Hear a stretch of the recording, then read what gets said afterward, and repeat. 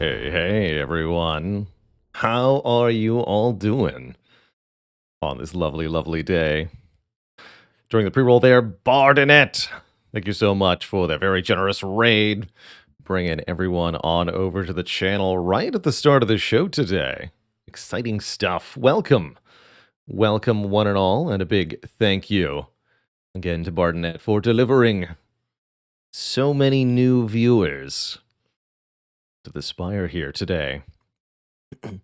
How's it going, Carmenu, Dodolence, Rackbar, Vulcanite, Spire Fox, Infidel Zombie, Storm of the Seas, Zavarin, MS Biochemics?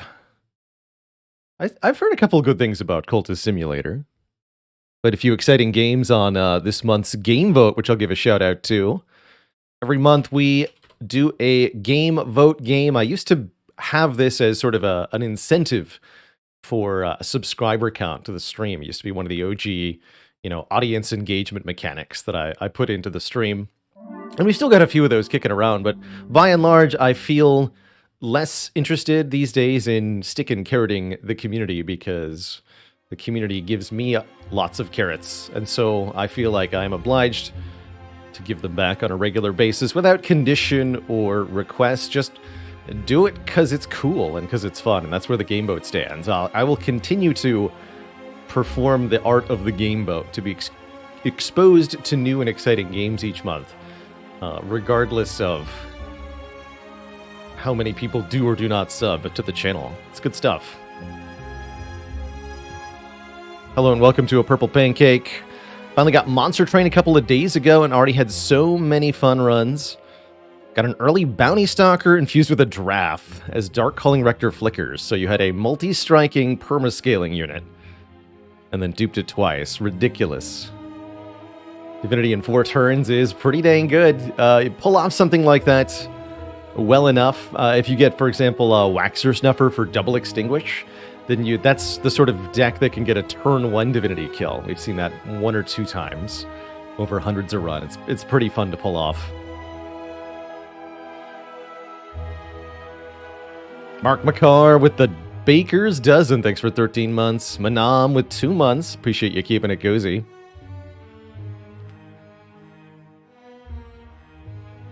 So, speaking of Brotato, I'm excited to mention a couple of things, at least that I'm aware of. Brotato is leaving early access on June 23rd. And I'll be playing and giving away a couple of keys of Brotato at that time. It's one of the various marketing groups reached out to me and was like, hey, you want some game keys to give away for Brotato? And I'm like, yeah. So that'll be happening. Very, very exciting. Onsent Nonsense, thanks for 3 months in the Prime sub, by the way.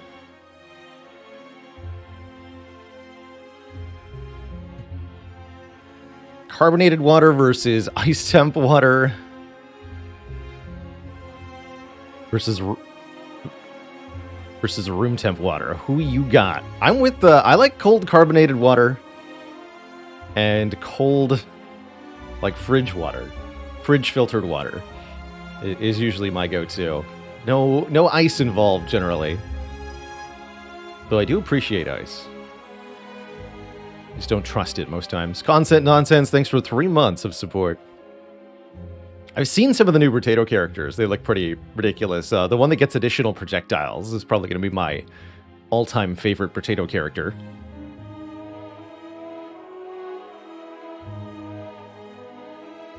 Becoming more and more a fan of carbonated water. I do like me the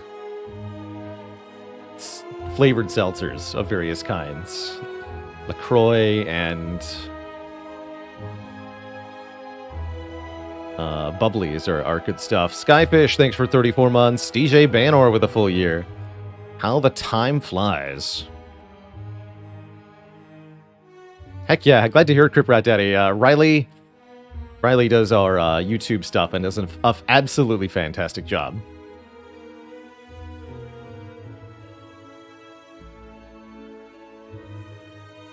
So we owe all the entire state of the edited YouTube is all thanks to Riley's efforts. I don't have the skill nor the patience to personally edit and set up on YouTube all of my own content. I would have to either dramatically scale back the amount that I live stream, or I would have to stream way less in order to reasonably achieve that.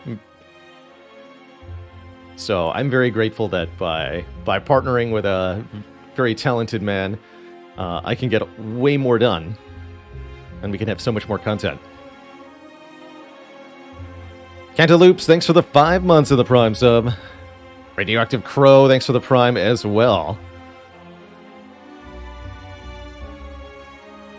Splindrift. Sparkling water with real fruit juice. Oh yeah, I like the there's a San Pellegrino variant that's kind of similar. It's mostly sparkling water with just a little bit of real fruit juice, such that it's about 30 calories for a can, and that stuff is good.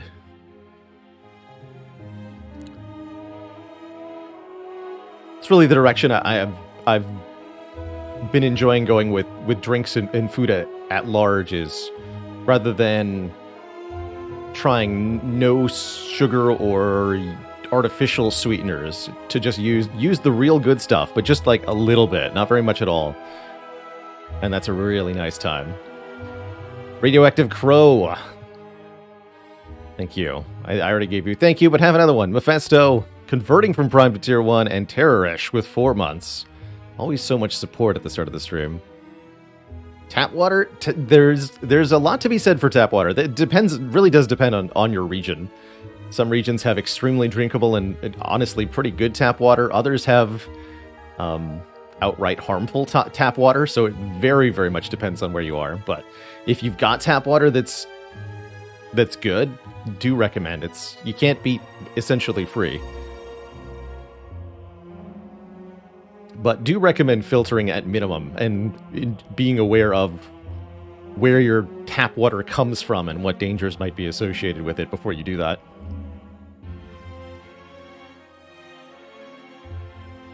But as a general rule, the more kind of hilly and rural an area is, the better the tap water is.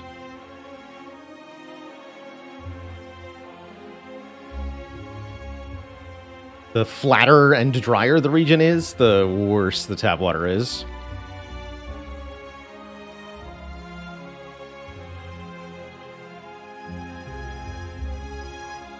Is it hard to become a Bela Lord? It is actually quite difficult to do a Twitch stream. You kind of it's a mixture of doing things right and getting lucky. No one can teach you how to internet person. You just have to kind of discover it for oneself.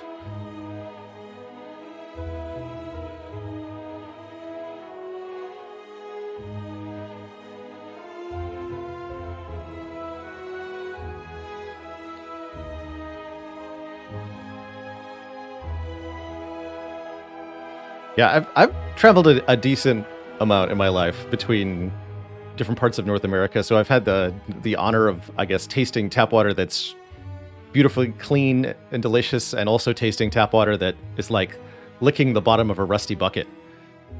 So I could totally see like both ends of that. When did I start streaming? We're gonna be celebrating 5 years of live streaming later this year. Coming around in September will be the 5-year partnerversary of our live stream.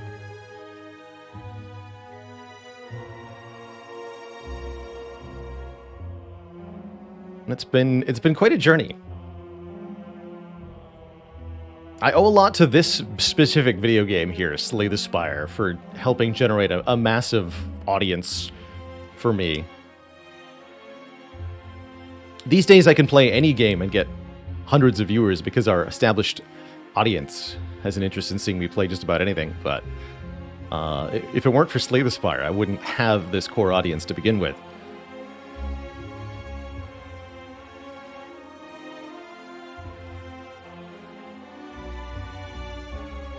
And so that's how long we've been streaming Slay the Spire as well. I was partnered with Twitch very shortly after I began playing Slay the Spire, because I generated such immediate attention that I was able to go from qualifying for affiliate to qualifying for partner within a span of like 2 months, which is unheard of by Twitch standards. And the rest is history. Here we are now. They came for the Spire, but stayed for the Baylor, and that is the tale of many. But there's still a lot of Spire with the Baylor. Baylor does like the Spire. Speaking of, where are we in our rotation today? We finished with Defect, that's right, so we're playing Watcher first here. That Snecko swap really worked out for us. Yeah. Didn't master anything on this run, though. We tried. Looks like we've had quite a few runs without masteries. Not since the Ironclad have we actually gotten anything new crossed off the list, but such as it is, when you have most of your cards already accomplished. Quick reminder, this year we embarked upon the Slay the Spire Mastery Challenge, where the goal, we started with a state of all cards are in the unmastered state. In order to master a card, we must beat the game with 2 or more instances of that card in our deck. Beat the game meaning defeat Heart on Ascension 20.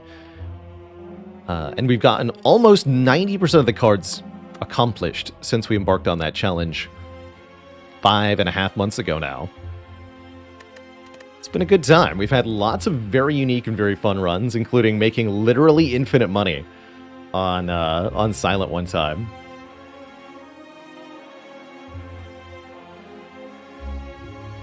Katamari with 27 months, and the Prime sub G-Strats with 9 months. Twitch baby get.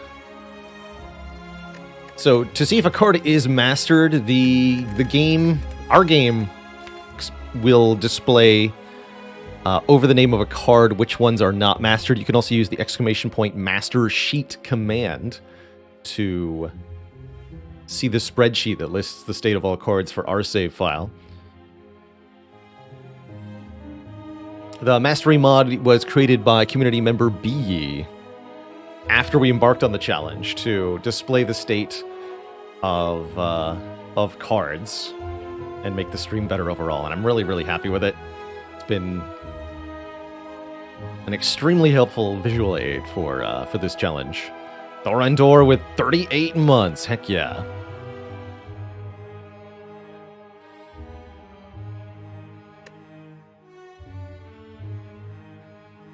How's it going, Abigail? Hey there. Atrocity coming in with a Prime sub as well. Prime time to start a new run.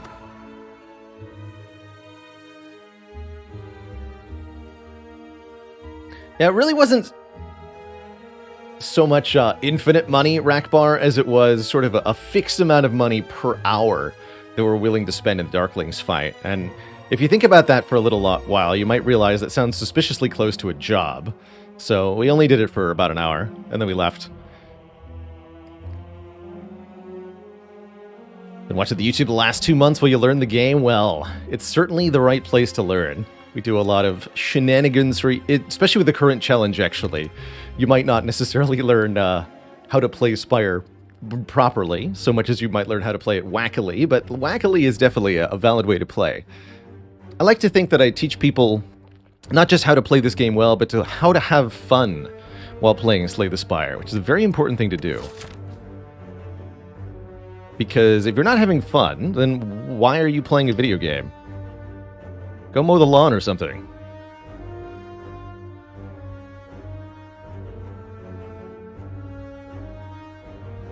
Will we still play Clad once Champ Alt's mastered? Yes, for sure. I think Clad is our best bet for mastering Pain, which is still unmastered. And probably Necronomicers as well. Patrician way to play. Yeah, go outside, touch grass, and then cut it. Adonis Incarnate, thanks for 50 months, 5 metric years. Holy moly, did you know that before the Silent Slade Spire, she was a portrait artist? She used to make daguerreotypes for the perfect after image. I love it. Speaking of, do I owe anyone a dad joke? I feel like there were a lot of things that popped up. Let me just check.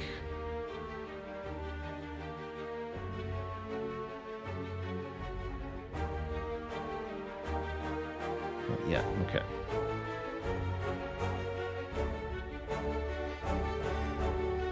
There it is.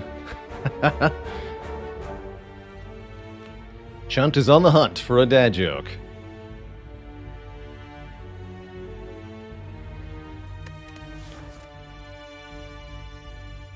Let's go with a relatively oldie but a goodie. What is the Watcher's favorite kind of tea? Divinity. Referee, thanks for 6 months of support.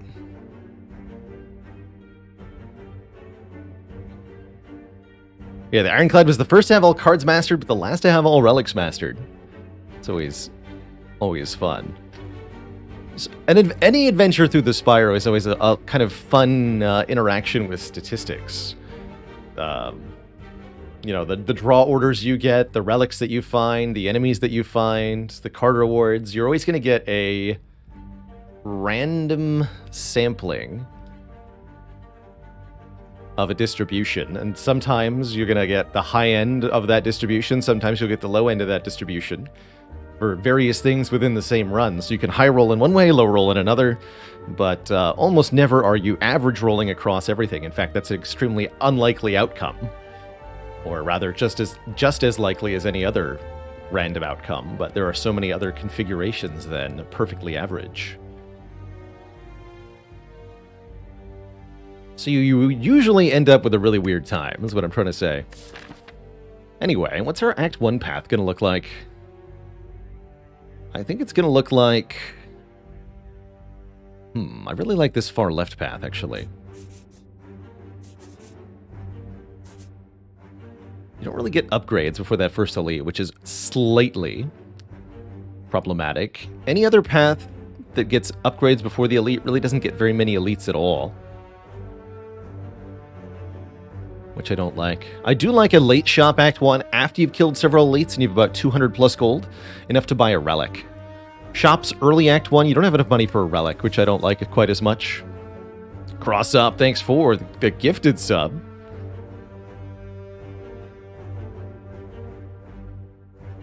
We're going to be seeing some more Brotato on the channel soon. Brotato's a good time, Noah. Coming to full Steam release, I understand it, on the 23rd. And Kodacal with a Prime sub. Hope I enjoyed my ISP-mandated vacation. I did, actually, yeah. Other than there was a lot of also loud truck beeping noises basically all day. Whatever they were doing was truly grand in scale. The whole neighborhood essentially getting some kind of refit. But yeah, I definitely enjoyed a day off, even if it wasn't something I actually wanted necessarily. What's with the F?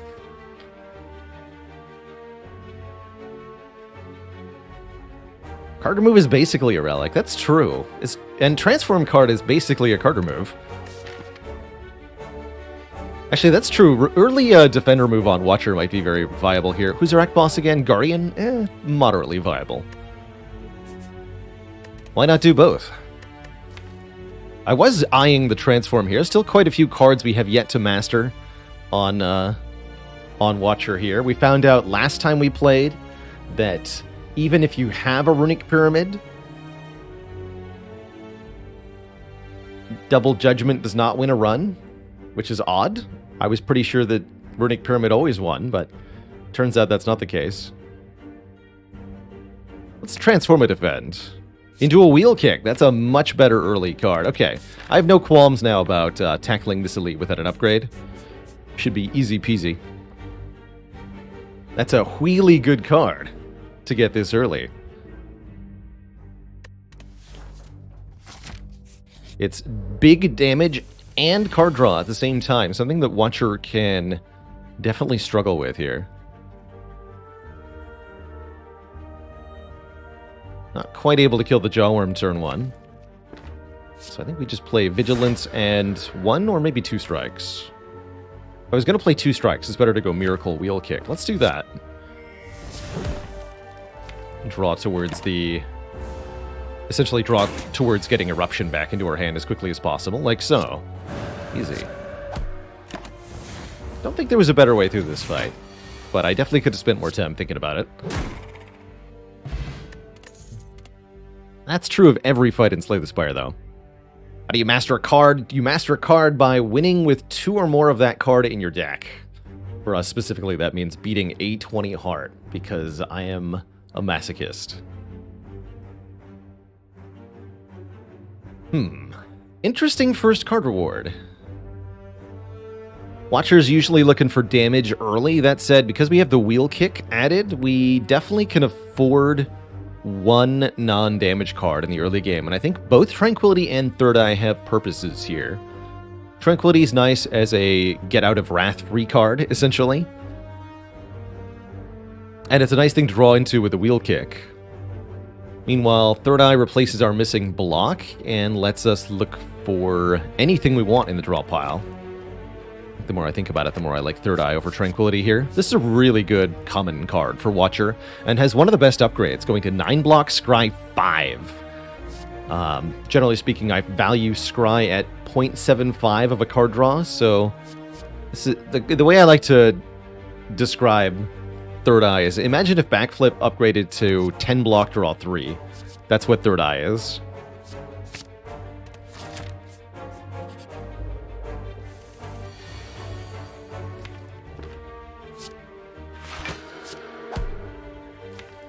So we have the energy. If we play Eruption and then Wheel Kick...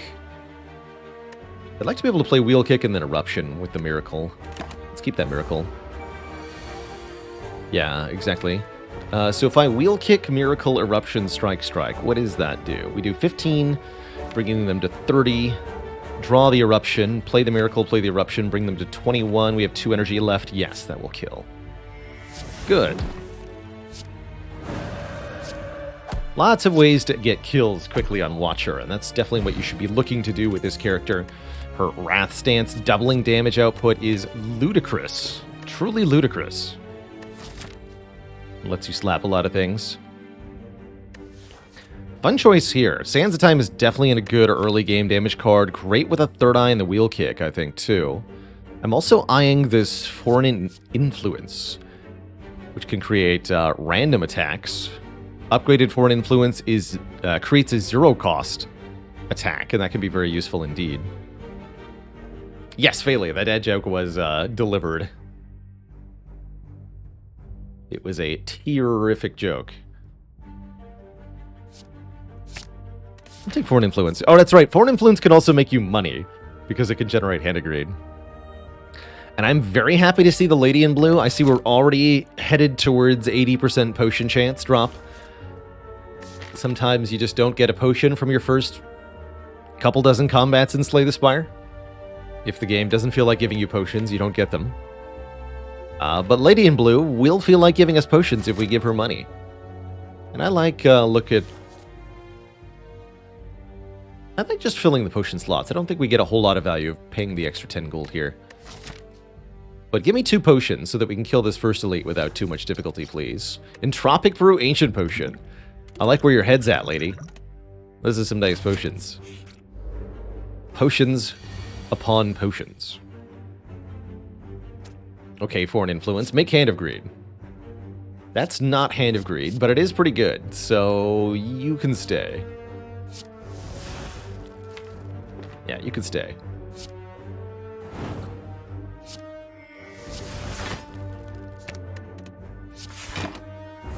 Good times. There's another potion. Okay, we'll discard, I guess, the Ancient Potion. Keep an Explosive Potion. 10 damage to all enemies. Very good in the early game. Master Reality is here. If a card is created during combat, upgrade it. Curious with the Foreign Influence. More realistically, Empty Fist is solid, letting us get out of a stance. Sash Whip does half-decent damage as well. I could also very reasonably see us skipping cards already here, as we started with 1 replacement starter card, and we've picked up 2 pretty good cards. I would definitely be happy to skip these.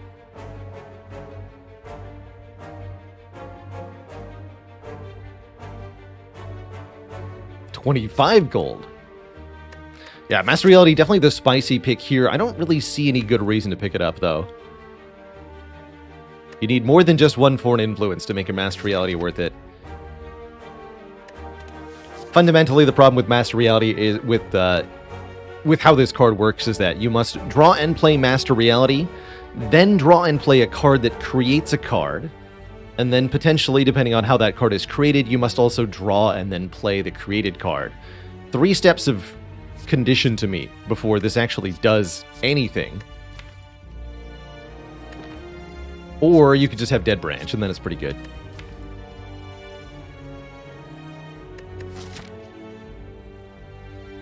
I don't think I'm going to take any of these. Let's kill some beasts. Some fungi beasts. So you've got 21 damage in hand. Let's leave you at 6, I suppose. Shouldn't need to use a potion to get through this fight. This is one of the easier fights. Yeah, we just go wheel kick, strike. They never even had a chance. Stance potion. An Empty Fist Sands of Time signature move or back. So we can take the Sands of Time in addition to the foreign influence. That I can get behind.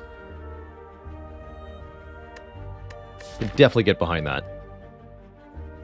Very useful card in the Act 1 elite fights, and probably in this boss fight too. Sure. Stance Potion's very useful. So is the Explosive Potion, though. I'm wondering if we drink the Entropic Brew here. We only have 1 Rat Source? Yes, let's drink the Entropic Brew here for only 1 potion. It's an attack potion. Man. I guess we'll go Stance Potion, Attack Potion. 2 most aggro potions for the elites here, but definitely an ocean of potions before us. That's alright. Better to have too many potions than too few. And with Eruption turn 1 and Sands of Time turn 1 against Gremlin Knob, I'm not even sure this enemy gets to do anything before we, without even having to use a potion. I think we're good here. That's what I'm trying to say. We can do 52 damage currently. Maybe we do need to use a potion. What does Foreign Influence say? Tantrum. Core Surge is just good damage, too. Let me think real quick. We can go Vigilance, then Tantrum. Back to 2 energy. That doesn't seem like it helps much. Just give me a Core Surge, then. Core Surge could block Vuln. That's kind of cool. We can do 22 plus 40. That's only 62, unfortunately. So we have to use an additional potion, or we have to leave Wrath and try to block. I think we just use the attack potion. Tantrum Sand Strike is enough. Unfortunately, we're not allowed to play that, because we have to still pay the energy for Tantrum. That was not an upgraded Foreign Influence, and so it does not create a 0-cost card. We have to pay 3 energy for Sands of Time, 1 energy for Strike, 1 energy for Tantrum. We only have 4 energy with the Miracle here. And that's a pretty good highlight of why I'm likely to upgrade Foreign Influence first, although I think Eruption and Wheel Kick are also both very good candidates here.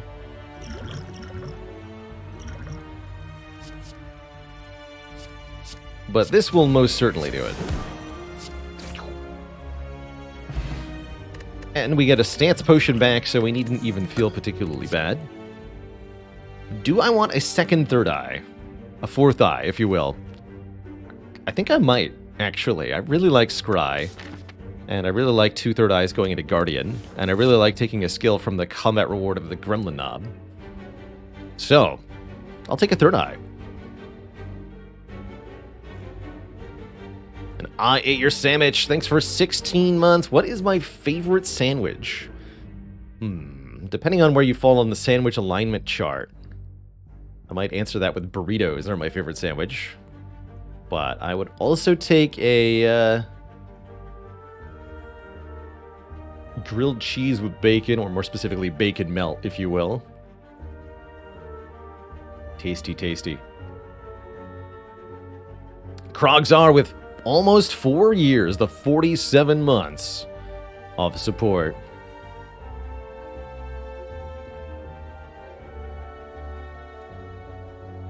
Favorite sandwich is a fresh-made apple pie.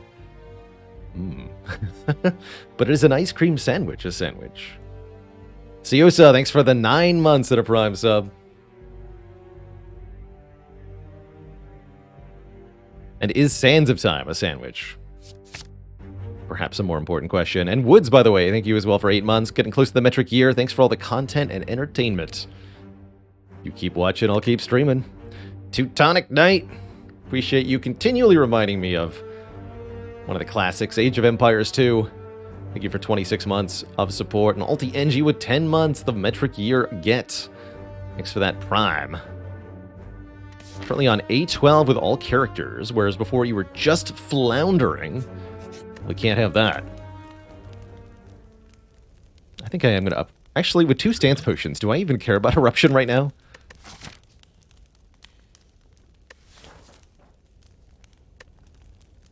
Almost rather upgrade Wheel Kick. No, let's upgrade Foreign Influence first. That can save me more than 1 energy.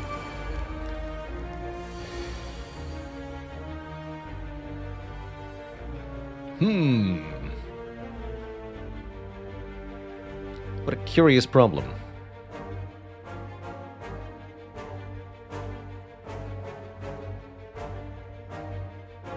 $23, they say.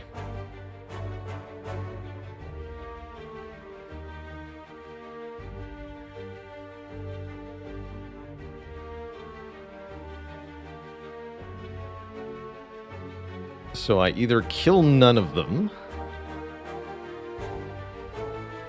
block for 5, take 18 damage, or I stance potion, kill 2 of them, block for 5, take 11 damage.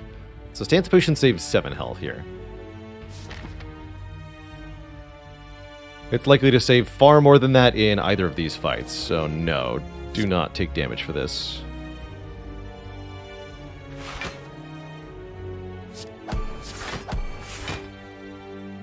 Also means not playing the Eruption. I'm okay with that. Potion chance is pretty low at only 30% here.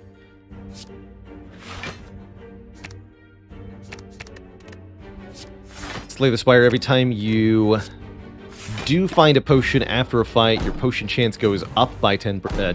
Rather, every time you do find a potion, your chance to find another potion goes down by 10%.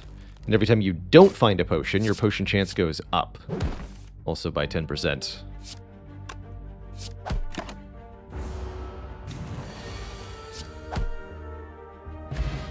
Essentially guiding you towards finding a medium amount of potions over time.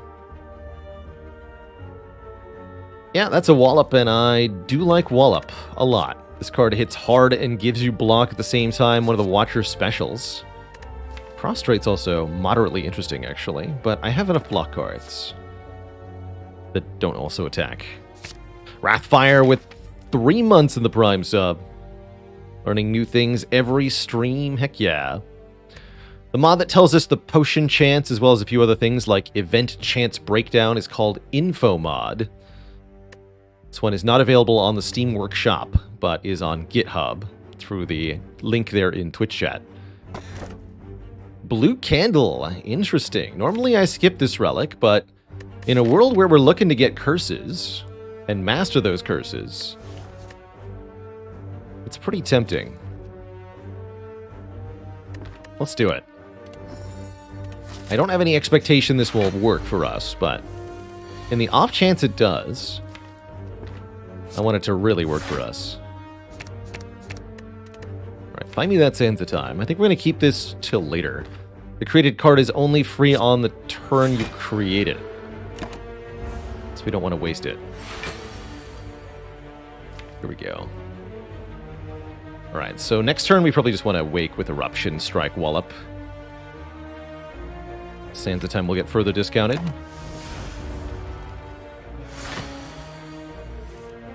Perfect Wake Up hand. Guaranteed perfect.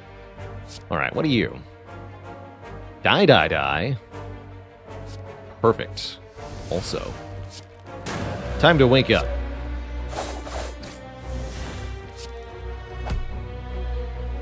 I think we keep this miracle in hand. Just play the wallop here. 56. So next time, if we draw a wheel kick, we can wheel kick in Sansa Time and kill. What about 2 strikes in Sansa Time? That also kills, yes? We have 40 plus 12 plus 12. That is 64. Nintendo 64. Got him. We score a meat on the bone. If our hit points are at or below half, heal for 12. Classic. Master Reality says, "Are you sure you didn't want me?" And I say, yes, I'm sure. I want this meditate instead. Thank you. Martin scores easy with 22 months. Who watches The Watcher? Apparently it's Martin scores easy. JJ Funky Muffins with 3 as well. Thanks for that prime.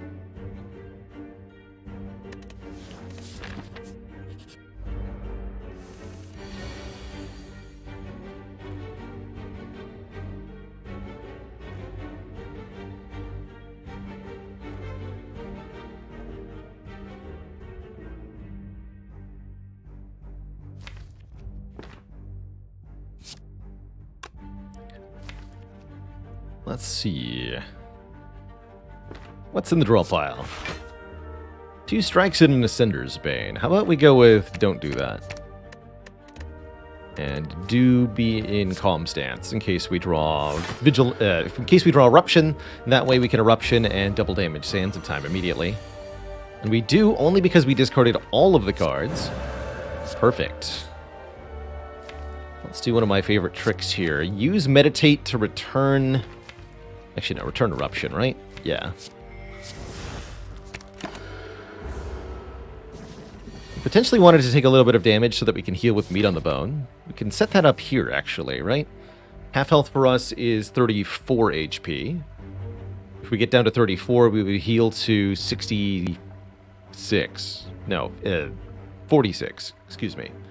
Which is higher than our current health of 39. We take 7, we go to 32. So yeah, 1 defend will be enough here.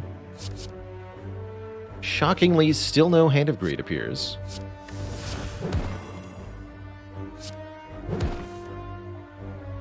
Take 5 brings us to exactly 34. That's perfect. Give me the meat value.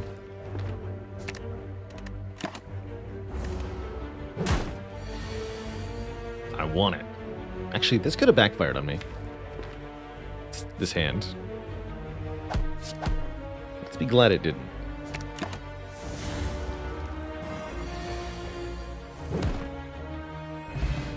Duplication Potion, letting us play anything in the deck twice.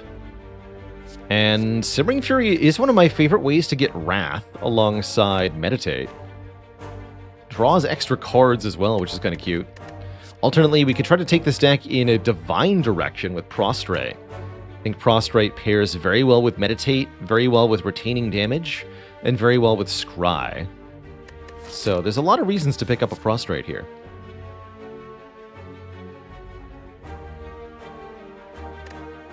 I've also had a lot of fun with Simmering Fury when I try it out. More card draw is always welcome.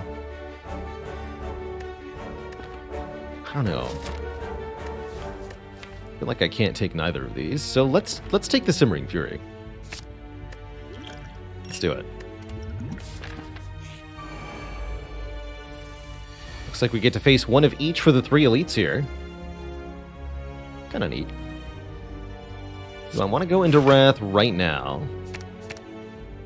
Should perhaps be my first question with the Stance Potion here. This would be the time to use it, Act 1, unless we're keeping this potion till next act.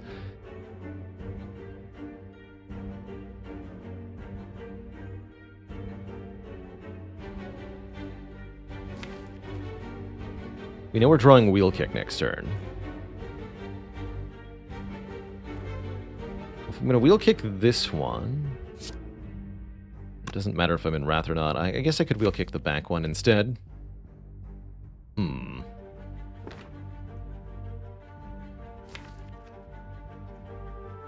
Could take a fair bit of damage next turn if I do that as well. Let's just kick Wallop you. Stay in calm for the... stay in neutral stance for the moment.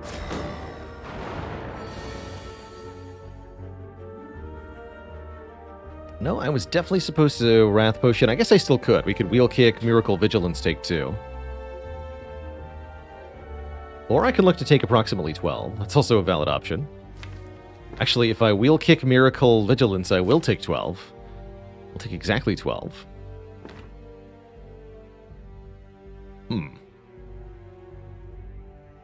Okay.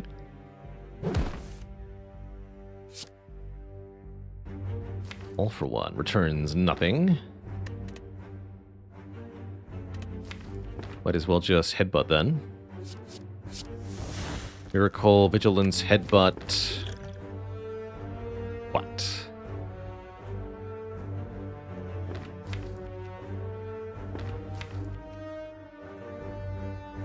Next turn I want to... Well, third eye won't do anything if I Headbutt a card, huh?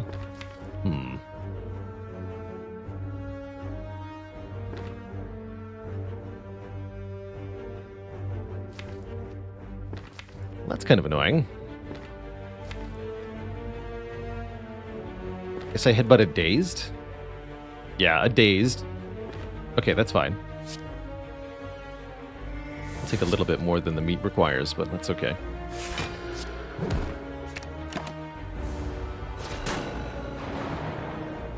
As we take 3 on this turn.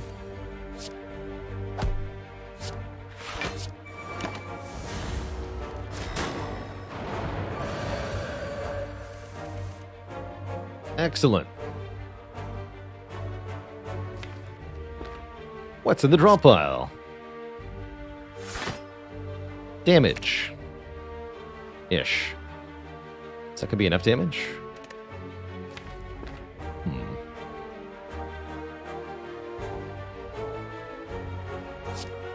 Go Sans Vigilance, I think. That looks right. What unmastered cards would I like to see this run? I want some curses. Definitely want some curses for this one. Give me back that third eye, actually.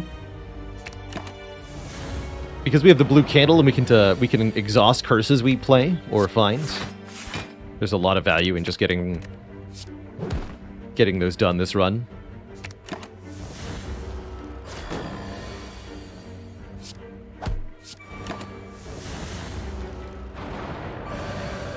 Yeah, well, give me Tungsten Rod, and then Necronomicon. That'd be great. Not the world's worst weave with 2 third eyes, but I think we've got plenty of cards. That said, Swivel's actually pretty decent as well. A block card that makes our next attack free. Free Sands of Time, free Wheel Kick, free Wallop. All interesting possibilities, but I think we just want fewer cards, not more. Hey, card draw. Oh, here we go. Now the blue candle actually has a purpose. First time we lose health each combat, draw 3. We've already got healing per fight sorted out. And we can now play the Ascender's Bane or any other curses that we draw in order to draw more cards. This combination means that, for example, the Writhe curse offered to us in Act 2 would be genuinely very good, as it would be more card draw on turn 1. If we're looking to master rare cards, I see Spirit Shield here for 180. Bit expensive, but still good. More reasonably, Cut Through Fate on sale, just a very good card. Very likely to get added. There's also Wreath of Flames, which adds damage to 1 attack. We don't have a lot of good recipients for Wreath of Flames, so I'm probably not going to get it here. And we are definitely going to remove a card. I guess I'll lose 1 more defend. We've got plenty of block. Yeah, let's lose 1 more defend.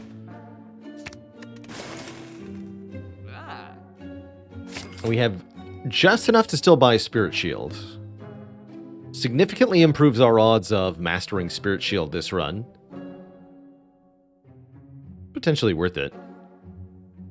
But it also might be worth it to save the cash to try to get a colorless rare card or a better relic later on. It is also genuinely a pretty good card in the deck as it is, thanks to our card draw. I don't think it's required, though. I think we have a really good block plan already. I think I'm going to skip for now. I'm going to keep the cash. And I'm going to upgrade Meditate. Leaving Eruption unupgraded for now. Which I know is a bit of a faux pas. Yeah, I want to cut through Fate next turn. Let's go Wheel Kick, Simmering Fury, and I could Miracle Vigilance to have more energy next turn. But I don't need more energy next turn. Or do I? No, I don't. Okay, good talk.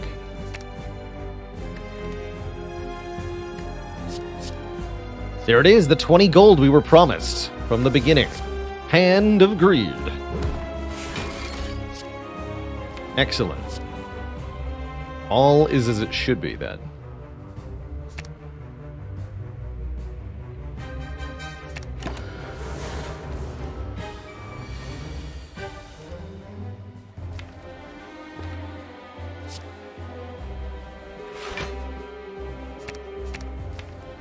I'll make sure we draw Meditate next turn.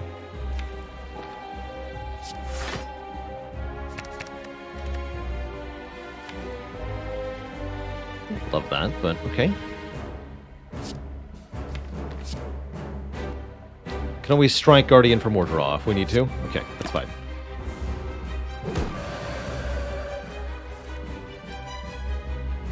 And indeed we do need to. Very well. Take this. Aha! You fell for it. You need to third eye as well? I don't think so. I think we just meditate, take a little bit more damage here. I'll be taking this and this.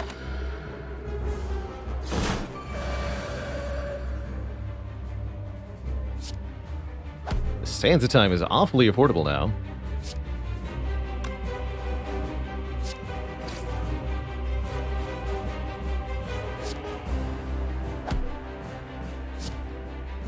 Let's just give you a bonk. Be back for that later. Let's see.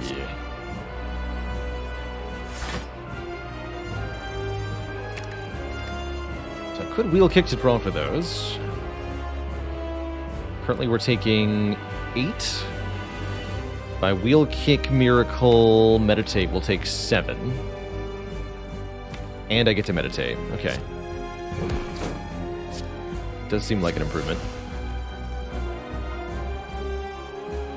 And it looks like next turn we get a Hand of Greed kill. Although it won't be in Wrath, huh? Not with that attitude. Alright, give me Vigilance, third eye then. Dang it. We can still kill though, right? We have exactly 46 damage in our hand. All I have to do is take 12 damage. That's all. 12 damage for 20 gold turns into more than that for next act. I suppose we could also just play the fight a little bit longer and achieve very similar results, huh? Let's do that.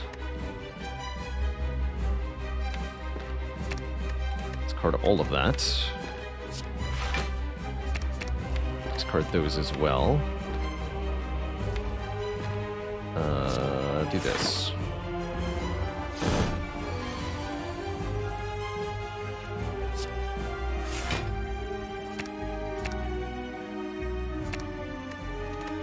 Okay.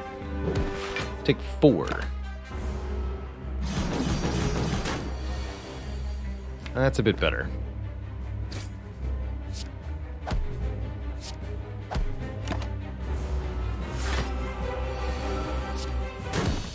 GG. GG. Vault, Blasphemy, and Conjure Blade. This is not a bad Blasphemy deck, actually. Or a bad Vault deck.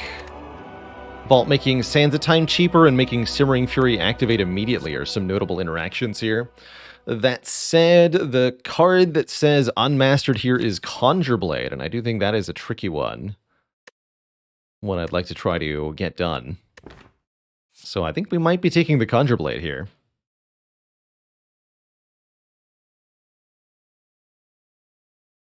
Lambert says, how does life loss in the boss fight translate to life loss at the beginning of the next act? If you're on Ascension 5 or higher, you heal for 75% of your missing hit points. That means that for every 4 damage that you take during the boss fight, 1 of that damage will transfer over to the next act. Doesn't matter how much max health you have or what your current health is. 4 damage from the boss equals 1 health missing at the start of the next act. So Cody, thanks for the 11 months in the Prime sub. Almost at the full year, heck yeah. Best characters for mastering curses. I think Ironclad, because of the exhaust, is definitely a good one. Silent being able to discard is pretty meaningful as well. Pyramid is here. So is Coffee Dripper, actually.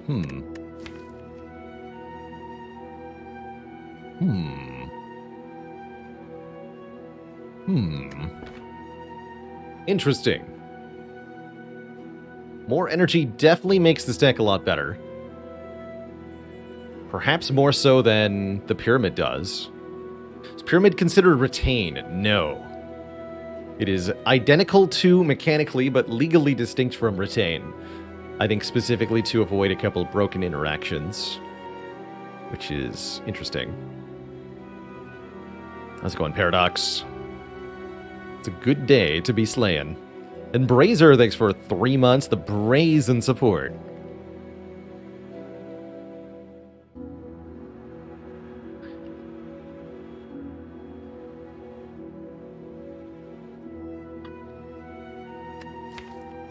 And I guess there's also Black Star here. But I'm not really considering the Black Star because the deck is in such immediate need of energy, so much high cost cards, so much good card draw. In fact, we have so much card draw that's making me really consider the Pyramid to be maybe not so necessary. What if we simply remove a few key cards and then we don't need to retain because we are always doing the correct thing? Let's take the Dripper here. I rarely skip Pyramid, but this feels like one of the times to do so. Now, if we picked up the Prostrates and we're going in a Divinity direction, I would have taken Pyramid. But we didn't go the Divinity direction. Do we go the Burning Elite direction? Not sure about that. I think what we want to do is go to the shop direction. And remove more cards. Let's start with that.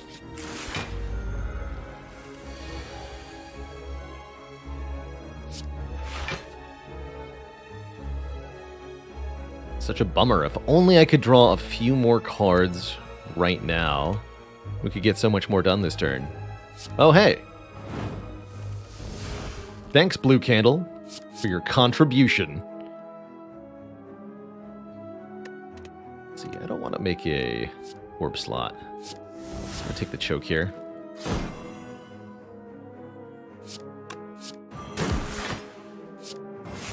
Even though it's ostensibly worse or whatever. Should fix that. Blocking. Bit of a struggle sometimes. A lot of a struggle sometimes.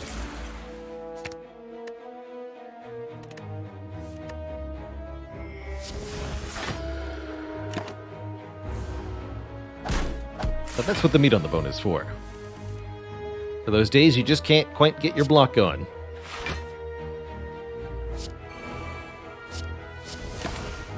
Ouch.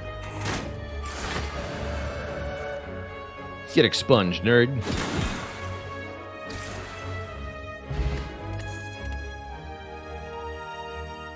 Halt would be a nice interim block card for more block in Wrath specifically. I don't know about it, though. I think we want upgraded cards. Will the orb slot stay for the rest of the run? Yes. Hence my desire to avoid it. If it stayed only for the fight, I'd be fine with it. Shame, an unmastered curse. Get in here. Now we have a letter opener. Excellent. Excellent. Yeah, let's go to the shop. Apotheosis is here, allowing us to upgrade, well, everything.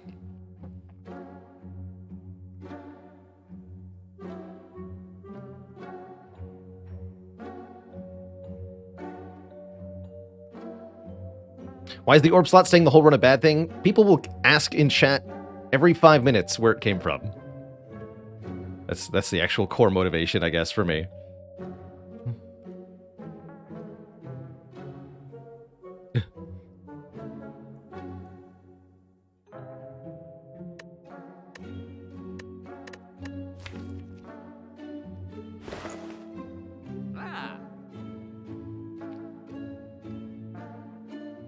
Oh, actually, not quite true, AOED7. I was around for the beta.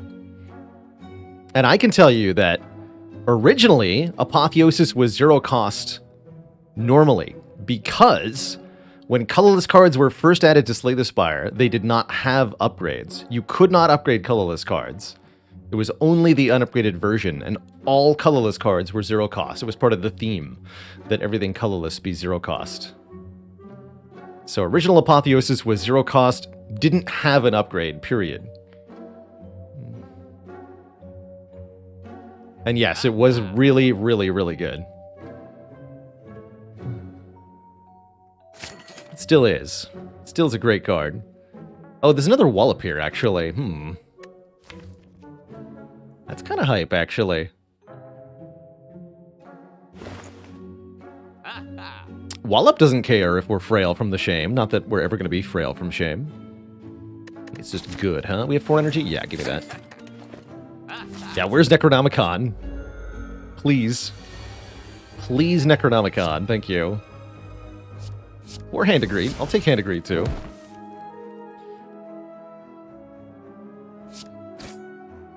Perfect.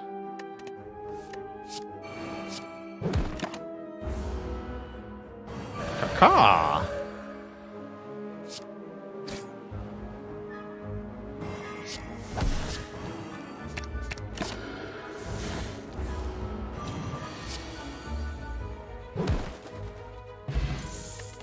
Nice fight. Value rate gets a little bit better with a letter opener, but only a little bit. Let's see here. I've locked myself into going to another shop. I probably shouldn't have done that. I did want to get access to this path. Let's see. How upgrade important are they? Not very, because of Apotheosis. So let's take the extra elite here. We've got really good potions for this elite fight. And that'll give me maybe enough money to do something at the shop. Maybe. 2 more events is a chance for Necronomicon, too. If only a small chance. Shame. Shame, shame. Shame first here. Excellent. Just what I wanted to see. So we do what? Eruption, rebound, the wheel kick. Heck yeah.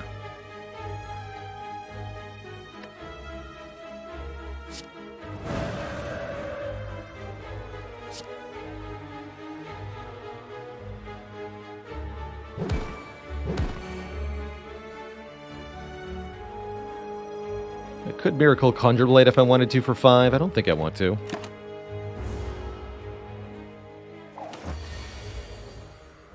I want to go Sansa time, Miracle Wheel Kick. Perfectly kill those nerds. Get wrecked. 3s with 5 months of support. 5s. Bruno Santos says, how often is giving them the money the correct choice? It's been a long time since I've paid off the Red Mask gang. It's definitely worth it in some situations. I think particularly with very slow scaling or setup heavy decks, which you shouldn't really have going into Act 2, because Act 2 is, in general, very good at punishing such decks. But, for example, slow defect with Frost Orbs and Creative AI or Hello Worlds can really struggle in this fight. Or Silent that's mostly about blocking the enemies, can also really struggle with a dex down.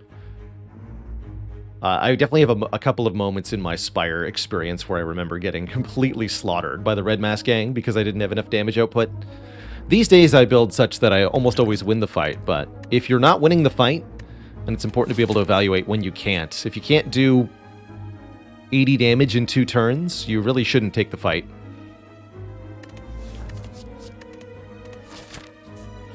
Even if you have to pay them, 300 gold, it's better than dying. Which is, allegedly, pretty bad. So my sources tell me. Looks like we're going to play Wallop. We have to block for 21 now. So I can do Miracle Vigilance. That's enough? That's enough. The letter opener gets the job done there. Generally speaking, I'm very happy when Gremlin Leader attacks you on turn 1. Because it means that you're 1 turn ahead in the fight. Especially if you can block it. Even if you can't block it, you can lose the health. But if you can block it, it's good times.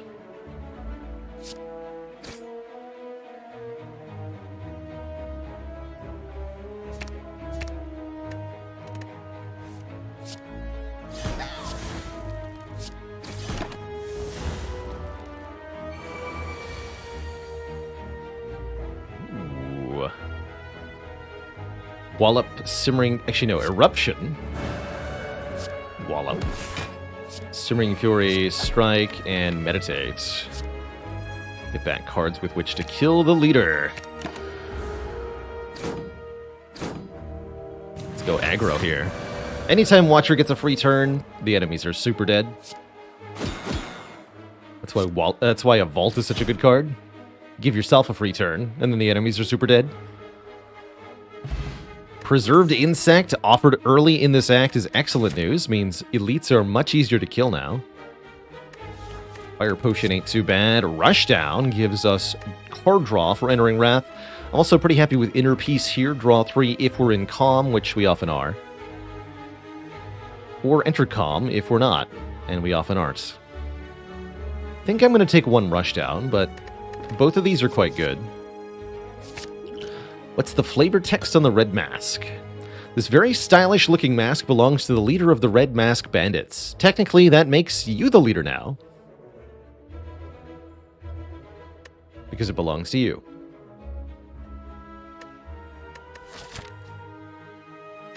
I think I might like Fire Potion over Stance Potion. For Act 2 elites specifically. Helps me kill a Red Slaver very quickly. I'll do it. Apparitions. Trade our max HP away for the ability to become intangible, lowering all incoming damage down to 1. Apparitions can be quite strong, but they also add 3 cards to your deck, making you have to draw through more cards. And that can be a bit of an issue, especially if you're looking for, say, an Apotheosis. I'm going to refuse here. I would like to keep my max health.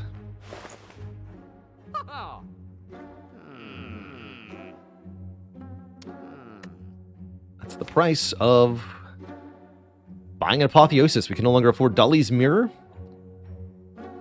which could have duplicated either Shame or Conjure Blade, but there's still chances to get either of those cards later in the run somehow. At least we didn't get offered the Necronomicon here and then be unable to afford the dupe immediately. That would have been truly tragic. That said, this does seem to me like a sign that we should hold on to our cash for a bit longer.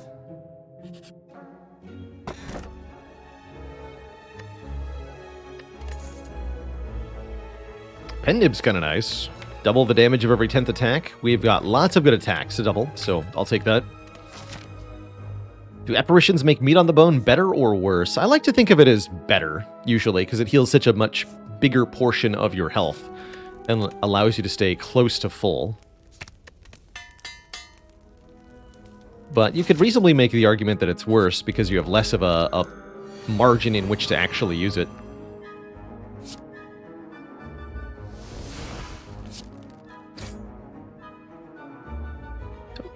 think I want Conjure Blade turn 1 here, although actually, you know what? Maybe I do.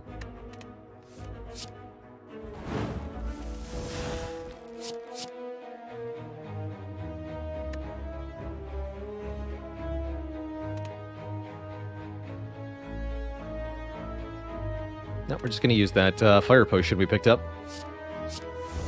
That's what we're going to do.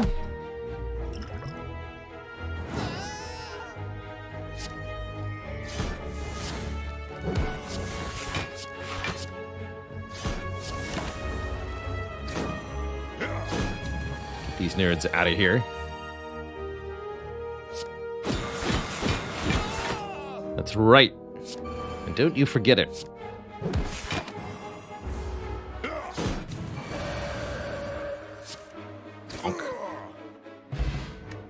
Is Skewer just a better Conjure Blade? You're asking deeply concerning questions.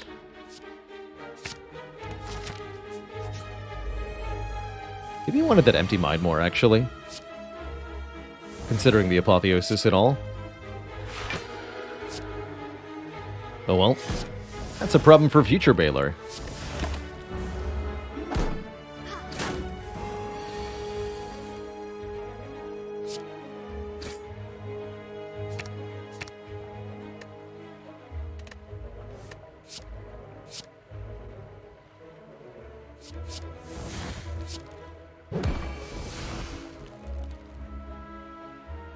Penny the Wallop.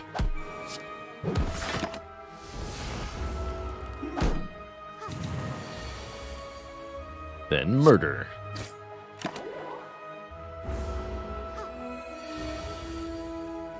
Twice. Get blapped, lady. Ah, there's the empty mine. Okay, this I'll take. Draw 3 cards, exit our stance.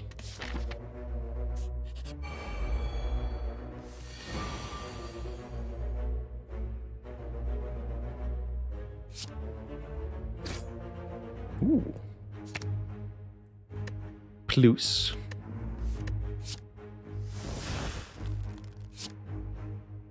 Go defend. Line up the Simmering Fury with the thingamajig. Might as well. Miracle Conjure Blade for 3, or just keep the Miracle in hand. We're already going to draw 10, so... Again, having more energy during the Wrath turn seems pretty good. Let's just not forget Conjure Blade here.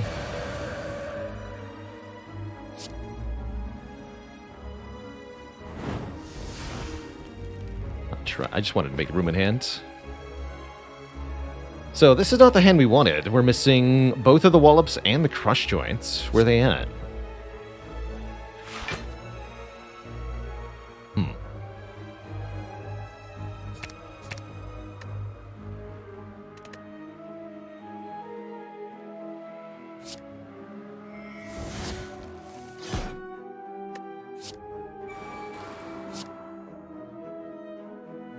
Free Sunder seems pretty good.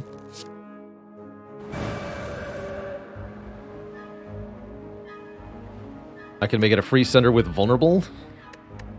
If I play Defend. Crush Joints. Sunder for 72. Oh. Correct, I guess. Or Calcum is sort of a guaranteed block here. And just a casual Omniscience in the card reward, allowing us to double any card in the draw pile. Very useful with powers in particular. Fear No Evil, not too bad either here. Doom Train with 14 months. Thanks for all the good times and bad jokes. Oh no, you said dad jokes. Well, same difference.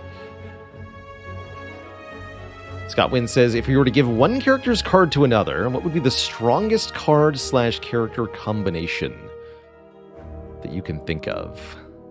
Oh, man. Blade Dance on Ironclad is quite something, just for the exhaust interactions.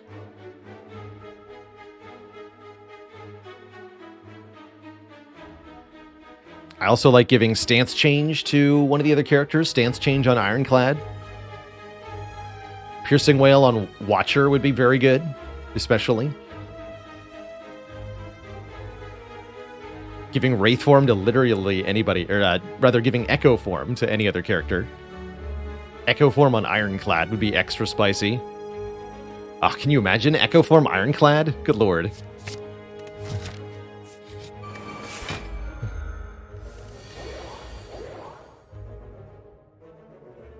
I think heat sinks on most of the other characters would also be very powerful. If we're talking about stealing defect powers.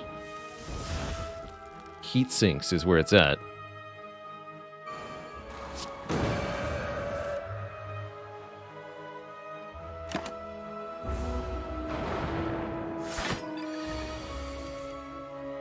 Actually doesn't kill you. Curious.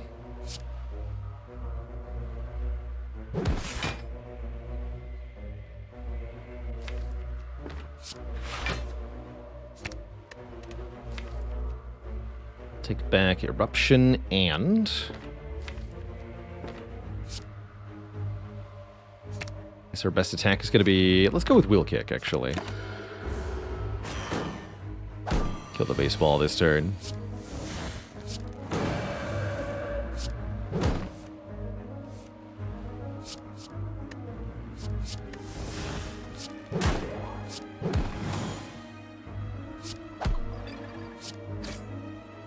Got him. Whenever we scry, gain some block. Third Eye, Cut Through Fate. We have an Omniscience, too, to double this. And it comes in upgraded for free. Not that much of a deal with Apotheosis, but still important when considering powers. Normally I would want a Mental Fortress for this deck, but I think this Nirvana is good enough to serve in the power role, so we're going to take it.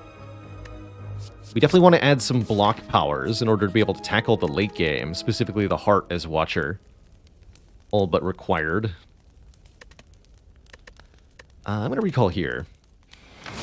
Pen, thanks for 31 months of support. Naluxic says, how much has our win rate been impacted by the Mastery Challenge? Not that much. Not as much as I expected.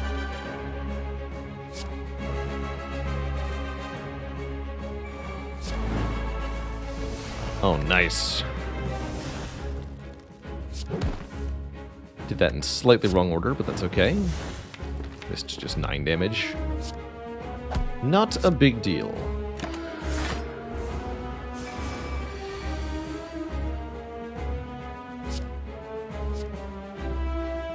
Once again, I don't want an orb slot here. Let's see. This would be a good turn for Eruption. Although... Now, hold on.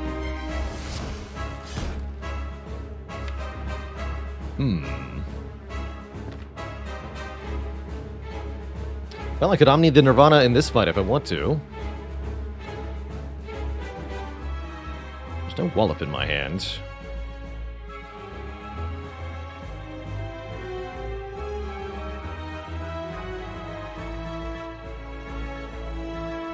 Could Omni the Conjure Blade. It's not as good as you want it to be. We have to pay for the Omniscience and then the X-Cost card works. But it will be 2 5-hit expungers. That's still pretty good.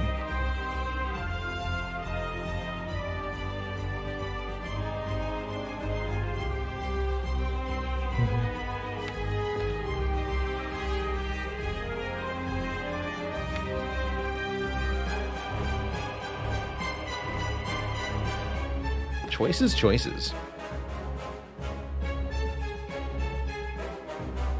Yeah, Omni Nirvana blocks for quite a lot this turn. Means full blocking this turn is no problem. Let's do that.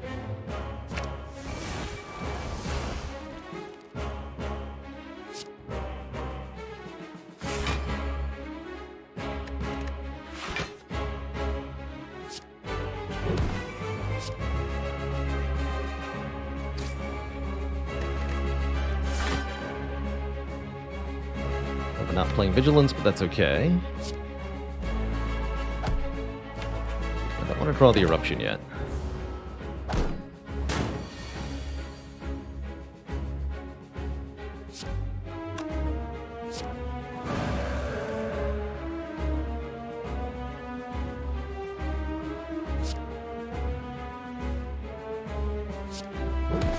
take this Conjure Blade for now.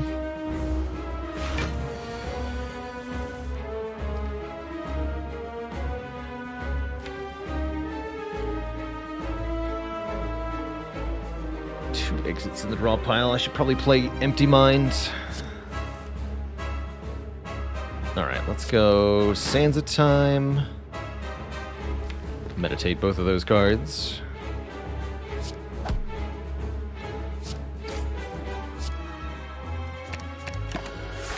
Note that even if returned to your hand via Meditate, Sands of Time gets the discount at the end of turn for being retained.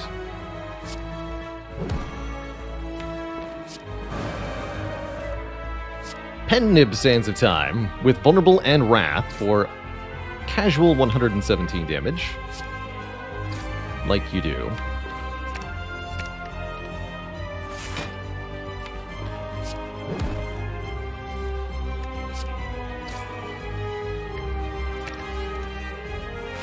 Please enjoy getting murdered.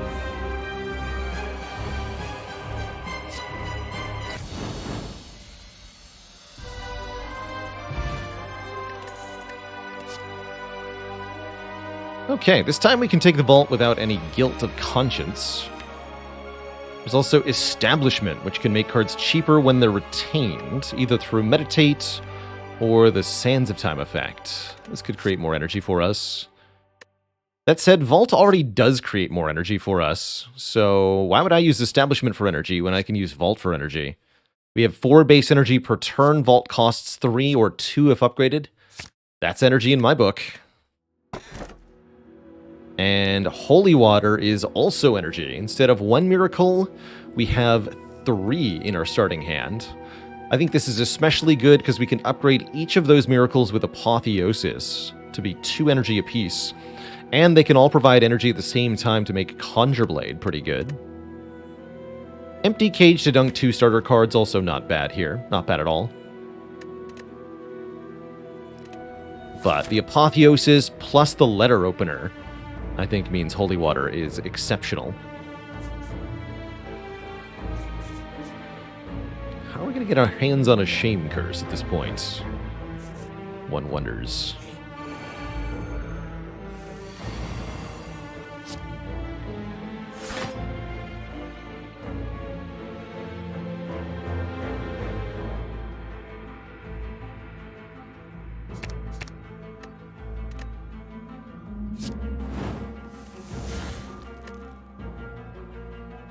Do I Omni for Apotheosis? Apotheosis. Let's try it. Upgrade those miracles immediately. And I can just keep playing cards. The perfect crime. Or something.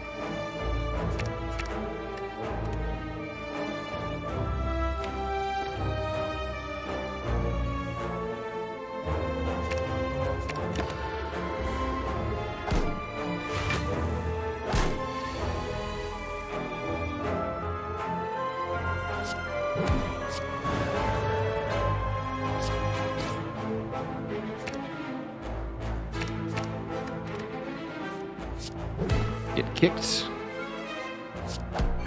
to death.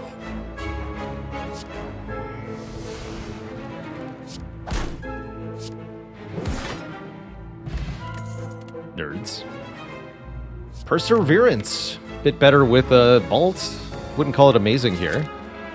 Still really hoping to get either a Shame or a Conjure Blade, but could maybe consider picking up the slowly scaling block card. Definitely has some utility to it. Alright, I'll take one, just in the off chance we can get that one mastered. We can upgrade all of our cards, we can become cursed with 999 gold, or we can fight a boss here. Are the options. There's no shame choice, unfortunately. We've already mastered double normality, so even with the blue candle, I don't think there's a lot of value. And we'd have to fight the Burning Elite, which could be a super version of Reptomancer, before we get to go to a shop. So that's going to be a no from me. Hey, call me Kaiser. Hello and welcome. Congrats on beating A20 for the first time and getting all the achievements. Masterfully done.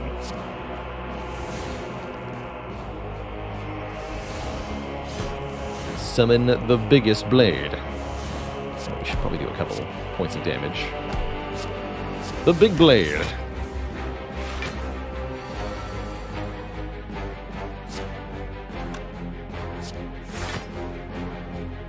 Where's the big blade? That's what everybody wants to know. Where is it?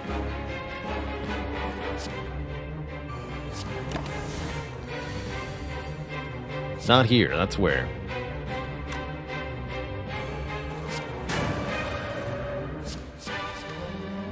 Anywhere but here.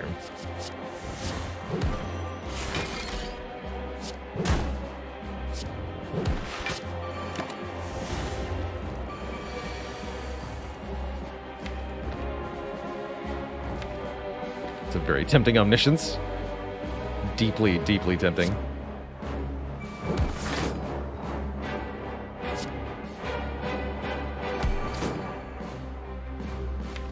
A pen-nibbed expunger will have to do. Get blip-lapped, Guardian. GG. Shovel is exciting. We can now dig for relics at rest sites. When you've got an apotheosis, that's pretty solid. And we're offered another Cut Through Fate or an Inner Piece. I like Inner Piece. Either it's card draw or it's not being in Wrath anymore, and both of those are good times. Maybe I want the Cut Through Fate because of Nirvana? No, give me this. And I'll take one more event. Falling. We lose one of our cards here. Conjure Blade, Nirvana, or Sands of Time. I'm sorry, Sands of Time. Your time is up. Actually, don't mind that remove too much. That was one of our bigger damage cards, but Conjure Blade is doing the heavy lifting now. There it is.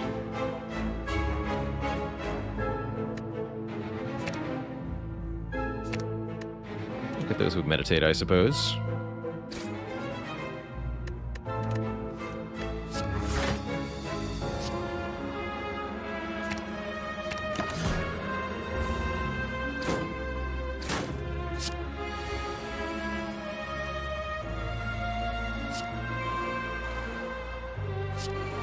To build the ultimate blade. It's the law.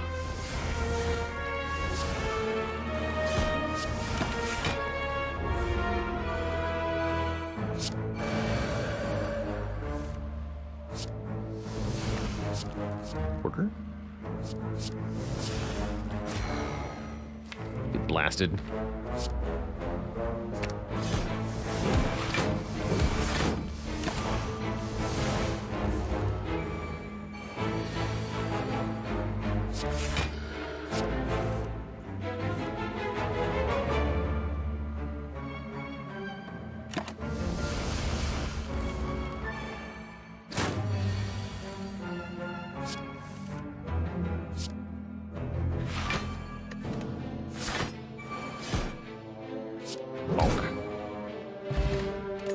One strength per turn. Interesting. Interesting. Study's also vaguely interesting, providing more card draw over time.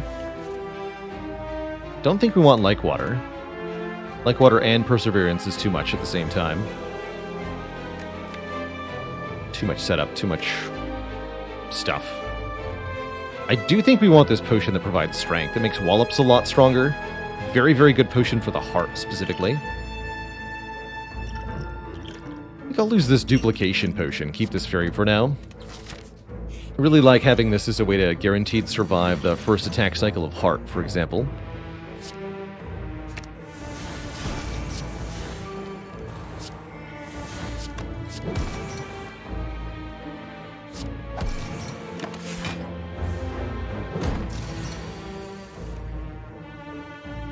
Hello.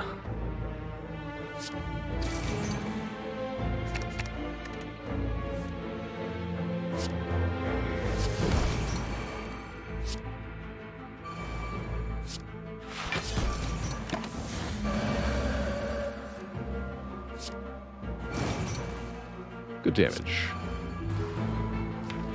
fine with the shape. Actually, no, I want to draw the Conjure Blade now. Even better. We'll keep the Foreign Influence for later in the fight.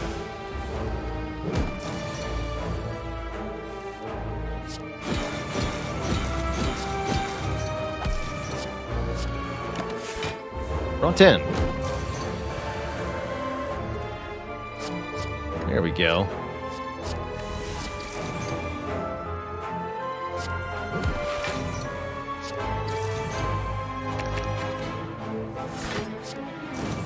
Just hit it a bunch of times, no problem.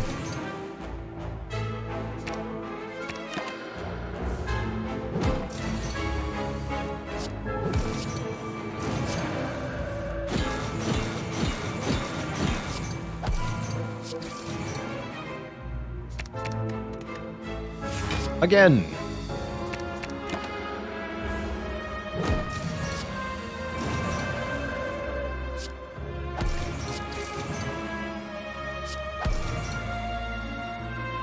Can't quite pen nib this.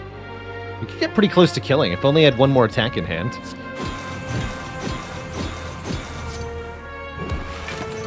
Get wrecked, Transient. Power Pot is okay, and there it is, second Perseverance. Okay, let's take this. This gains additional block each time we retain it. You don't really love having two of them, but it's part of the challenge, and this is the card we're offered in duplicate. Let's do it. Let's do it. Do you get anything special for killing the Transient? Just an in-game achievement. No rewards or anything like that. Also a sense of pride at besting them. Stinky Transient.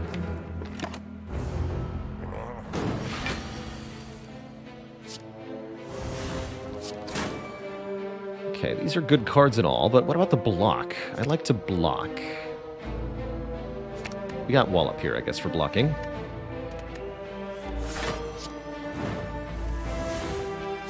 Now that I think about it.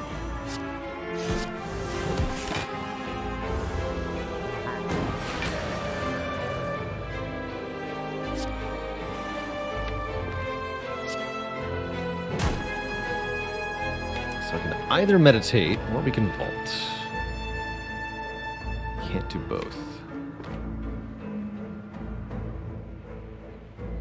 I believe I would like to meditate.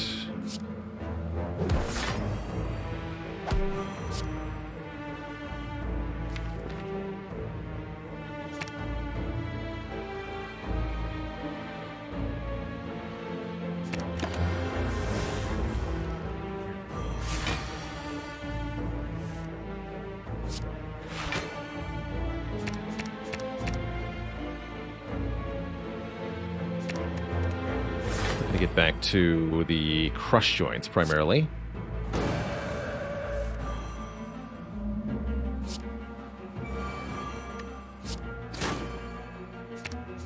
No sign of it yet.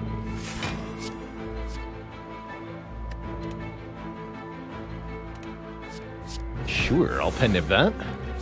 That sounds like a lot of damage.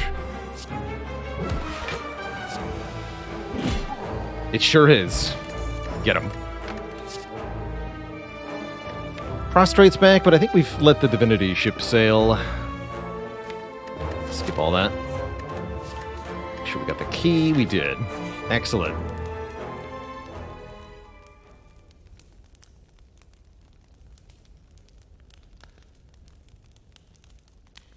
Why can't you simply walk around the large head?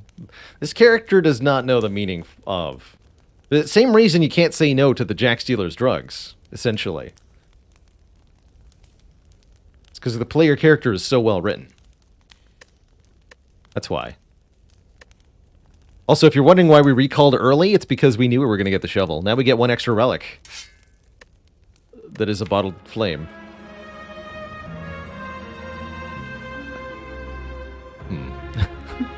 Do I take it? What would we bottle here? We could bottle Eruption, Wheel Kick, Wallop, Crush Joints. Wrong bottle. It's exactly right. Whatever's in the bottle isn't Apotheosis, which is the card we want actually on turn 1. Oh, Cut Through Fate. Yes, of course, Cut Through Fate. Sure. I'll bottle Cut Through Fate. Good reason to upgrade that now, actually. How's it going, One Dead Pixel? Welcome from the YouTube. Always a delight to explain my gameplay in such a way that other people can figure out what the heck is going on.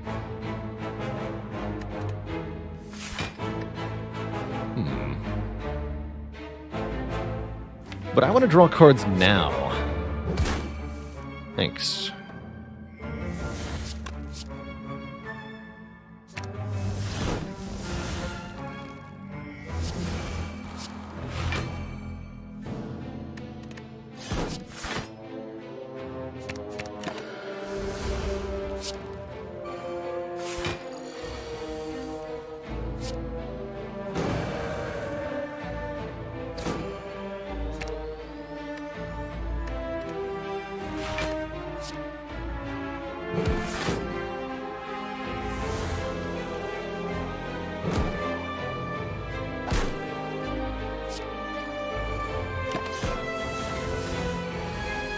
Chonk.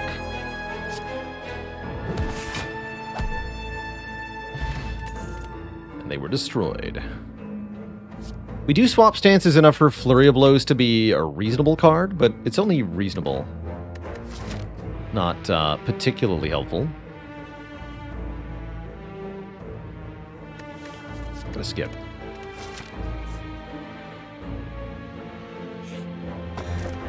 Gotta take the blue key over a stinky toxic egg. Who needs an egg when you have Apotheosis? I mean, come on.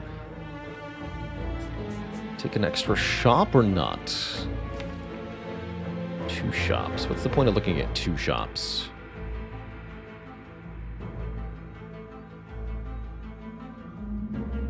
Two removes, mostly. Can't get the Dolly's Mirror, as we've already seen it this run. I still think we want 2 shops. Chemical X to go with our Conjure Blade. Also Scrawl. Foresight's not bad either. Scry 3 per turn. It's also block each turn. You play Vault on the Heart, it does not refresh the damage cap. No, MO. Only the Heart's turns are counted. Let's take a Chemical X here. And now that I think about it, I would like to be able to afford a Conjure Blade in the final shop. So let's not spend any more money here. Just in case. That means not getting this event, which means giving up on double curses. Not that this is very likely to give us a 2nd curse.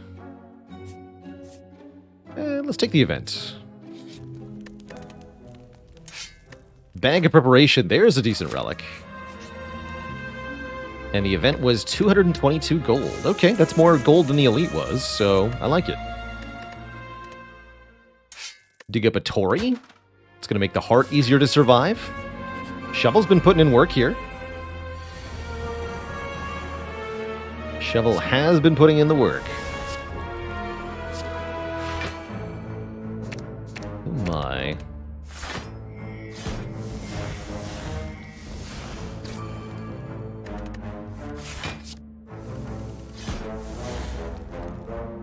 Not as much work as Letter Opener has, though. Dang.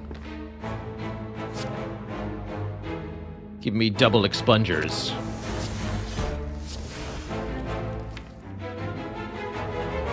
Nine times 8. Twice. The power.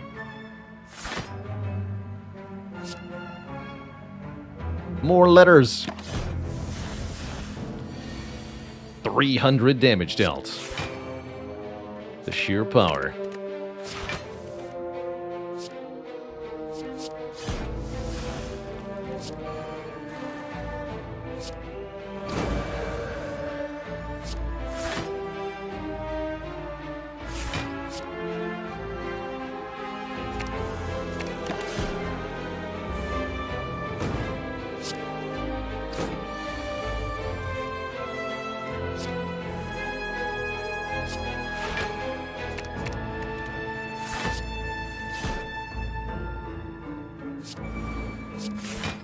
And they said Perseverance wasn't a good card.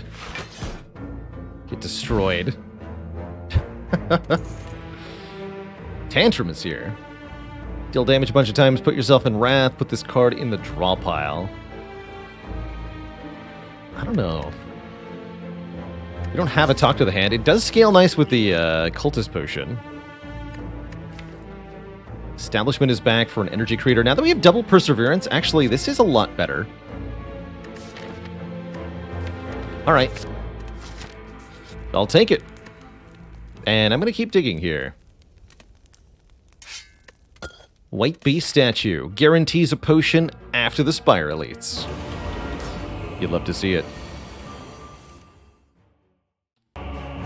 Music fades immediately.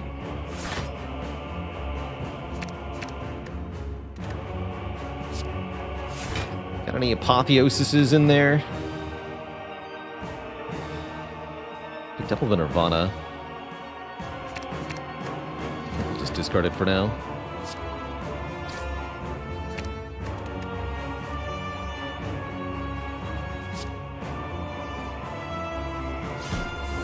Should play 10 cards this turn if we can.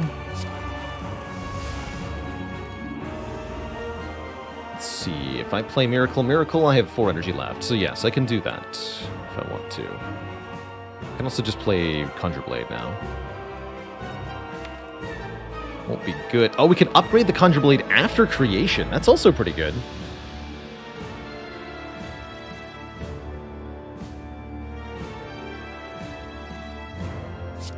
Let's do that. Maybe let's leave it at 8 cards, 4 cards next turn. No, 3 ought to be enough.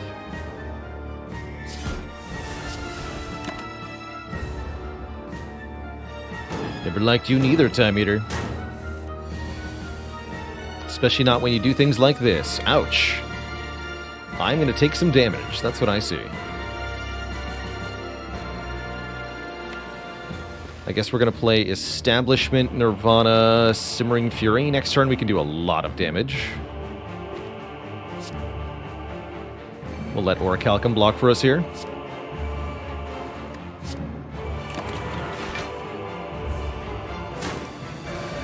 Hopefully we're not fighting Awakened One next.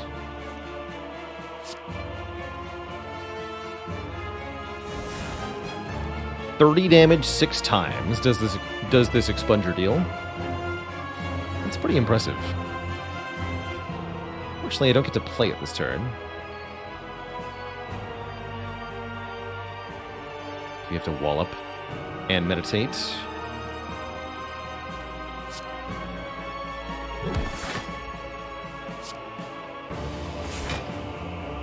I really like Perseverance in conjunction with the Meditate specifically, as if you retain, just like Sands of Time, if you retain the Perseverance back in your hand with the Meditate, it will still scale its block amount, which is very cool.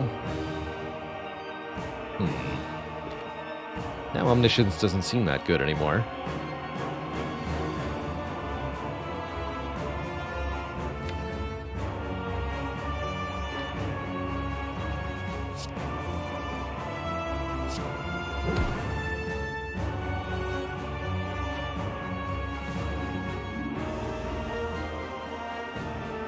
Just Vault.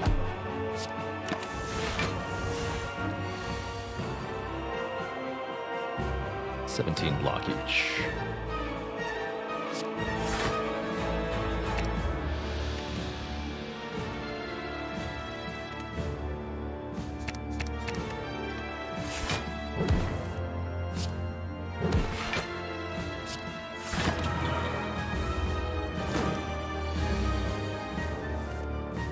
This turn looks a bit iffy. Although... I was wondering if we'd see Eruption. By iffy, I actually meant... literally, you're dead. You're wrecked. Captain Noobzor, thank you so much for the mini-raid. Welcome on in, Noobzor and folks. To a delightful Watcher run. You just saw the Time Eater get expunged. And next up is... the Awakened One. What happens if you Vault as the 12th card, then the turn ends and you get another turn. It's a good thing to use Vault as the 12th card. definitely a good thing.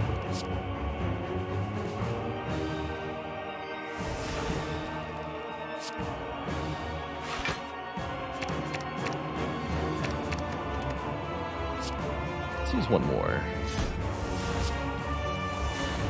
Perfect. What's this? Vault Meditate? Or Wallet Meditate? Wallet Meditate sounds good. This and this, please. I want to be able to draw through the deck and find exactly the cards that I specify.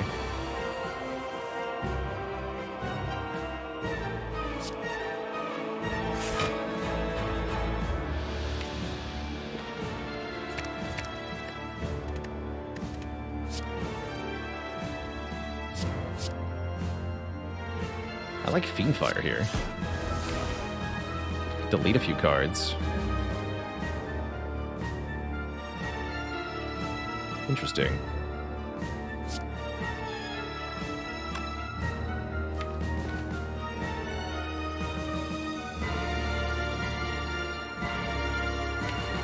I'm gonna play this at minimum.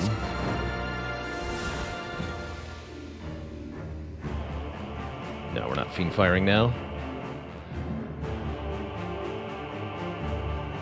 I could do Simmering Fury Vault, Simmering Fury Rushdown Vault. Skip the Nirvana. Actually, that Rushdown didn't help me much.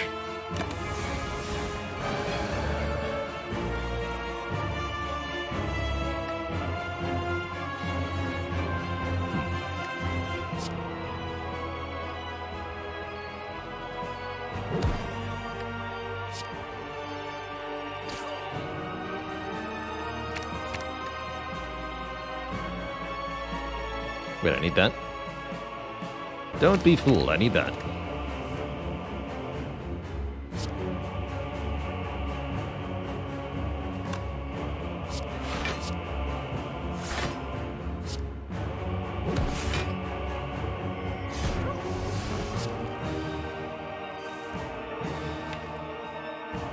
We should be able to Simmering Fury draw back into this stuff. For next turn, where we have to do the real blocking. Should be 12 by 4? Yeah, 12 by 4. It's not great. We did redraw Perseverance, though. That helps a lot. Should be able to also to go Inner Peace Eruption to gain energy here. Off the thingy. And now I can go Perseverance, Defend, Visual, Meditate. Or Defend, Third Eye, Meditate, even better. Give me back this, and I'll take that too. With the establishment, we can gradually make the deck cheaper, and that can be our scaling in this fight. Of sorts, anyway.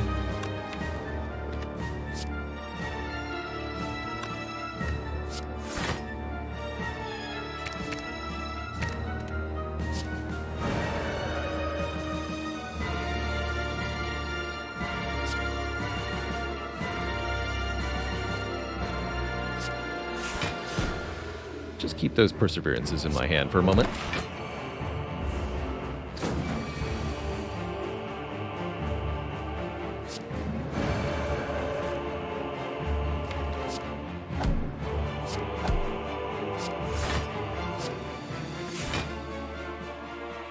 Take one here? That's fine. Please return to me Empty Mind and one of these Wallops. Here we go.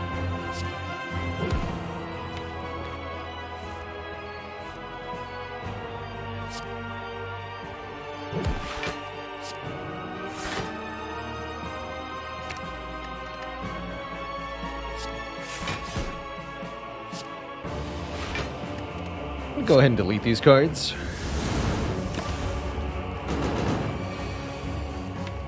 Probably wanted to keep one of them. The inner piece, the rest were superfluous for this fight, so better to get rid of a bunch than to keep some.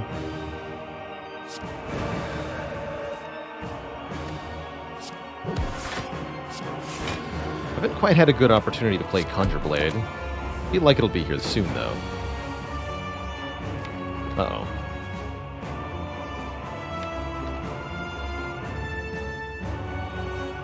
Houston, we have a problem.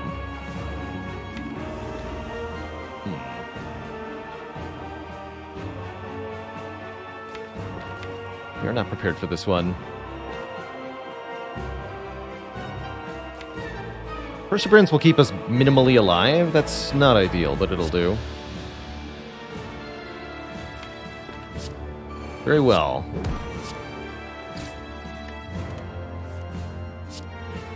Very well. We'll get meat value, it's fine. Ouch.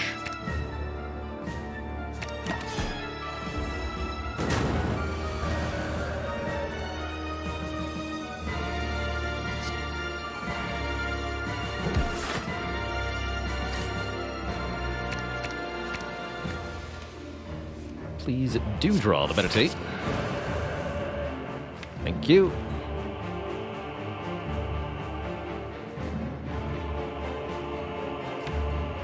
Can't play meditate after Conjure Blade, so it's probably not going to happen. Let's get rid of these. We're entering Wrath next turn, so Crush Joints and this wall up, please.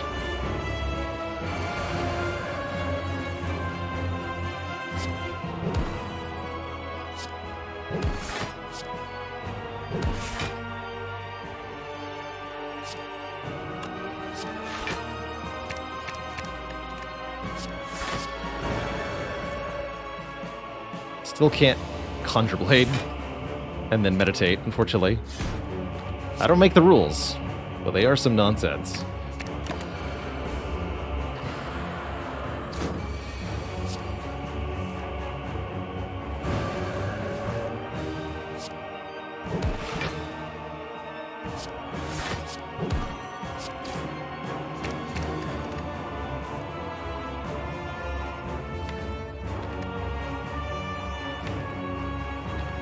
Guaranteed to draw it. Actually, if I Simmering Fury, Conjure Blade, this works, right? Yeah, this works.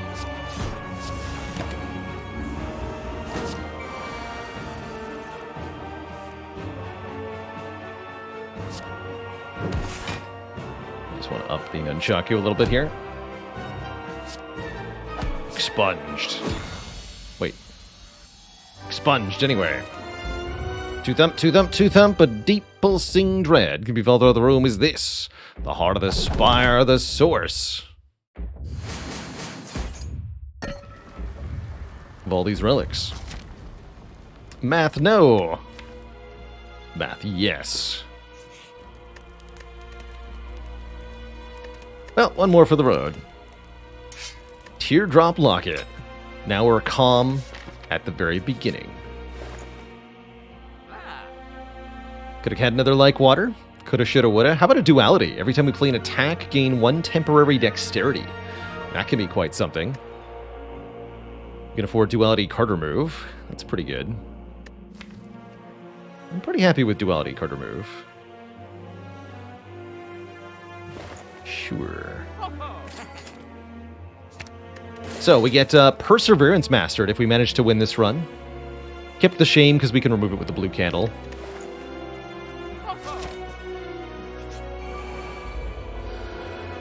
And I'm hoping to use the Cultist Potion on Heart, although we do have White Beast Statue guaranteeing a potion drop here, so some interesting thoughts.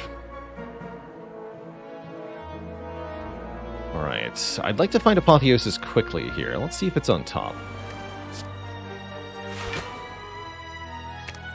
It is not. So we can Omni for Apotheosis.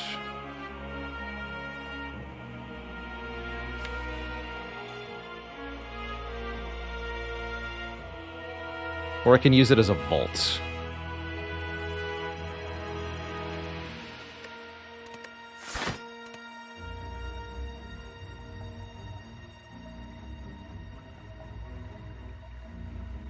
Playing vault with it is pretty good. Do Miracle Establishment. Omni for vault.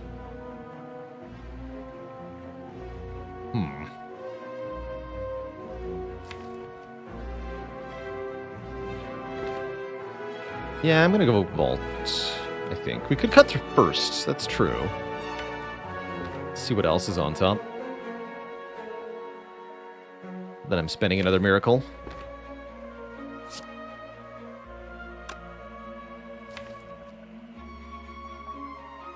Love that. But I do love digging deeper into the deck. Alright. Oh, we are drawing Vault. And Scrawl if we want it. Let's lose the Scrawl, just play the Vault here. And yes, the Establishment too. Saves me the Omniscience, I guess. That's kind of nice.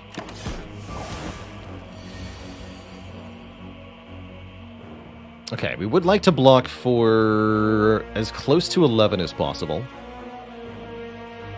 I see that we can do that. Although I don't want to retain too many cards either. What is on top of the draw pile this time? Empty Mind. Empty Mind's good. See, I can't meaningfully use these, though. I guess drawing 6 is fine. Could full block. That's questionable.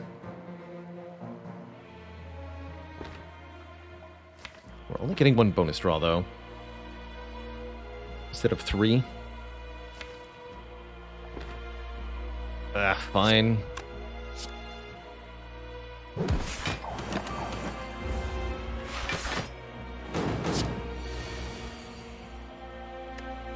Knowing that I had more draw coming up, I guess it makes sense.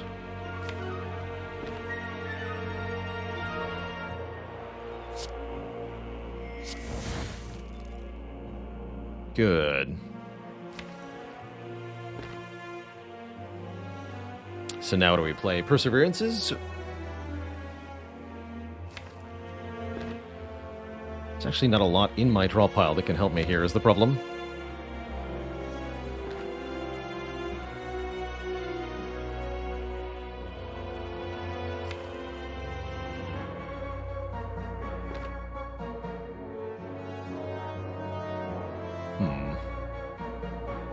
Yeah, we should probably get some decks before we play attacks. But it'll also make sense to play Wheel Kick here. We're not playing Shame immediately because Shame draws 3. So we need to have room in hand before we do that.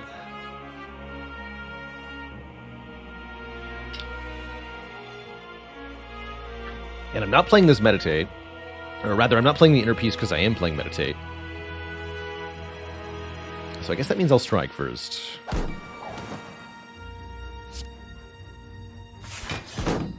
Now we have enough room. Didn't get the Apotheosis, but we could still get it with Wheel Kick. Body Slam looks really good this turn. Especially with Pen Nib. Especially with Pen Nib.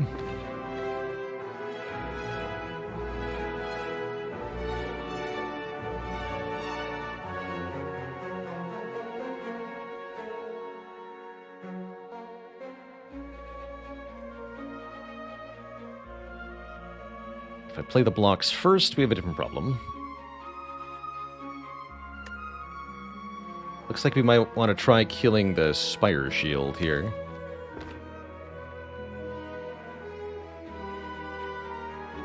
Heck.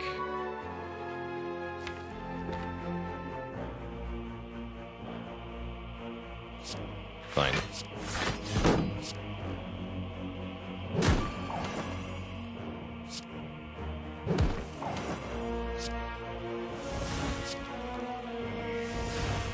Go. Simmering Fury. Turn back around with Strike. Unfortunately, we're taking a ton of damage here. That does not bode well for our heart fight, but that's part of why we kept the Fairy in a bottle.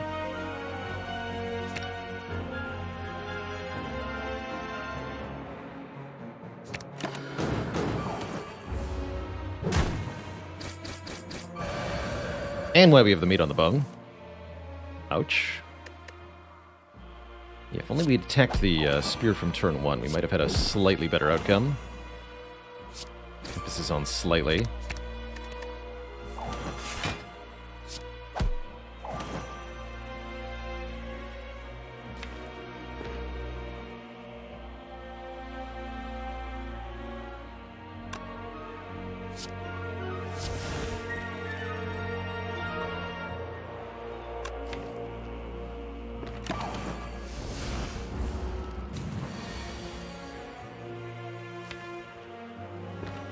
destroyed.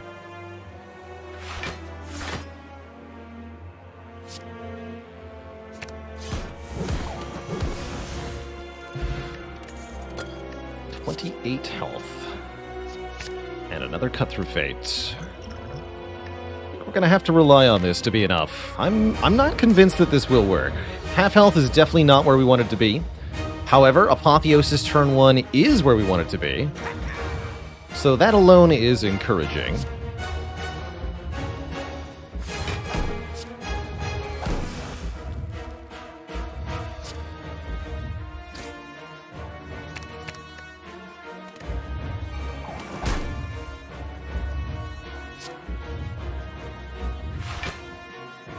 Perfect.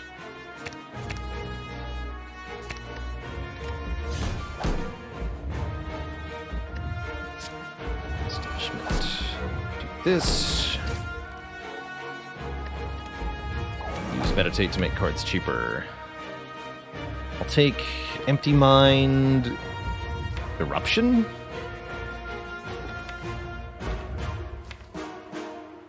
I think that's what we want. Empty Mind Eruption.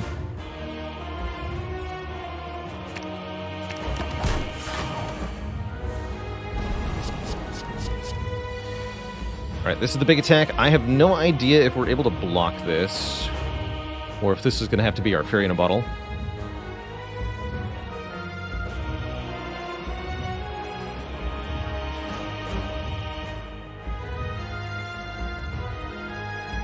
It's unclear to me. We can draw a lot of cards this turn. Hey, Ripnator, that's a lot of waffles you got there. Let's third eye first. Conjure Blade and Omniscience are in the draw pile here. Well, I could definitely summon a very big Expunger if I'm willing to use the Fairy.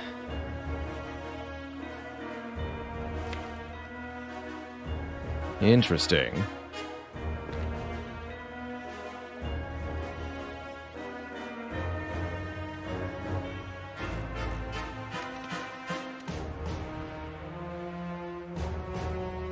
The big bonk. But can we survive? I don't know. Means we get to scale up the Perseverance. This might be the correct play, actually.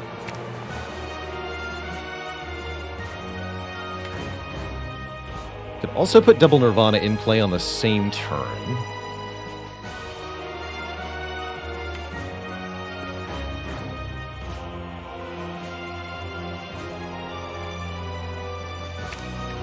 Do it.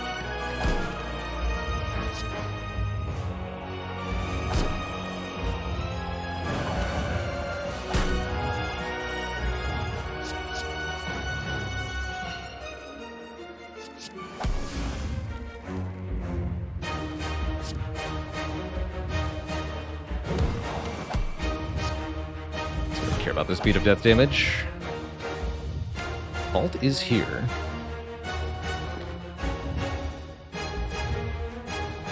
Maybe if I pen-nibbed the vault somehow. Or pen-nibbed the wallop somehow. Doesn't seem likely to happen, though.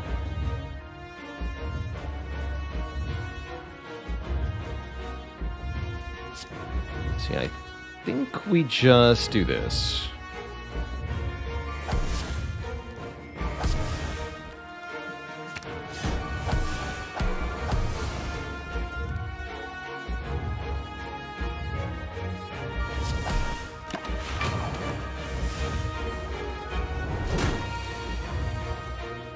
Excellent. I know it doesn't look excellent, but it is excellent. Just trust me. Going to the brink here. Orichalcum, save me!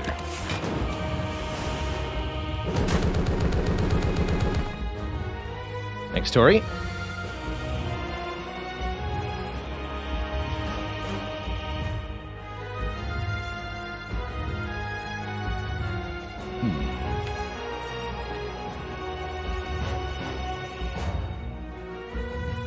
Find out if this gets blocked before a beat of death.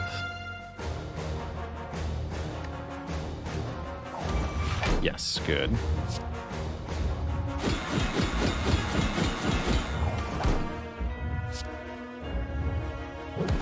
Okay, we have a few more turns we have to survive. Just through the next attack cycle, really. Shouldn't be that bad. Smiley face.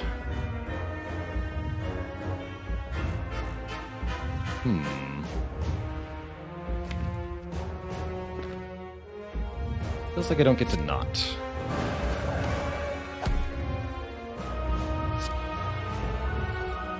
Duly noted.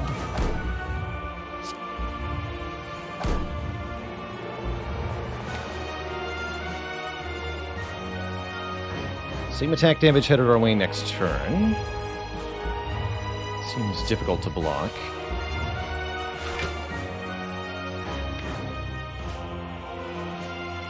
We're not going to be able to do the wallop thing next turn.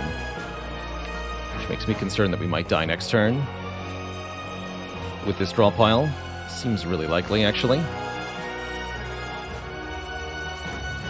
Does that mean we need to vault here? If I do that, how do I survive the multi-attack? Next turn. It's not looking good here, quite frankly.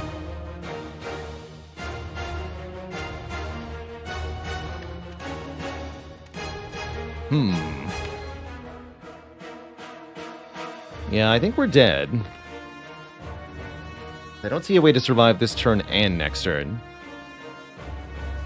Perseverances sure are cooking. We can meditate them back next turn, actually. Oh, maybe that's the way.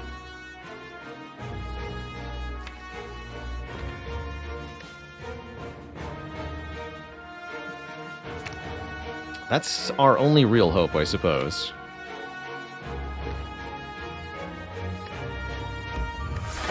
Let them cook.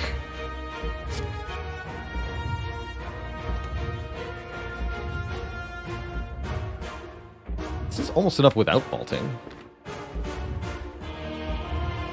Then we're just fine, right? So let's see, I gain 14. How close would this be? Go to 59, 57, 55. Take 2. Go to 1 hit point. Keep the vault.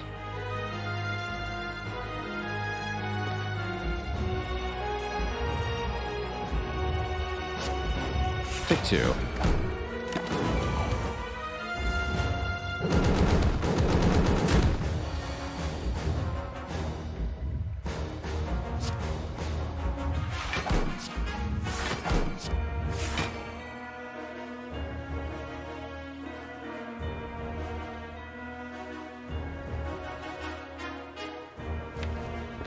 Seems like a nice enough draw pile, although I want to reshuffle so that the cut-through fate is more functional.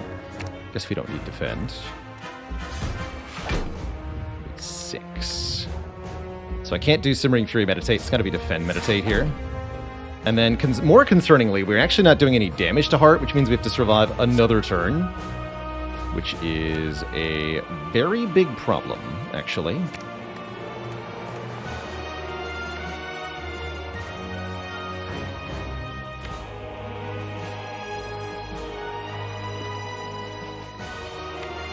Discard that defend, huh? Guess we need Wallop then. Do Wallop first. Kinda hate that.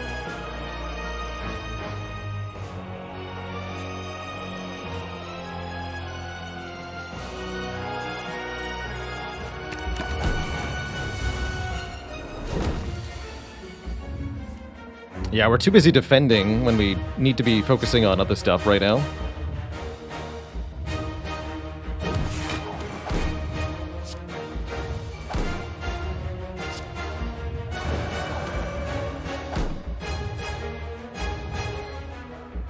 And indeed, a pen-nibbed Wallop might be one of the only ways to survive here. We can set up that right now if we want to, but we'd have to forfeit a lot of damage this turn. I could also just do 104 with Wheel Kick right now. That seems like it might be better. Let's do that.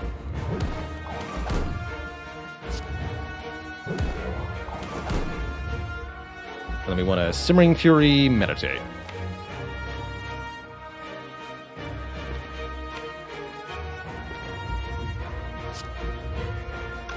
If we can do exactly 200 damage next turn and the turn after, we can survive by doing only one more turn of blocking. But if it's the multi-hit, 6 by 15, it's going to be an uphill battle to block for that much. That said, we're gaining more and more strength, so the wallops are hitting harder and harder. Which is quite nice. So there are 2 stance exit cards in the draw pile. I should probably take Inner Peace anyway.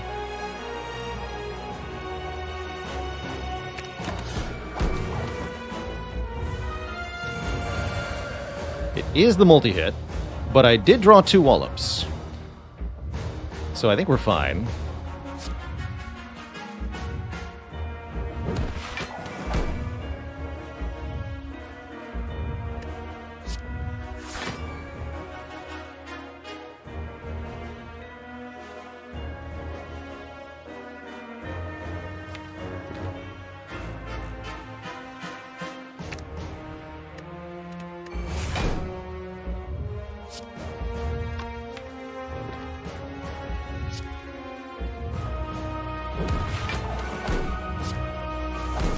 So 90 is the goal. Vigilance gets us there. We also want to cap damage here, so Expunger is happening.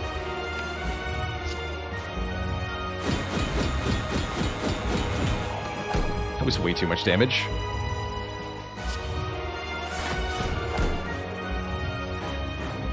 This is not enough. We actually die if I end turn, because Burn brings us to 89 block, and then we take 1 damage. If only I had 1 more hit point. No, that's fine. We can play Empty Mind into Third Eye, and that sets us up for next turn as well.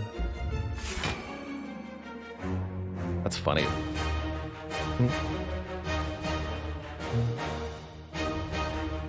Keep Third Eye. Shouldn't need Meditate.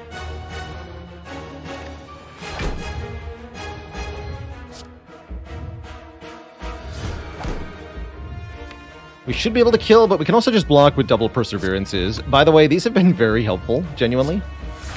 So good for them.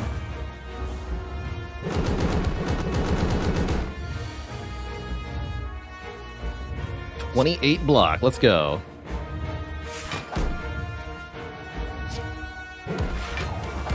Several chatters would have died there, and I can't blame them.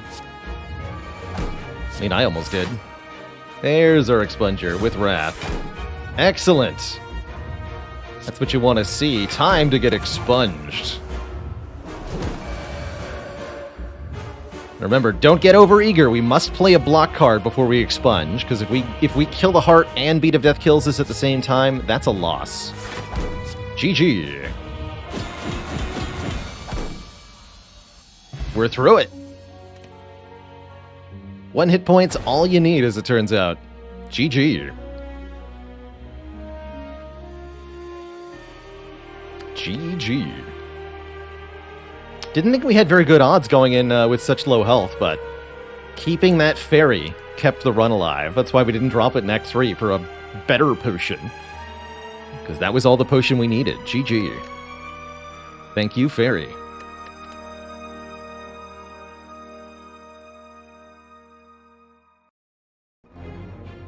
And now we're at 90% completion. It finally happened. 317 out of 352 cards. Actually, wait.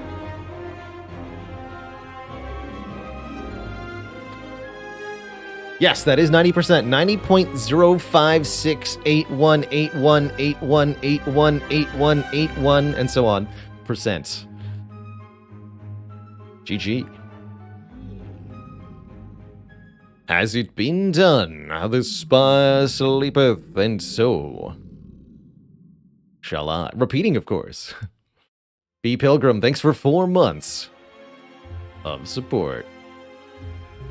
Now let's get every remaining card in one run. Easy. Easy peasy. There it is. We persevered on that run and managed to prevail despite taking 99 damage. Who needs it? We've got a fairy in a bottle.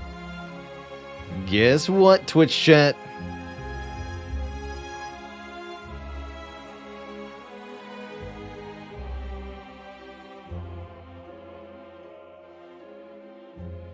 A momentous occasion.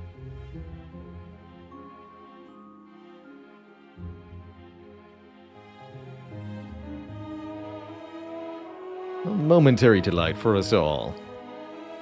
Yeah, another good example of health is a resource, and so are potions.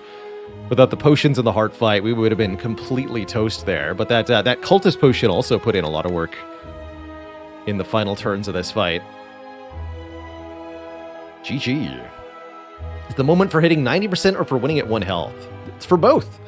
They happened at the same time, and gets to be a moment commemorating both of them at the same time. Did we utilize the energy from Lantern? Yes, I believe we did, actually. I'm pretty sure we spent all our energy on turn 1. Of heart. Anyway. Potion drop from Spear and Shield was a block potion, which was not as good as the other potions, that's for sure. I contemplated keeping the block potion just for the higher chance of surviving the first attack cycle, but I figured between Fairy and Tori we'd have it, and we did.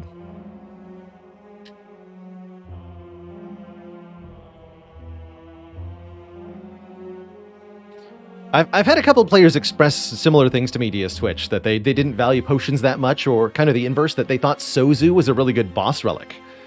And it turns out that if you don't know how to effectively use your potions, then yes, Sozu is a really good boss relic, because you're giving up an advantage that you don't actually have in order to get energy, which you can use more effectively. So if you throw away your potions at ineffective moments on a regular basis because you're not familiar enough with the enemies or just how the card playing plays out to know when to use them, then they don't do a whole lot. But the more effectively you can time your potions, the better value you can really get from them. And yes, Sozu was much better in a previous version of Spire before they added the extra good potions and they made more available the potion-related relics. For example, you're much more likely to get White Beast Statue now, that it's an uncommon relic instead of a boss relic. Before, you could take Sozu and you would never find White Beast Statue because you wouldn't randomly get it. You'd have to pick it.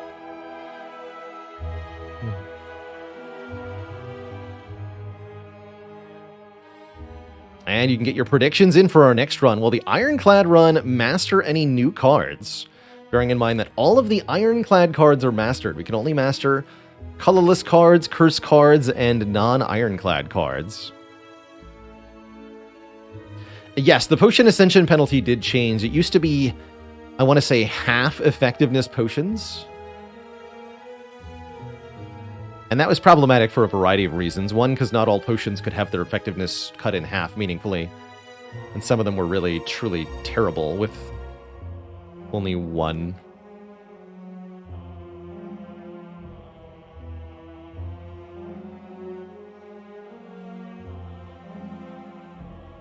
Any curses left to be mastered? Oh, plenty. Plenty. But that'll have to wait for after the break. I'm going to take a quick refill the water, stretch the legs break here, Twitch chat. While you all get your votes in for whether we'll master a card or not.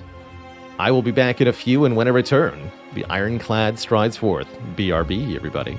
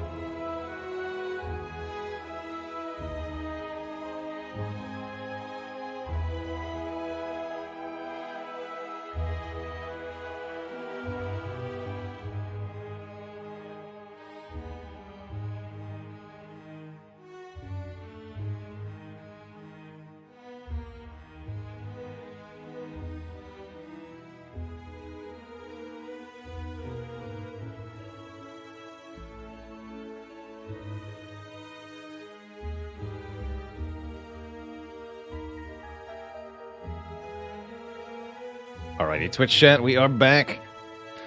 A dad joke for Godspeed. Why wasn't Jesus able to volunteer for the Red Cross? Because it's a non-profit organization. Let's play some Slay the Spire.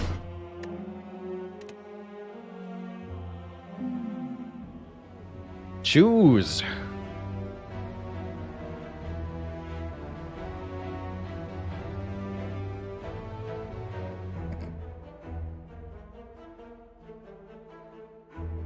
Right, Skinny Skis? That does sound like one of the joke, like the setup for a joke that could have a really offensive punchline. It's actually some of my favorite jokes. They sound like they're going somewhere really nasty, but it's just like innocuous.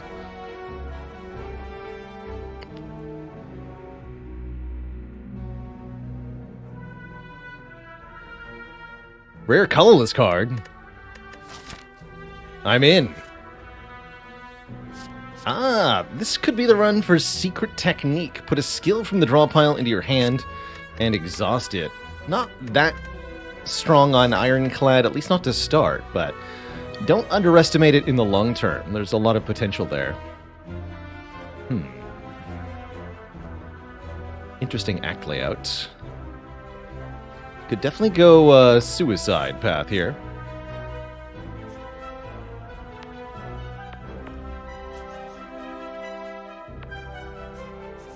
Although maybe this? Or even this. When we get onto the red path. Fight 3 elites, no shop. Mixed feelings. Maybe better to go the more upgrades, less elites path. Since we're down some health.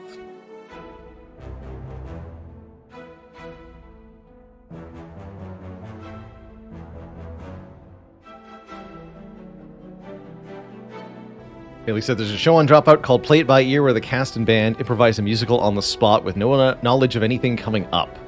This week's episode had one song with the constraints of no rhymes but do have fake-outs.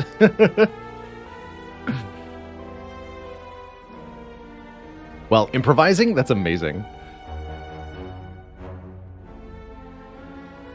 Birds of a feather always stick as one.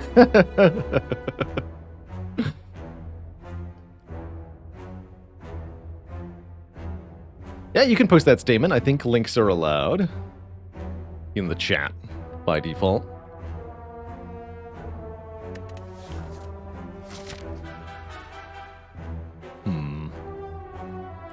Choices.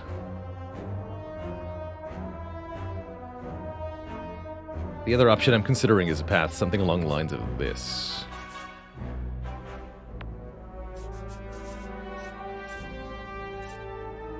Looks a lot safer, being down a bit of health, but it's a bit less valuable overall. I do like that early shop, though. No Burning Elite. Act 1 Burning Elite.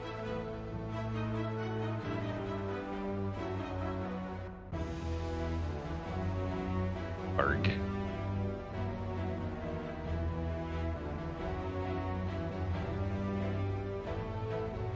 Now we'll go over here. I'm not feeling the risk here. Nice secret technique. Hello?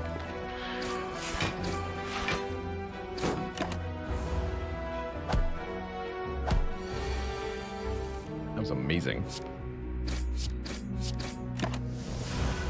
The strikening. Looks like we really struck out with our draw order there. Wow. Battle Trance, Reckless Charge, Twin Strike.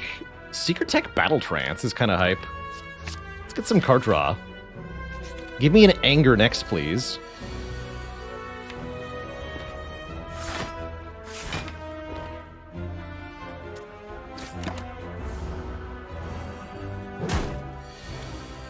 Leaving that unplayed because I didn't need any of those cards.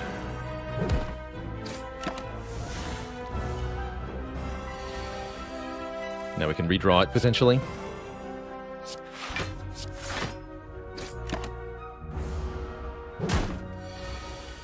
Plus 4 HP.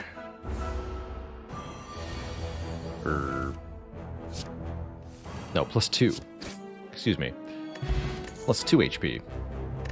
And a Searing Blow. Question mark, exclamation point. I don't think so. Although this is a pretty good start to Searing Blow. Battle Trance Secret Tech. We could get up to 4 upgrades this act, but we're already down some health? I don't think so.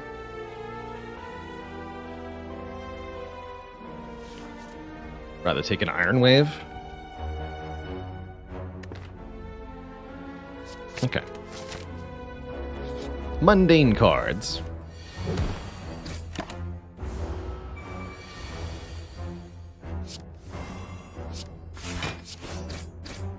$20 health, huh?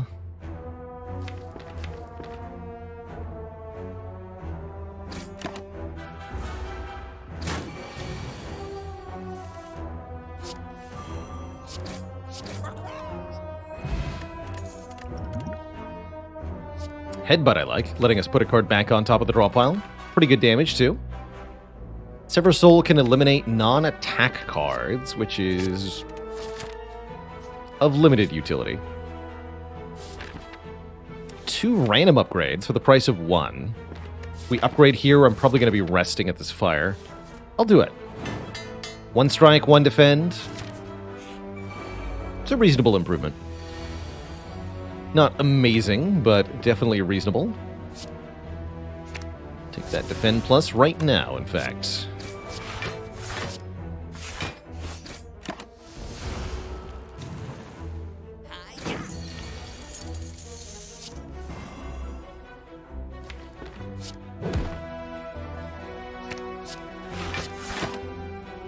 Don't think you can get away from me with your aggro strategies,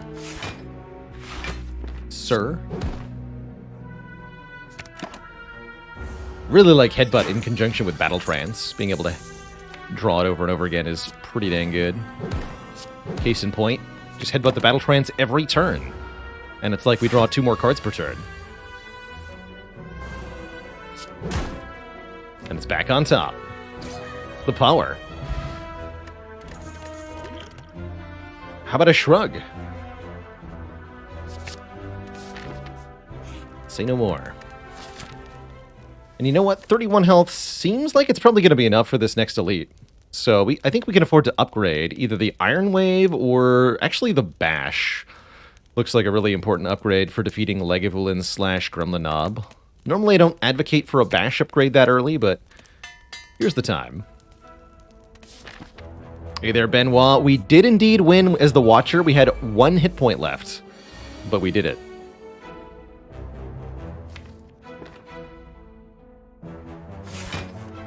I'm in a weak pot to Volneo.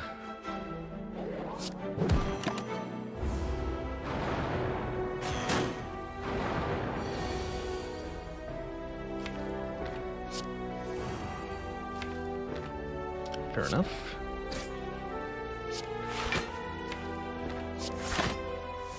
Get to Headbutt Iron Wave next turn.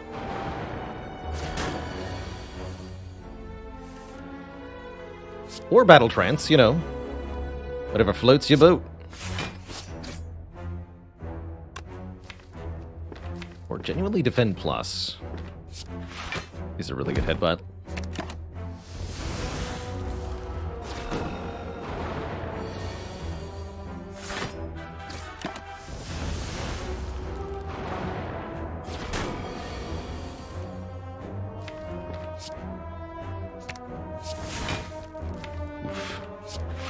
Bad.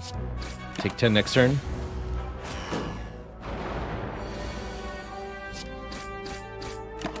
Should have sought for the defend, actually. I think I messed that up. Almost got myself killed here. Still might die.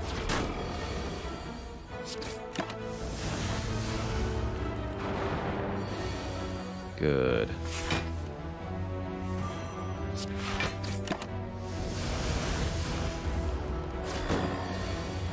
In retrospect, I maybe wanted to use the Dexterity Potion this fight. Enrique K, 19 months? That's almost a year. That's true.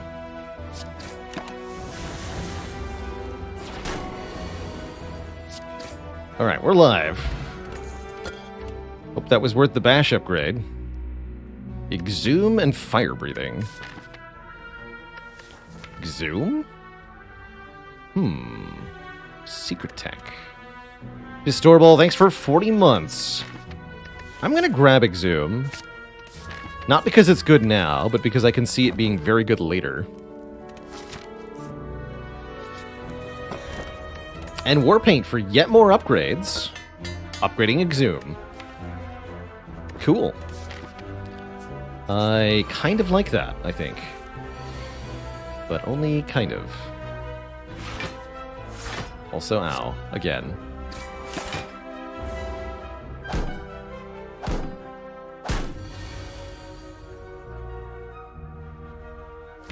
These lice don't quit, huh?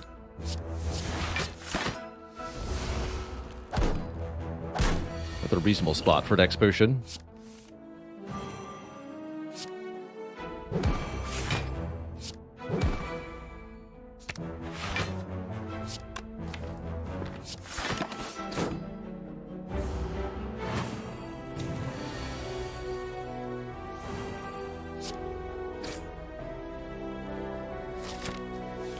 Energy turn 2.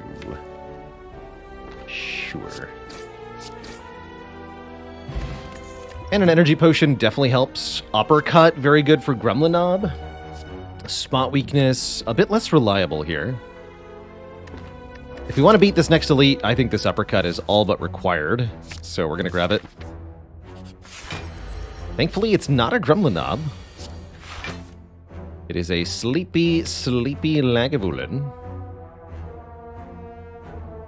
And we're going to wait till next turn here. Yeah, I had a feeling.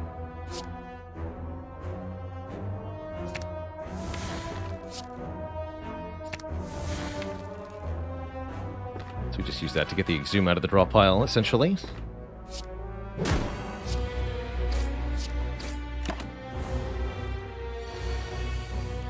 Wakey, wakey. One potion or both potions? Definitely use the energy potion to play bash. Can buy more potions for Guardian. Honestly, Guardian shouldn't be that hard anyway. Although Dex Potion will help Guardian a lot. Let's keep this potion for Guardian.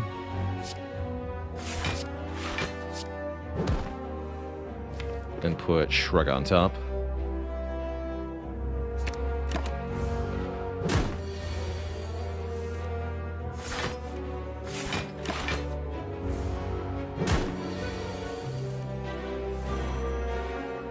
Duke of Dunch, thanks for the 9 months. Twitch baby arrive.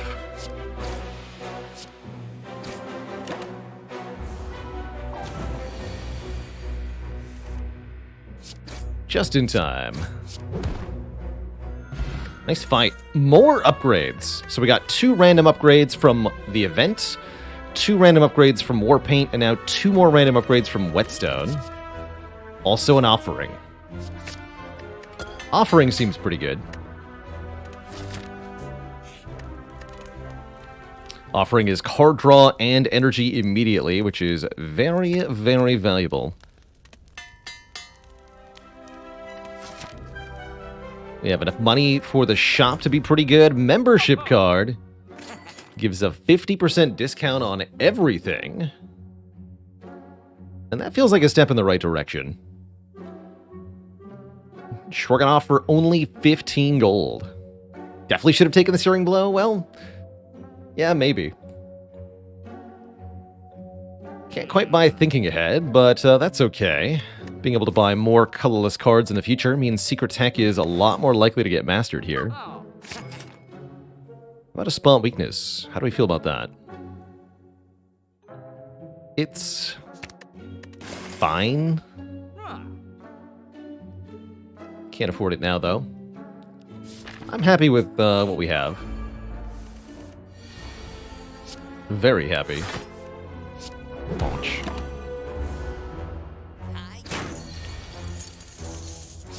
Guardian is not going to have much of a chance. Versus this clad. So now we can exhume Offering, by the way. Not that we necessarily want to do that in most fights, but we can. Pummel versus True Grit. Pummel's another Exhume target. Scales well with Strength, which we kind of want already. Sure. Sure.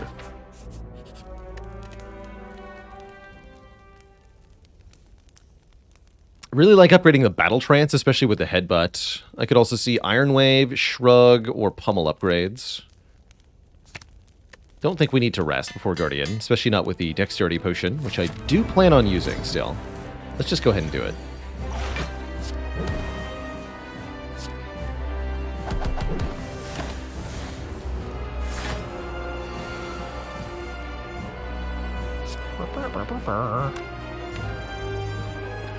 Secret tech for offering here, although we don't need to.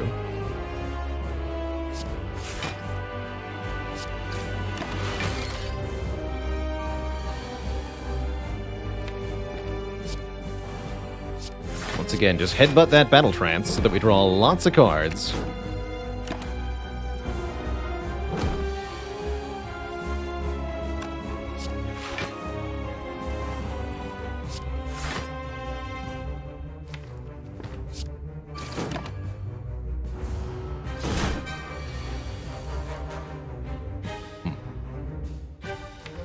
Exhume Pummel.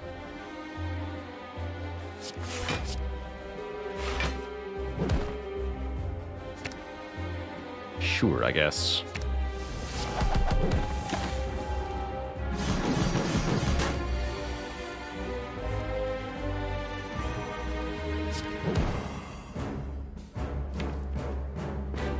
I'm not going to transform yet. We want to do that next turn.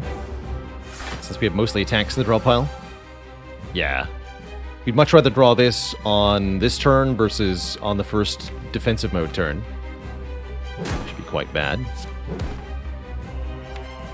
Give me, you guessed it, Battle Trance.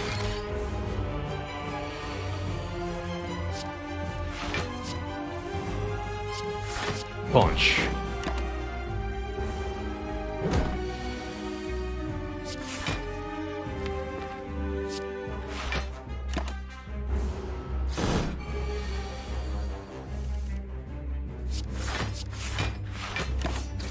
Was it overkill to use the Dexterity Potion here? Potentially.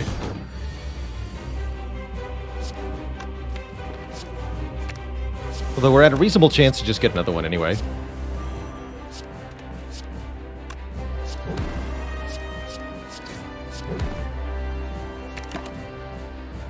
Ashandai, thanks for the 5... 4, count them 4 months. Are you sure? Count them again. I demand a recount.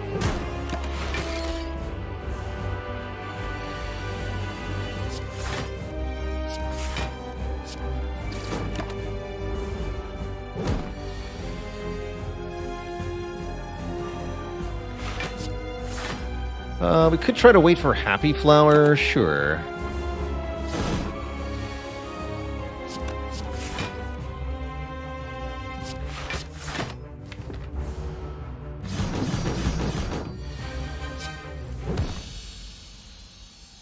We'll do that. Yeah, we get a weak potion back. I'm pretty happy with this. Reaper! There's a good target for Exhume. Deal damage to all enemies, heal based on the damage that we dealt. Now our deck is definitely wanting strength.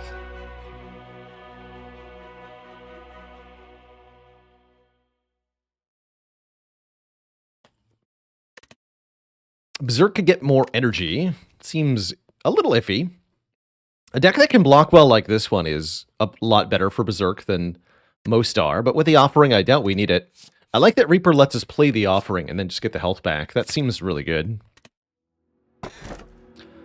As for the boss relics, we're offered Snekoi, Sozu, Blackstar. That's kind of a hot Blackstar. Extra relics from elites. Or we could take Snekoi, draw more cards, but have our cards be random cost. Good for the 2 costs. Definitely bad for the 0 costs. We got Secret Tech, Battle Trance, Exhume Offering. I don't love that Snekoi. Give me the Champ Belt. Does Exhume work as an infinite, asks Classic Smooth. No, not anymore. Long ago in this game's history, it was possible, but it was, in the devs' eyes, too easy and infinite, and I think I agree. So it was added that you cannot use Exhume to get back another Exhume. Which just makes sense for me, personally. Let's take this Black Star. Our plan is going to be to somehow defeat elites with our energy boosts and free upgrades, and use that to get a lot of relics per act. Starting now. Something like that. That's the only 3 elite path that I see.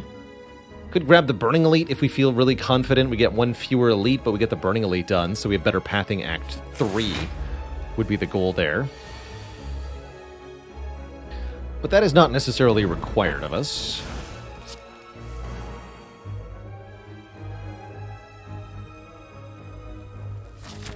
A weak potion you right now.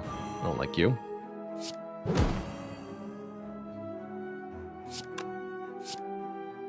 I don't like you.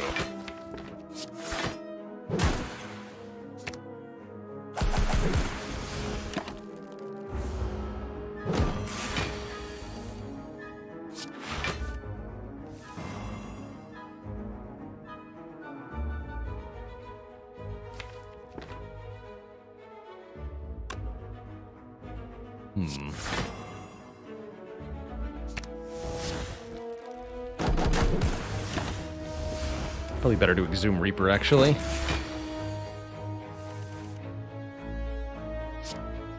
Probably.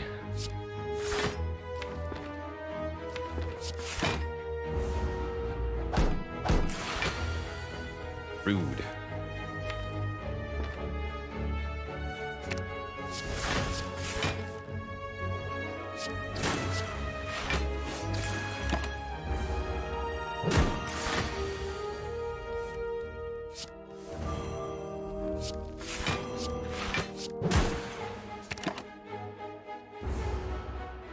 Might be able to remove all of the plated armor from the parasite here, which does stun this enemy.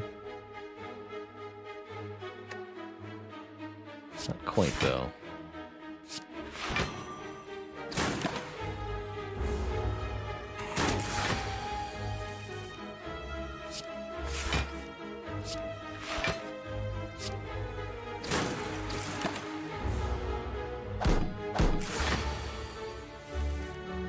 No armor for you.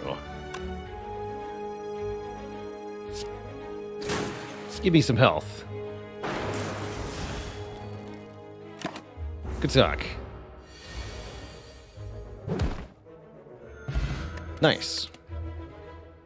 Headbutt with a plus on it. Does good damage. Puts Battle Trance back on top of the deck. I'll take it. I'll take it. Alright, this enemy's pretty tricky, because we don't have any ways to accelerate our damage here. We can just play our attacks for a mediocre amount of oomph. But it's ultimately not enough to out-damage this enemy, so I'll probably have to play and maybe even Exhume Offering.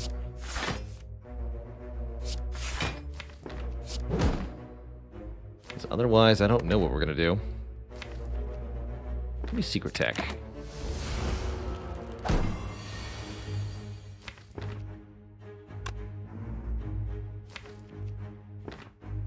Can I do 56 damage this turn? I doubt it. Though Uppercut will add Vuln now, huh?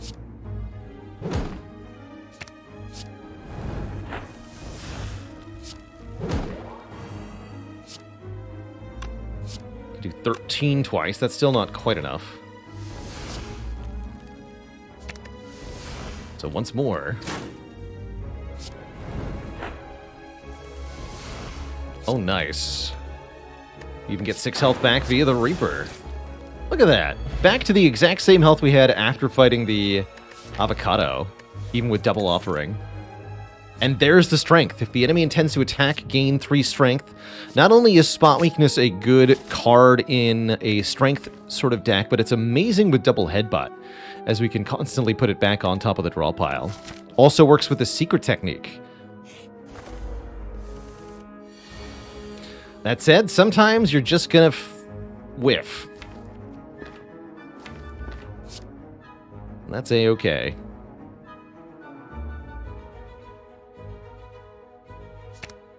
Battle trance here.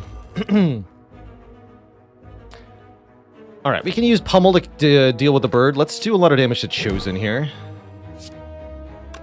We could go with Spot Weakness Headbutt to make the Spot Weakness work. I think I'm just going to do the damage.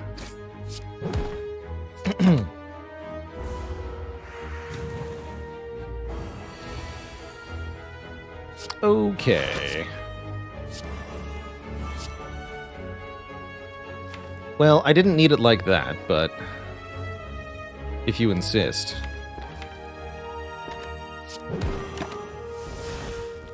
Ow.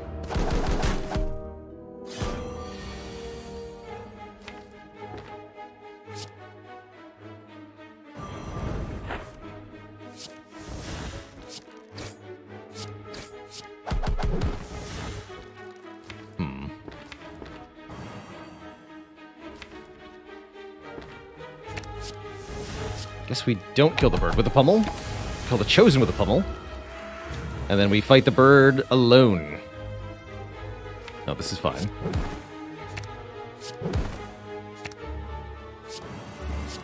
Headbutt, headbutt. And then use that to headbutt, headbutt.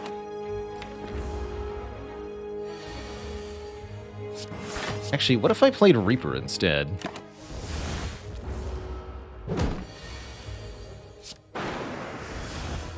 Thank you. Oh, Bloodletting. Trade 3 health for not 1, not 2, but 3 energy immediately. That is quite a card. Get in here.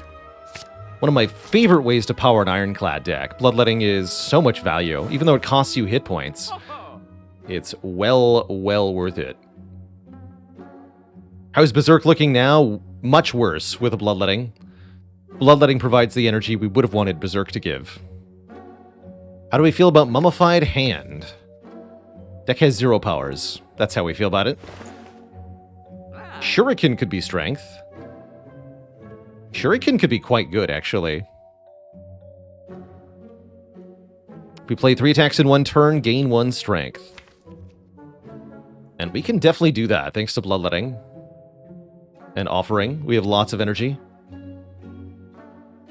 Violence, meanwhile, is a nice card draw card. Works in fun conjunction with Secret Technique. Use Secret Technique like a triple secret weapon. Seek the violence, then get weapons with violence.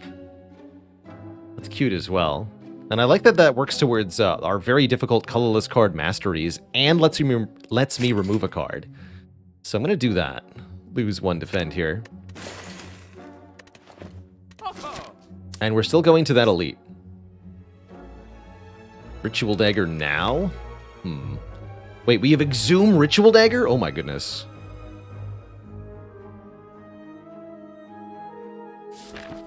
Or 100 gold. But Ritual Dagger, when you have Exhume, is crazy strong.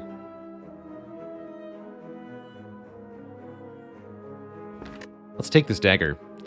If this card is fatal, aka if it kills a non-minion enemy, permanently improve its damage by lots. Well, by 3. Oh, so close.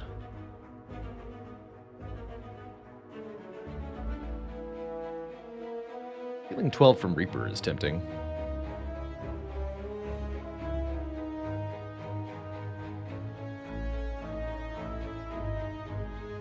You can always exhume this dagger, right? It's true.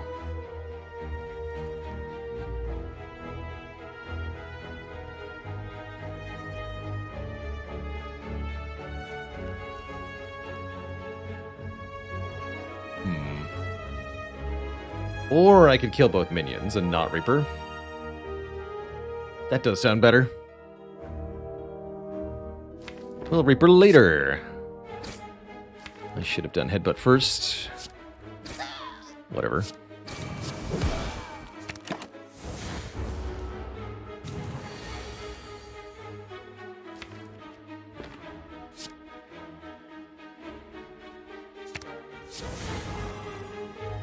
Punch.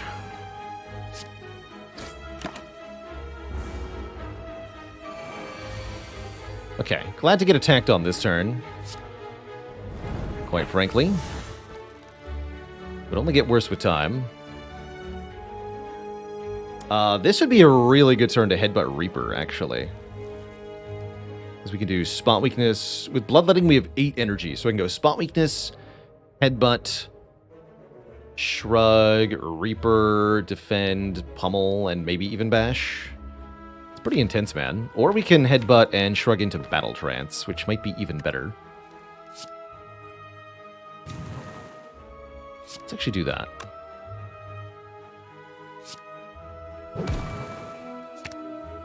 Let's do Bloodletting first.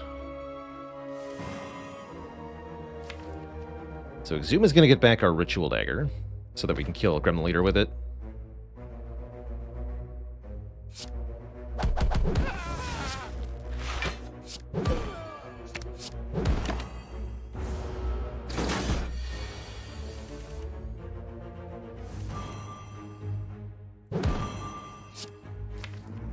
Perfect timing on the new minions. We'll be able to play the Reaper here. In fact, let's go Spot Weakness. Headbutt the Spot Weakness.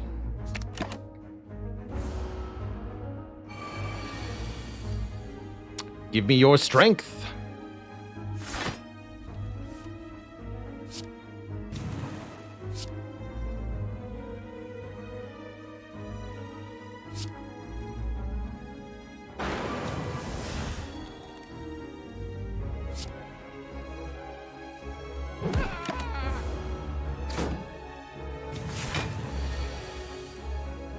Perfect.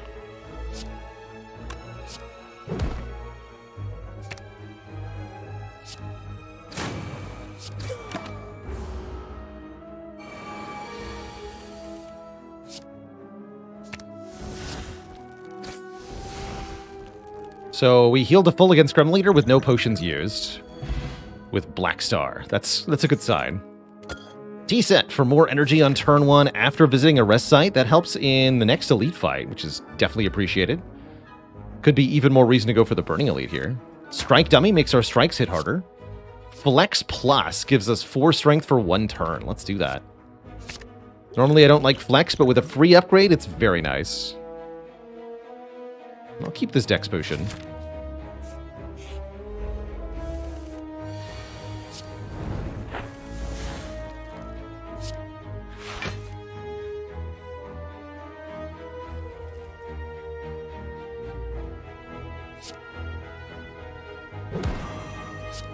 Go Spot Weakness, Headbutt the Spot Weakness. We'd like to Ritual Dagger twice in this fight if possible.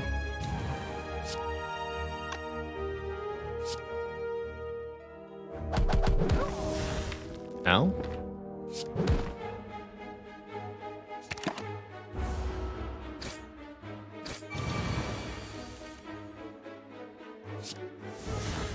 I see.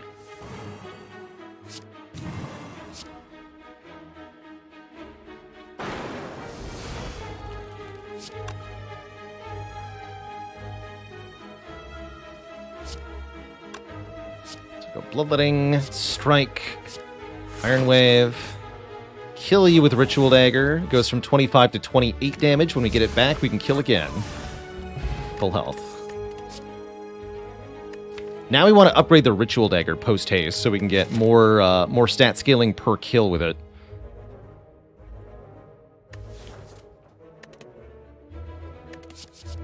Not a terrible heavy blade, but not that good.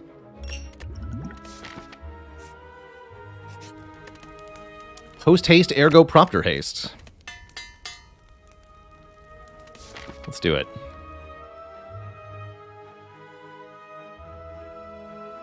Yeah, I don't think I want 3 events. We want more combats for more Ritual Dagger level ups.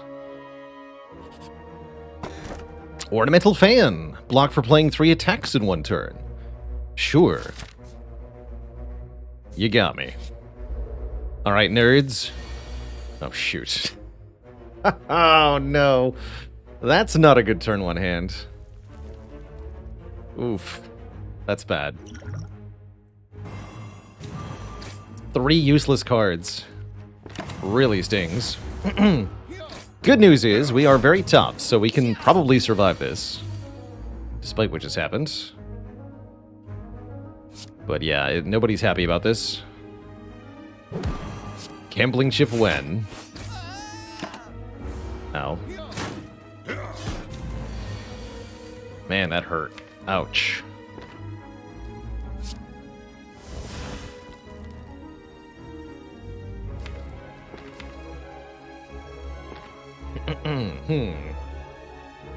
So we'd like to get as much health back as possible and Ritual Dagger twice.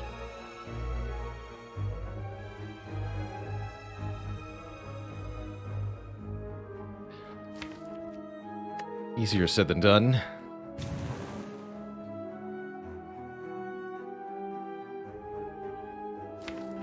Can headbutt that back and do it again. That's probably correct.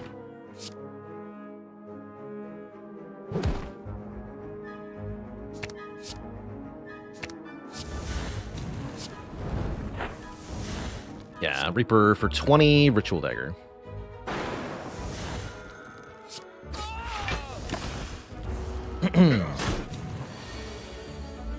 And then Headbutt Exhume. Draw into Exhume. Exhume Ritual Dagger, which now does 35 damage, and play it. Alright. Omamori negates future curses. The boot enables us to mitigate, to do more damage guaranteed. Good with Pummel, for example, and, you know, Corruption and Dark Embrace. Classic Ironclad cards. Feels like we want the Dark Embrace first here. Do we actually want that Omamori? I think so. Take Dark Embrace. Yeah, can I take both, please? Please?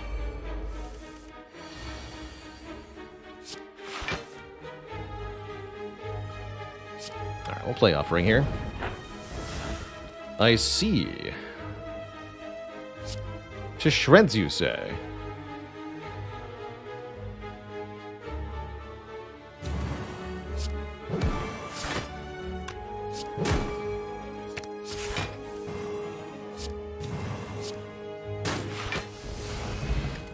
Good snake plant fight. Twin strike dummy? Meh. And I think we want an upgrade over a combat, although combats are pretty dang good. More combats we get, the more opportunities for healing, the more opportunities for Ritual Dagger upgrades. Actually, let's take combats over an upgrade. Especially if it's a fight with multiple enemies, we could potentially get plus 10 on the Ritual Dagger here. That's kind of a big deal.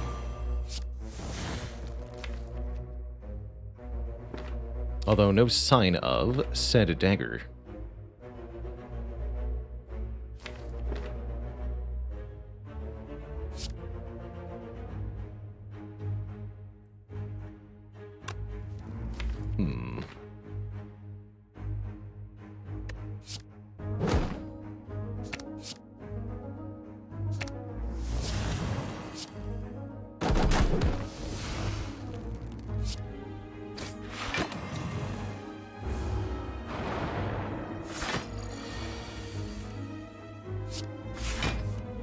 Damn. Ouch. Still worth it, though.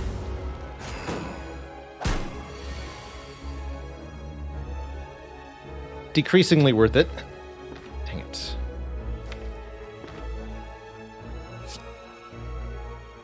We'll pay for our greed. We sure will.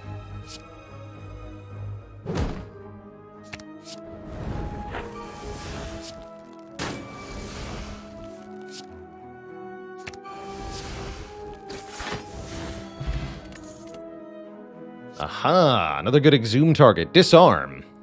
Removes strength from an enemy permanently. And can really help in dealing with some of those problematic things.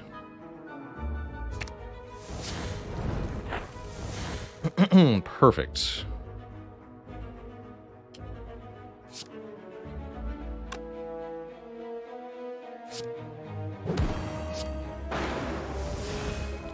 Oh, boot increases Reaper power, of course.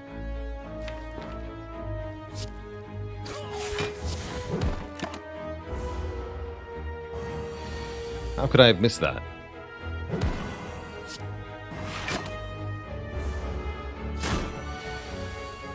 Hey. You're supposed to be easy to kill.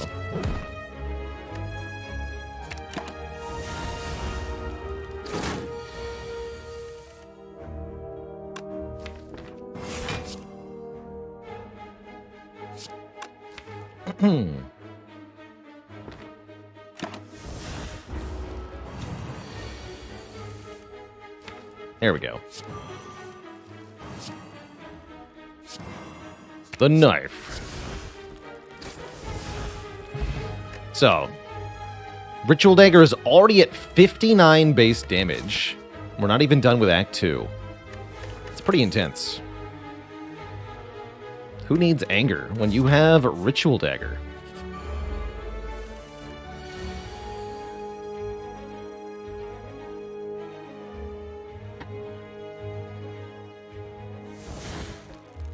Who needs it, I tell you? No one.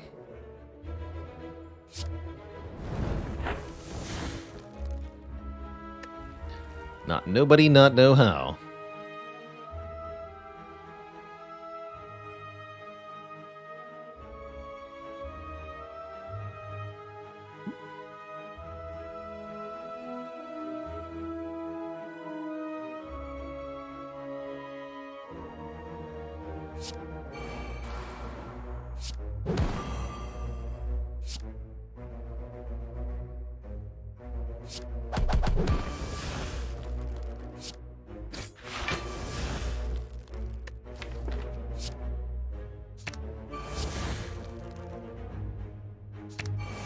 Get him. Seeing Red is really good in a world with the Dark Embrace in it. That's not a knife. This is a knife. I'm going to use this on Champ. We should probably upgrade it. Actually, Spot Weakness is also a really good way to kill Champ. Now let's upgrade Disarm. I see you've played Knifey Spoony before.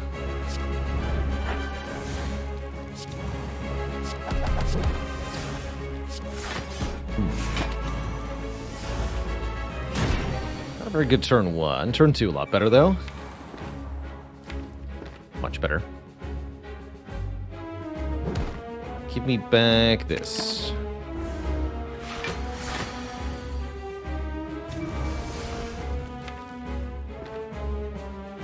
Secret tech for the Seeing Red? Sure.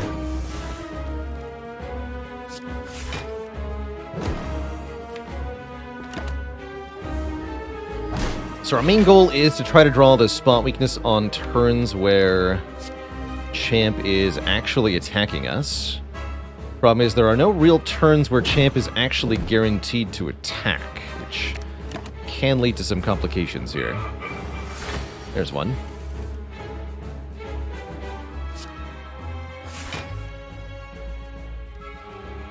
This is worth it. Taking that Battle Trance back, thank you. Don't always have this blood potion if we need it.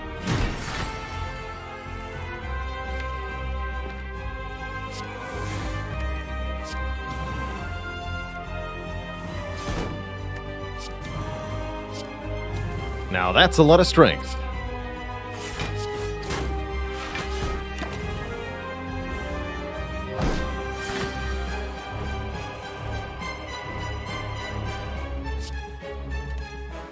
Sure, I'll take your healing. I don't think we're getting attacked next turn. Let's just go aggro here.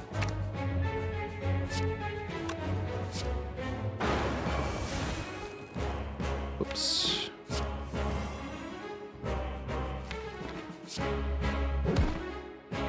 Let's try that again.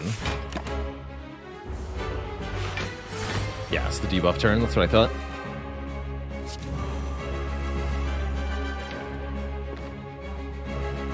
Hiya!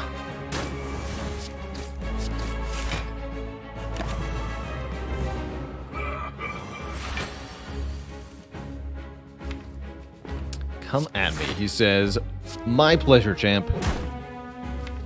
My pleasure.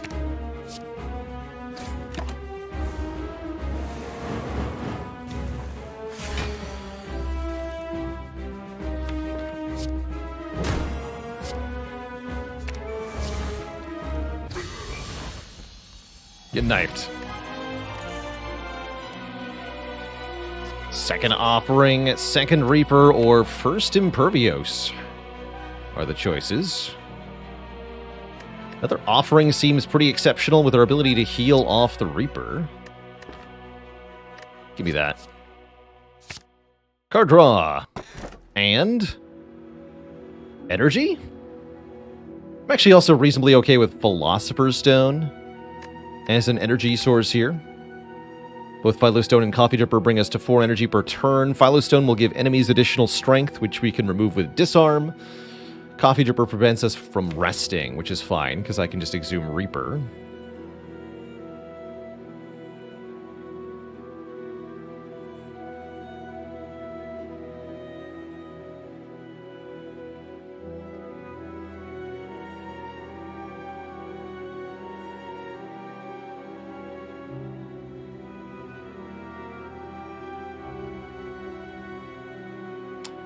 And a stupid joke for stupid ketchup. Why is production behind at the tomato sauce factory? Because they are having to play ketchup. Let's take a Coffee Dripper.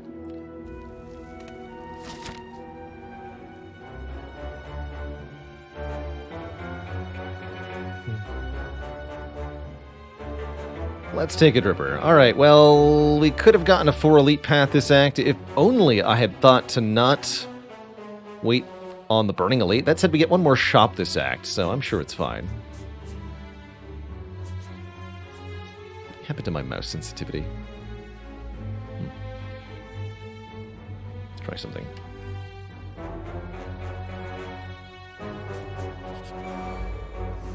It's behind the schedule. Oof. Sure is. Ritual Dagger doing 100 damage sure makes it easy to get kills with, huh? Let's take one more Disarm. Guess that'd be reason to take more combats, not events, but El Memoria's a good reason to take events here, because we could get offered 999 gold, or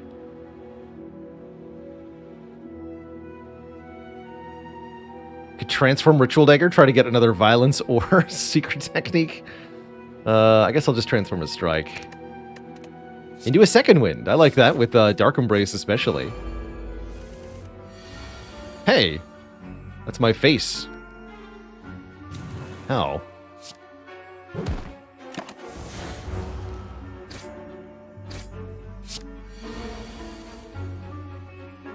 But what if I don't have a Spiker solution? What then?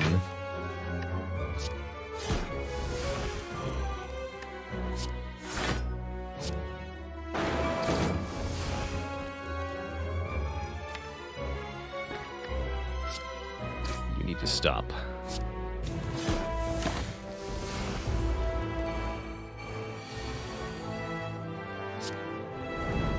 You all need to stop. Help!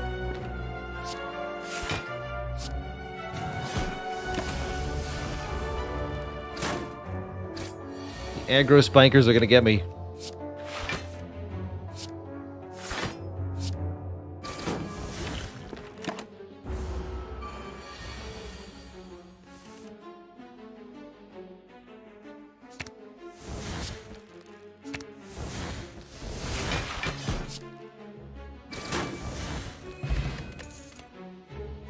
Three disarms feels like too many.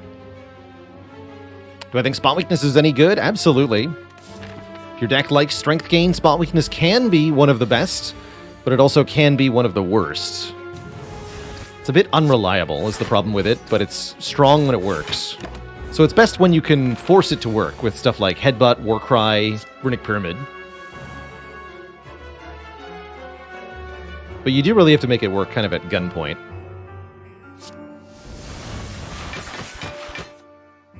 Ow. Alright, Ritual Dagger, please show up quickly. Thank you.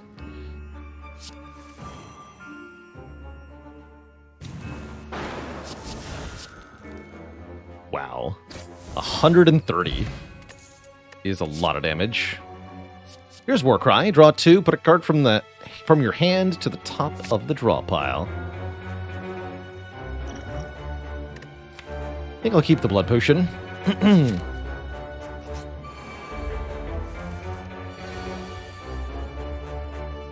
Oh, it's raining outside. How lovely. Cool.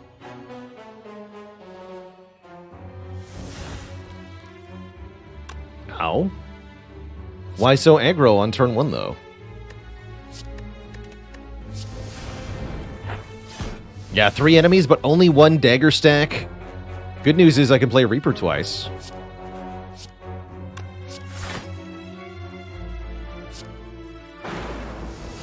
Oh, the triple boot value, plus 3 hit points from boot. Never before has there been such boot value.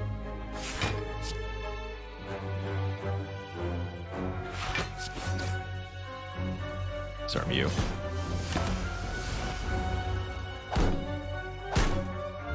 I actually would not mind some Against the Storm today. I think that'd be a really good follow-up game.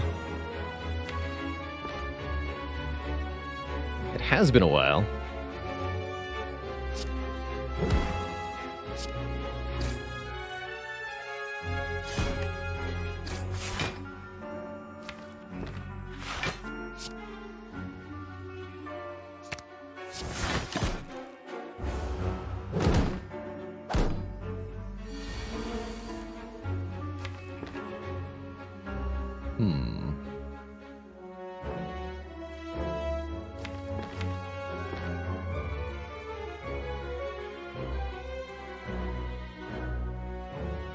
Excuse me. I think we just second wind to block here. We haven't used Exhume yet, so I could use Ritual Dagger here. Punch you.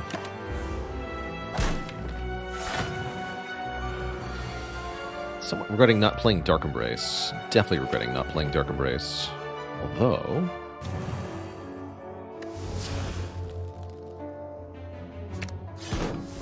hopefully this is the correct pick.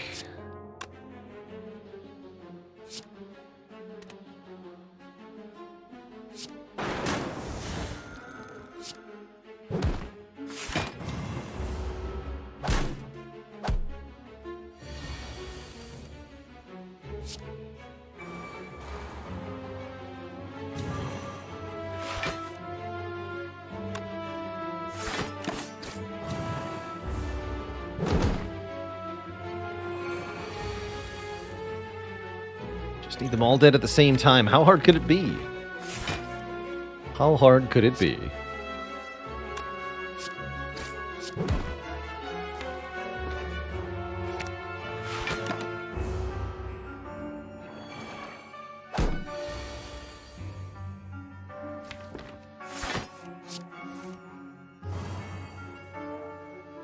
Alright, just bloodletting. That's not too bad. There we go. You only get credit for Ritual Dagger if the final Darkling is killed with the dagger. Reptomancer. What a shame I did not draw Ritual Dagger turn 1 here. Truly a shame.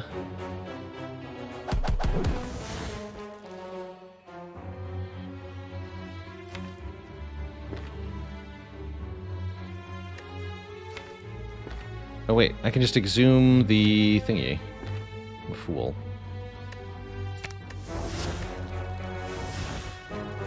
Yeah, I'm a fool. We can headbutt that now.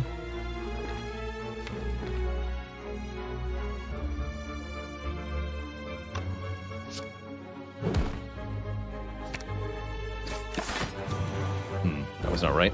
I could have also dupe potted it. Probably should have done that. It's all good.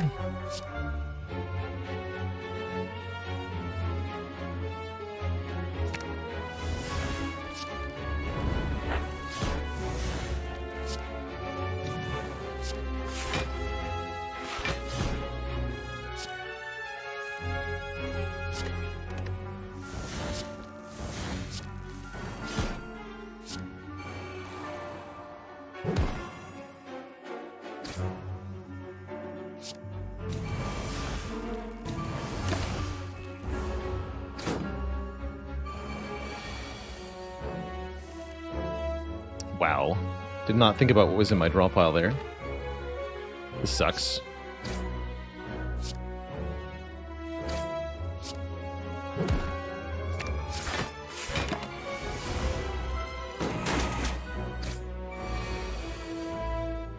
Shit. Okay, let's just use the dupe pod and get out of here. I hate this. Force Reaper was the top card. That's fine. Let me just leave. Please let me leave. Double tap. Intriguing. Not that good without an upgrade, though. Skip. Is that overkill? Yeah, I think so. I think it might be.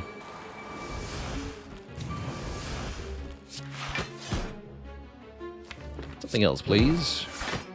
Good. Whoops. Oh, yes. My mouse sensitivity is different. What caused that? What in the unholy hell caused that?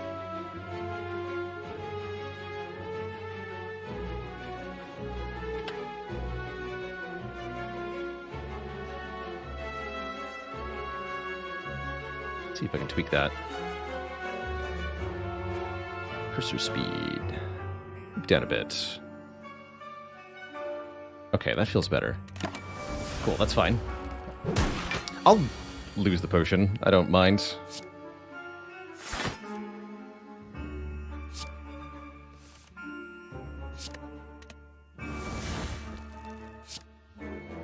This will not quite be enough damage.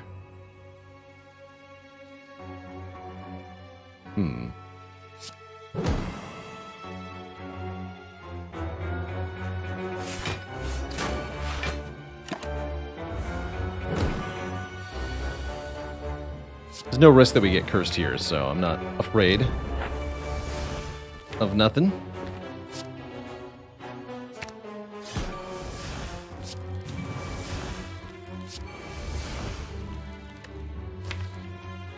Okay, we can get some health back here.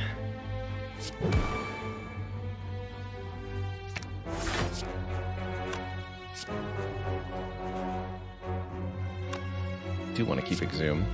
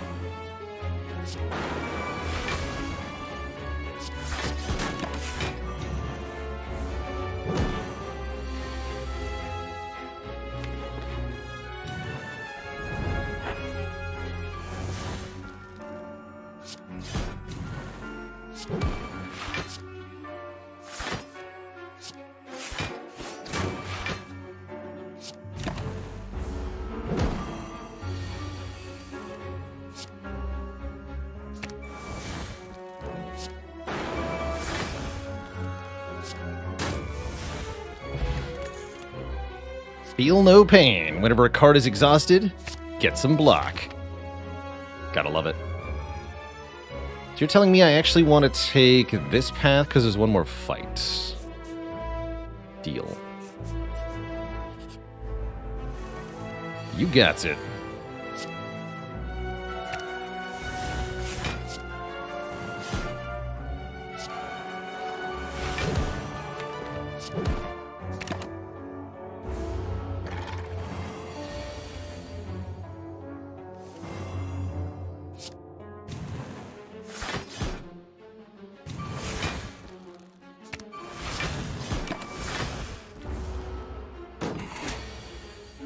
Maybe I wanted to exhume Seeing Red there? Maybe.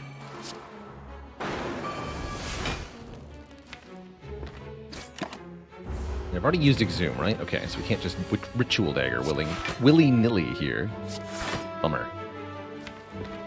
Mistakes were made then.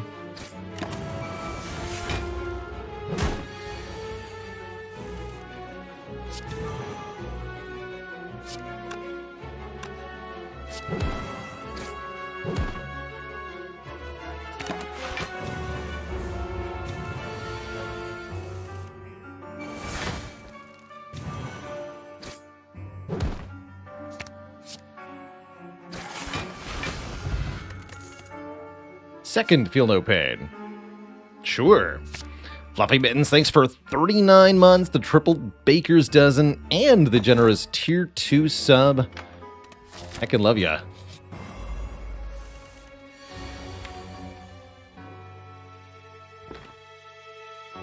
Heck yeah.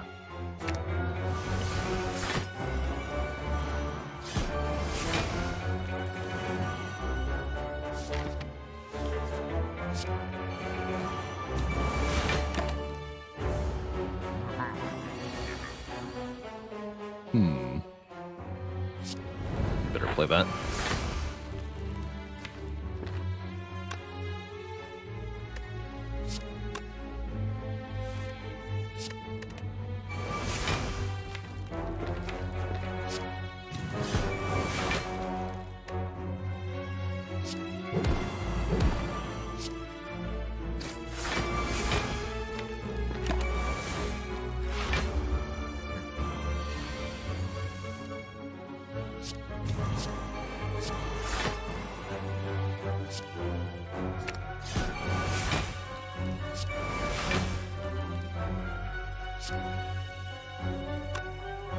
Just kill this turn.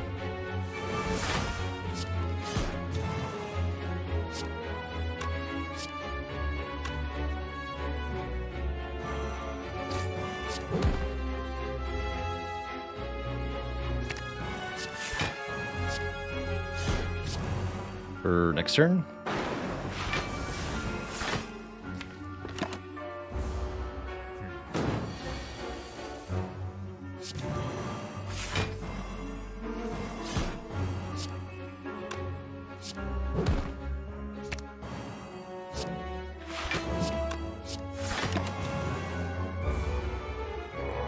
Wasn't quite right, but we still got a lot of health, so I'm happy with it.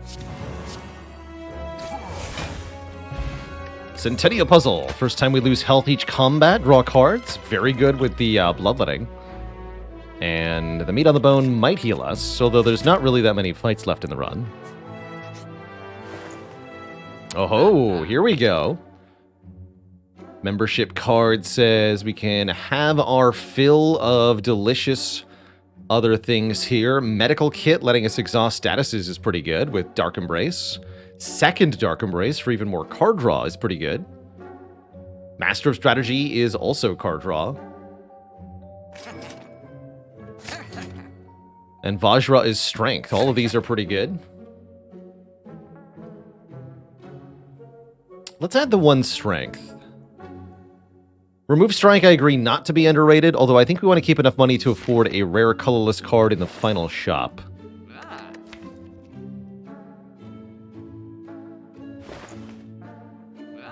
And that one Strength matters quite a lot. Onward.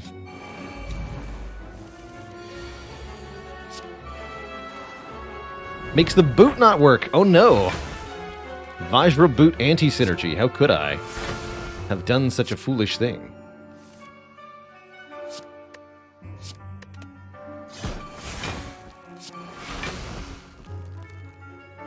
Foolish, foolish.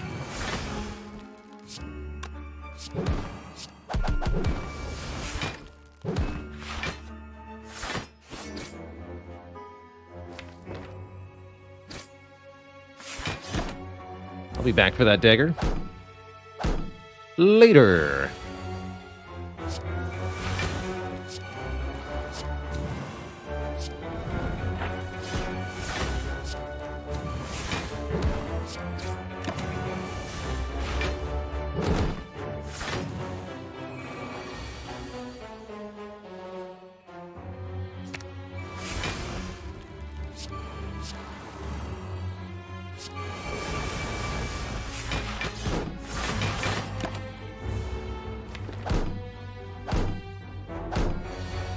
Literal bottom card Reaper, I guess. Cute.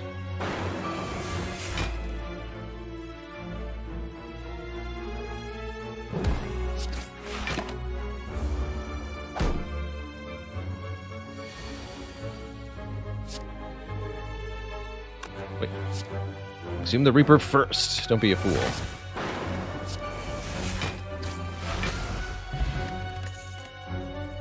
Pommel Strike Plus deals 14 damage. Strike Demi Vajra and draws 2 cards. It's pretty good. That is pretty good.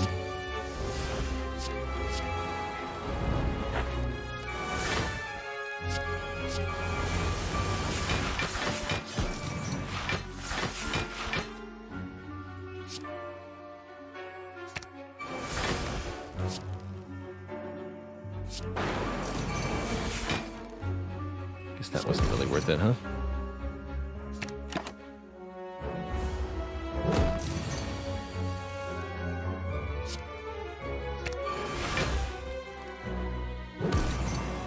Don't think we're going to be able to kill Transient with Ritual Dagger, but at least we can end the fight on full HP.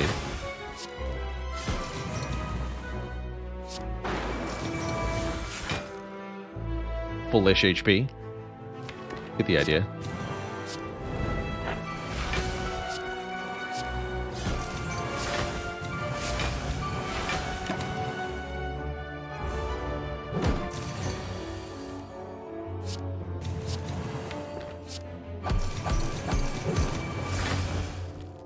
Well, we could do some pretty impressive things, actually.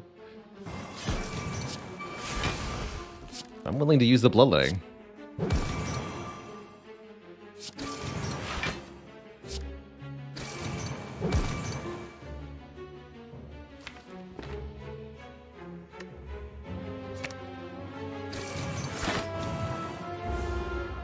Not with that attitude. If we had Pen Nib, I'd have a better attitude about it.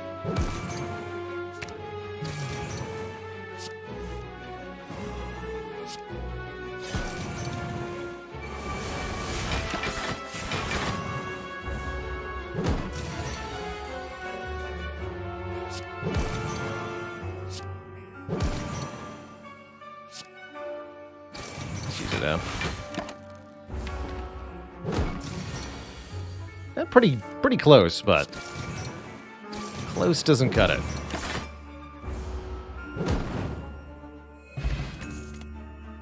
Impervious or Body Slam.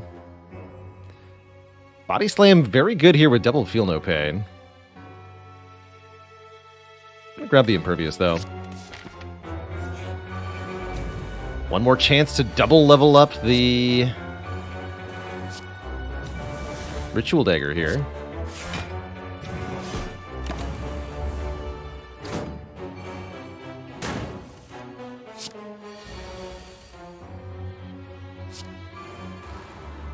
That's right, I can just play these now.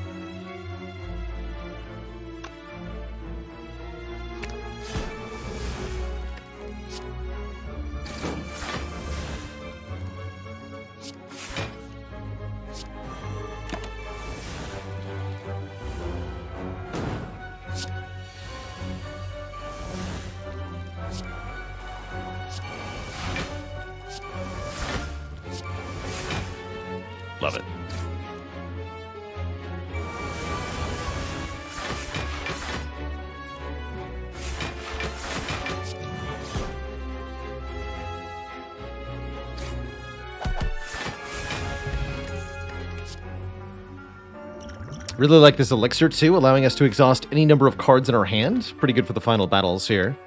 Keep that over the blood potion. And the block potion. Got a recall here. We have all 3 of our keys. And it's now boss killing time. Something I think we're going to excel at here in the late game. It's defeating bosses quite easily. No reason I can't Ritual Dagger both Donu and Dekka. The dagger's at 129 damage, which is probably too much.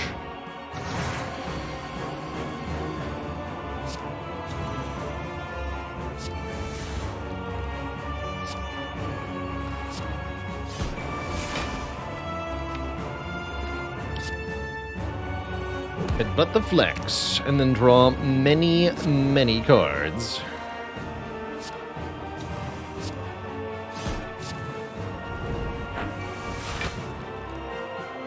And keep drawing them.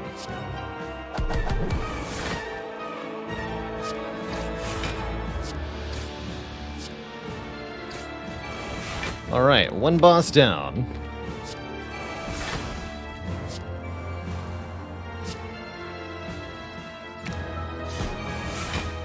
Calipers would be good here.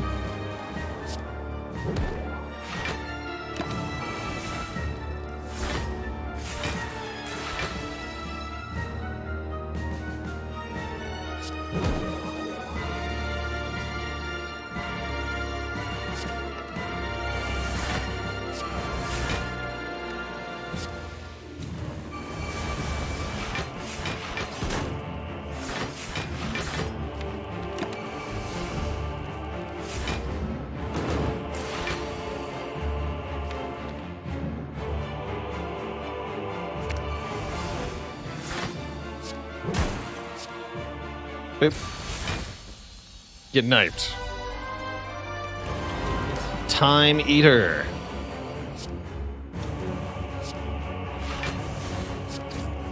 We're going to get a double disarm. Makes this fight not too bad.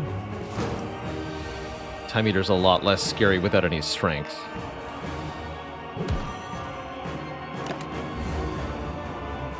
Still can hurt us, but more of a tickle, really.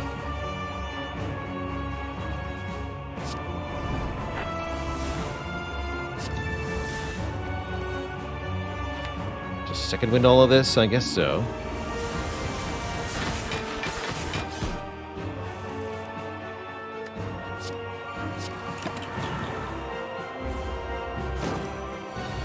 Once we get all the powers in play, we're pretty much unstoppable.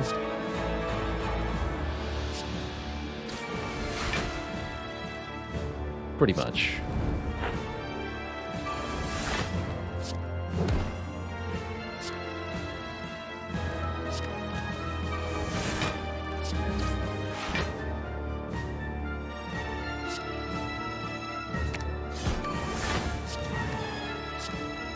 $220. Perfect. Get destroyed, Tim. Two thump, a deep pulsing dread can be felt out the room. Is this the heart of the spire, the source of this extremely sharp knife? Stab the heart for 2113. More like dead eater. Yeah.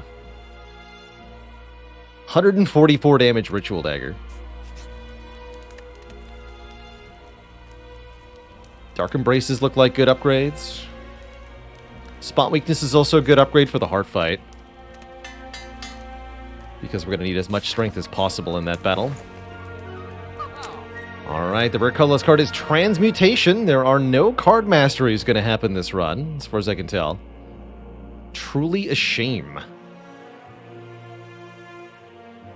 Sorry, believers.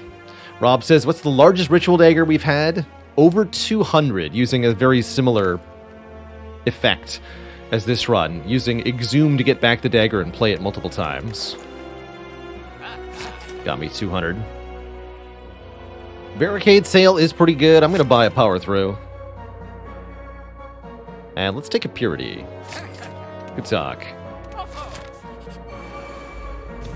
Still a chance for the champ belt. That's true. Oh, that's true. Champ belt.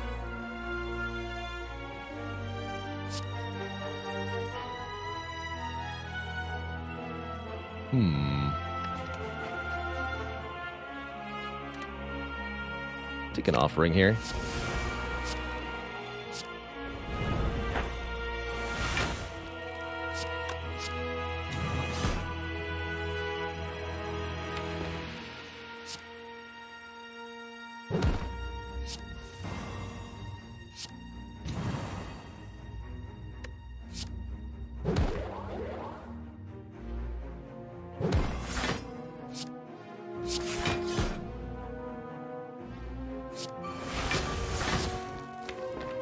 About that battle trance.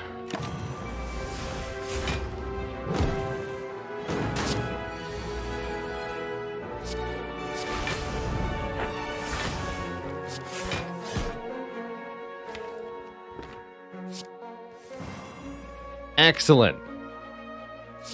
Reaper. Dagger. Big zoom. Dagger. And they're gone. Get an anchor and a red skull, and yeah, you know what? I will take a third disarm. Unless we feel like the sword boomerang is better. Now we can just take our time in the hard fight.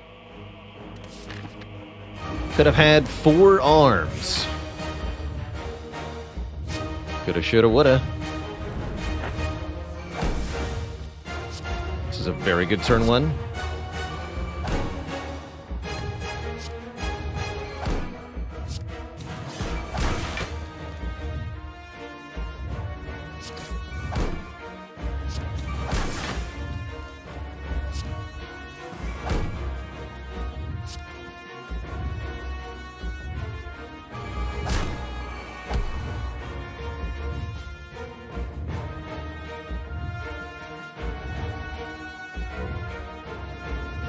This is fine. This is fine.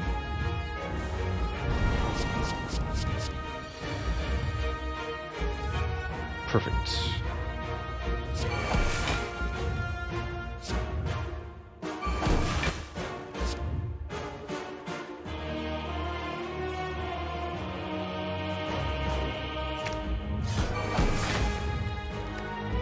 Strength, please.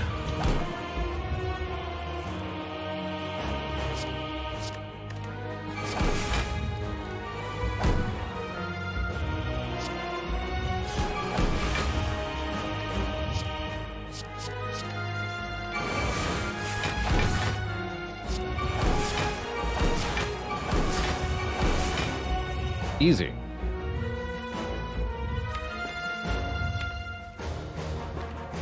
Zoom Ritual Dagger.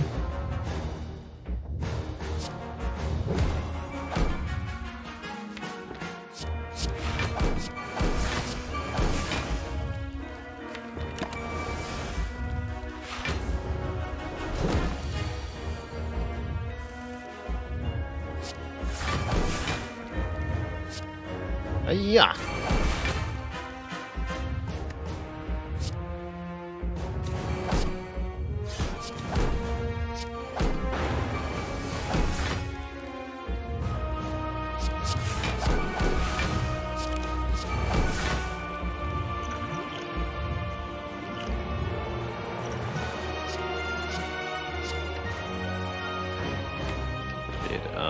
This and this too.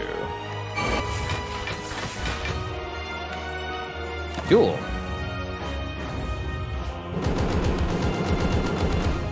How's it going, Draconic Flare? Take quite a moment to show back up. We are up to some hot nonsense here.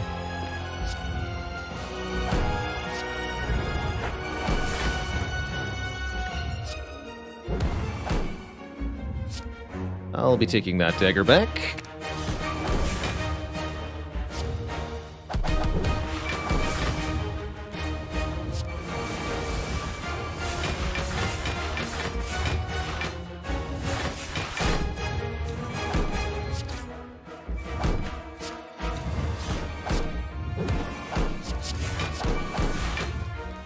And we can redraw back into the flexes. Oh my goodness. Yeah, we could do some hot nonsense. Oh my.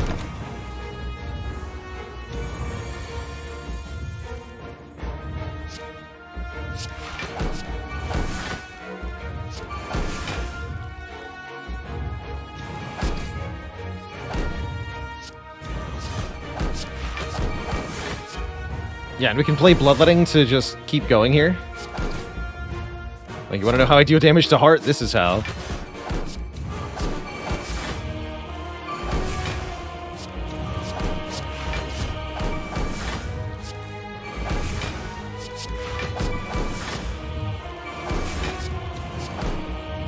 Damage. Need you to die to a Ritual Dagger next turn. Punch.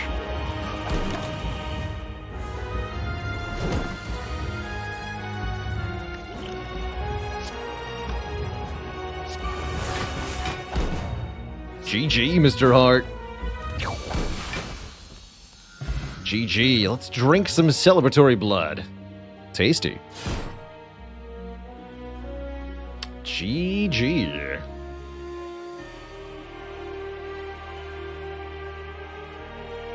No.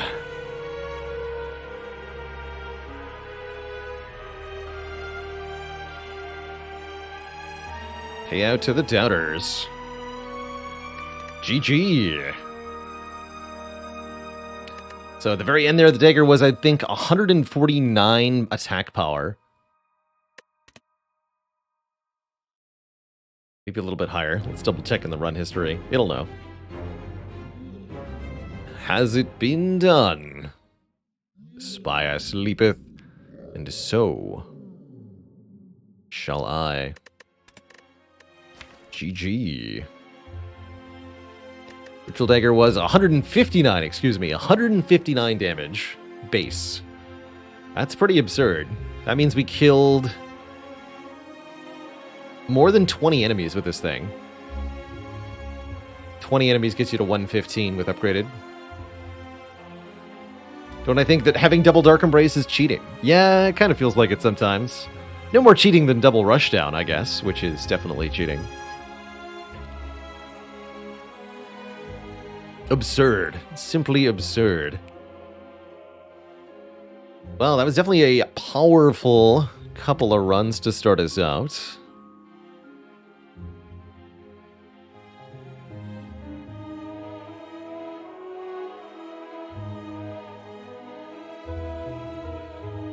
So I think it's time to switch on over to a different game. More power than Searing Blow while only taking up one campfire. Yeah, and only one energy, too. It's a pretty powerful Ritual Dagger. Is it Brotato beta time? No, I'm thinking we're going to do some Against the Storm here, which I see also got an update very recently. We will be playing Brotato on the 23rd, guaranteed, for the 1.0 release of Brotato. I've got some Steam keys for Brotato to give away on that day as well, which I'm looking forward to doing. Gift out some tater keys.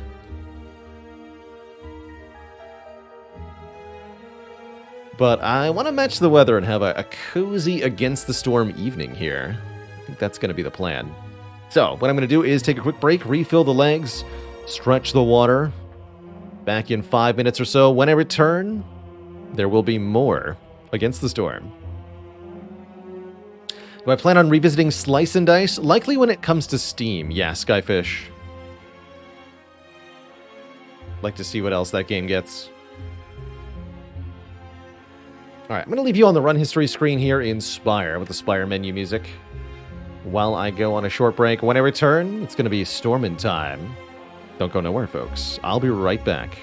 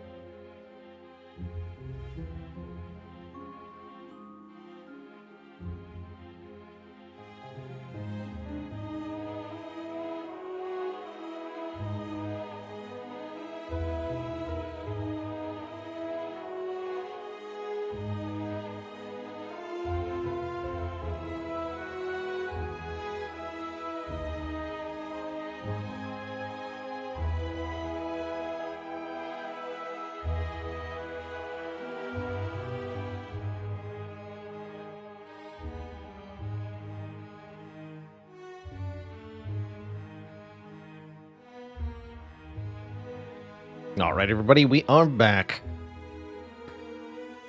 So the topic of Potato on Mac. Steam is available on Mac, but not every game on Steam can be installed on Mac. They have to be made compatible on an individual basis, is my understanding. I don't know if Potato will be included in that list or not.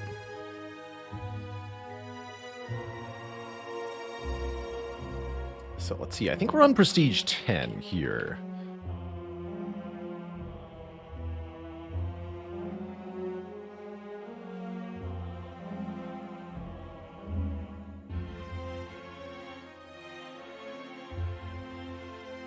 Been a little while since we've seen Against the Storm. Game continues to get updates every other week. Let's change things on over here.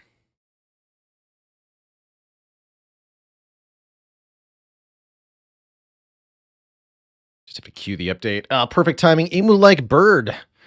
Heck, welcome to the illustrious list of channel cuties. Show your waffles if you've got them, Twitch chat.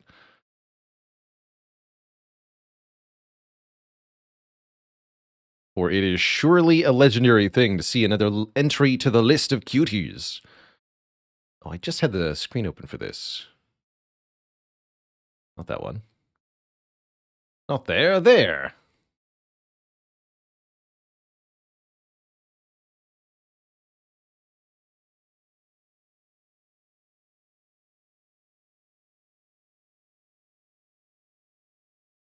There we go.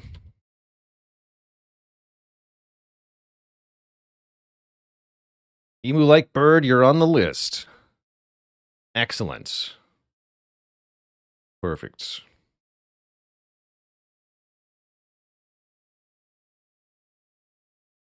Yes, Draconic Flare, I'm on the US East Coast. That is indeed where I'm at. Let's see, is this the right spot for the face cam? I'm gonna see here.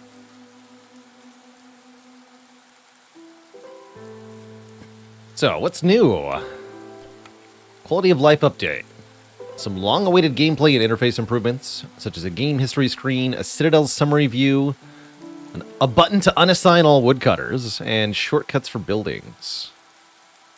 Numerous balance changes to service buildings. And level up rewards. Interesting. Oops, that's not what I wanted to press. This. There we are.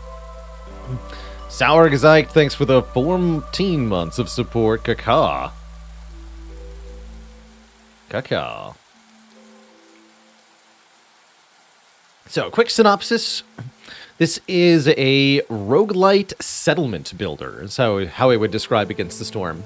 If you're familiar with Banished, I'd say that's the game that this is most similar to at its core gameplay. But it's also similar to games like the old Pharaoh games. The idea is that you start with a small number of villagers and just a hearth and a settlement. And your goal is to expand into the map, develop out your settlement, balance the needs of your villagers, and earn prestige. Most games of this genre are more of the sandboxy sorts, where you don't exactly have a challenge necessarily per se. You just kind of see what you can achieve. In this game, you have a discrete win and loss condition, very unlike the other settlement builder kind of games, and that makes it immediately stand out, at least to me, as something that's quite different and quite fun. So I see we still have the overall cycle in place. Trying to compete with the Vanguard of the Stolen Keys, huh? So the game takes place in two major phases. Here in the overworld, we choose our location for a new settlement. And then within the settlement, the majority of the gameplay occurs. We play the actual building of said settlement. We could go to the Scarlet Orchard here. So what are the local conditions here? Overgrown library. One of your starting blueprint choices is replaced by a wild card. Oh, nice. Royal Archaeologists. That's right, the Archaeologist office is a thing. And there are ancient excavation sites here. That could be fun. What other world map modifiers are there? None that we can see. So I think putting a settlement here would be quite nice. Oh, we could also go here. The flooded mines. Hostility doesn't grow over time, but we get more hostility per villager. That's interesting as well.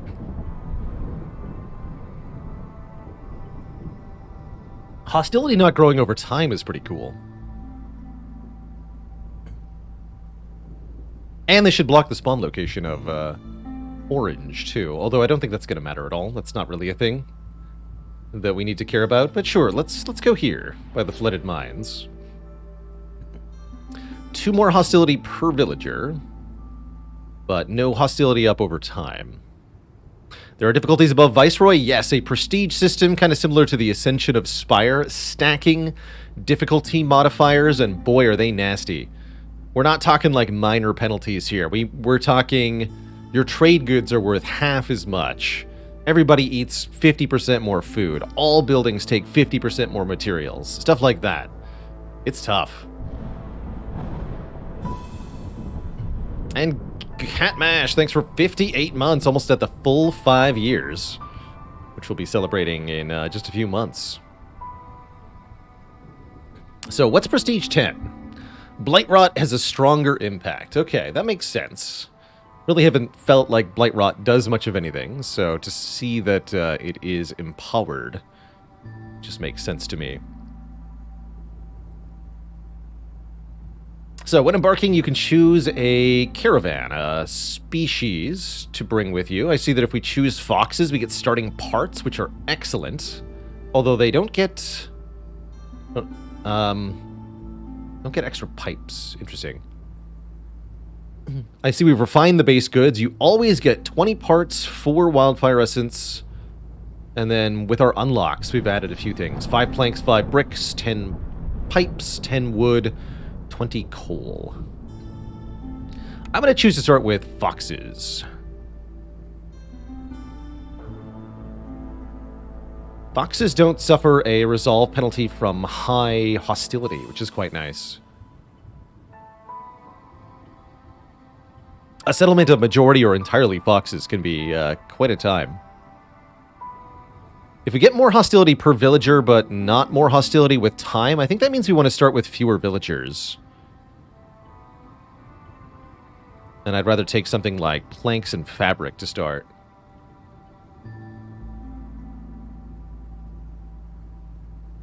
Oil could be nice, too, to let us chop into a dangerous glade early. And be more confident that that won't go badly for us. Interesting. Let's choose the... Let's choose the oil. And the fabric. Planks are easier to make than fabric is. Let's try this.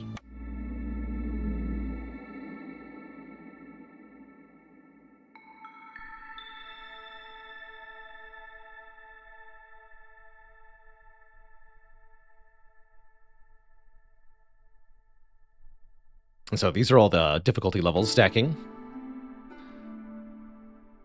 Trees give more wood here. And there's a forest mystery, right? Increase reputation gain from resolve by 100%. Only during the drizzle season, though. Wow, that's pretty cool. Reputation being the thing you need to win.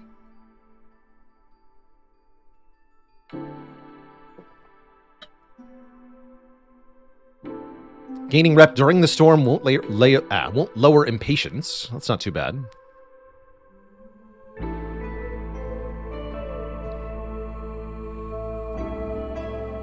Recipes producing building materials yield less goods during the storm. That's quite bad. Melancholy. Must have complex food and housing, or villagers will be extra unhappy during the storm. That actually doesn't seem that bad, right? -2 resolve. Stack is added every 60 seconds, but the storm is only 90 seconds, so this is 2 stacks. -4 resolve, that's it?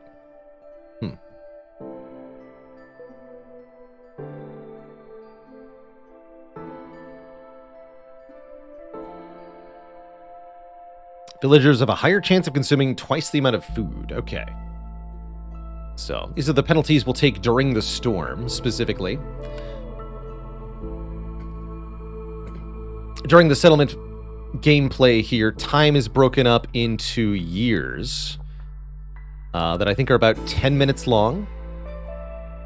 Something like that. Close to 10 minutes long. Clearance for 4 minutes, and then...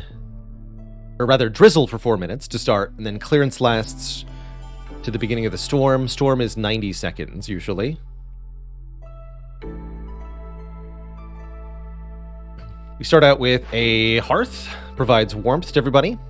There's always an ancient hearth keeper who mans the ancient hearth. And their job is to just keep the fire tended. Depending on the species of the ancient hearth keeper, you'll get a different bonus. With foxes providing the bonus of less hostility per glade. So we have some nice ways to control hostility. Wonder if we do just go for this right away.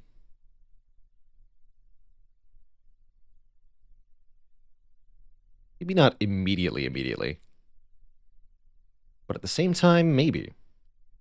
Let's see, we've got eggs and meat. A trapper, I think, can handle both of these. So let's queue up a small trapper's camp. As well as 2 woodcutter's camps to chop forest. Yeah, let's start going in this word direction. How big are these glades?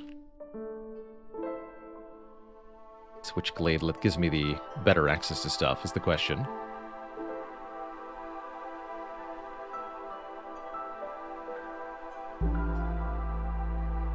Yeah, this way, I think.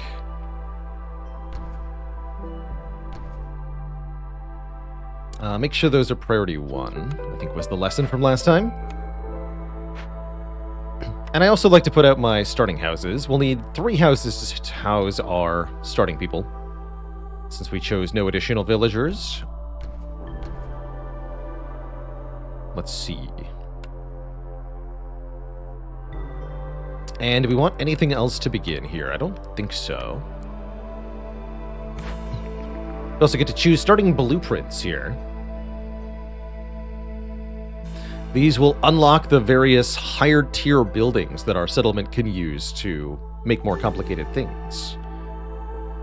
We actually don't know a whole lot about our settlement yet, so we may not want to pick immediately, although I'd say lumber mill is very good as an immediate grab. Lumber mill can make planks very efficiently, which is extremely valuable.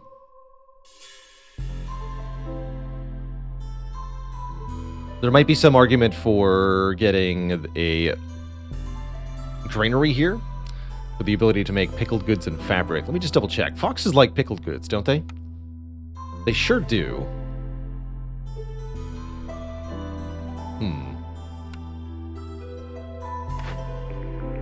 But 3-star planks is really good. Let's grab a lumber mill. Skewers, biscuits, and pigments. Brickyard can make bricks at 3 stars. And pottery. Upgraded forager's camp.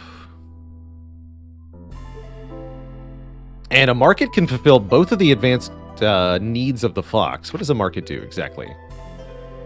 Global carrying capacity up. Oh, man. Market is curious here. How's it going, Stan Christ? You're looking at a game called Against the Storm. Very cozy, sort of roguelite settlement builder. It's a delightful experience. This will be a late game building, but good to get early, definitely. 3-star bricks, also not to be ignored. Definitely valuable. Maybe we'll wait a little bit on that decision. Let's just let our people do their thing for the moment.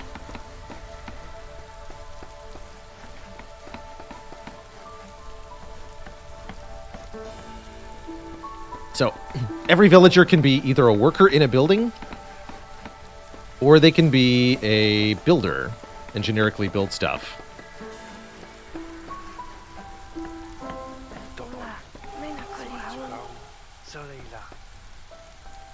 And right now, most of them are going to be woodcutters.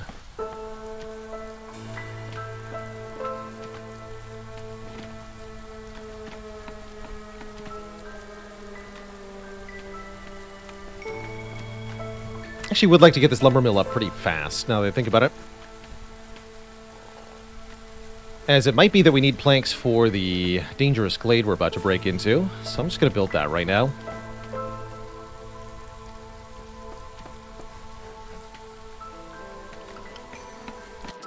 So, starting shortly after your gameplay begins, and then thereafter, once per in-game year, we get to choose a cornerstone, a passive effect from a random set of 4 options.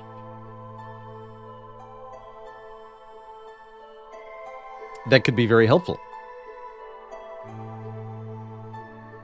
Trade routes are faster, says Stormwalker Training. That could be pretty good for a trade-based economy. Crowded caravan means more villagers with each group of newcomer. That would spike hostility a lot, so I don't think we want to take that on this map because of our modifier. Porridge production +1 for every 150 units of drizzle water produced. Interesting. A way to scale porridge. Porridge is one of the complex foods, one of the easier ones to make. And I think beloved by foxes, too. We've also seen generous gifts in the past. This has been really strong every time we've seen it. Newcomers bring more goods for every hearth level that we have. I'm going to pick this. As we've seen, that's really, really powerful. So as newcomers, new groups of villagers come in the future, they bring goods with them. That perk is going to mean that they bring a lot more.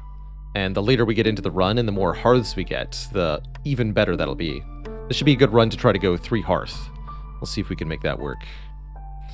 But that reminds me that we need to level up the hearth for any of that to occur. Which means we need some decorations here.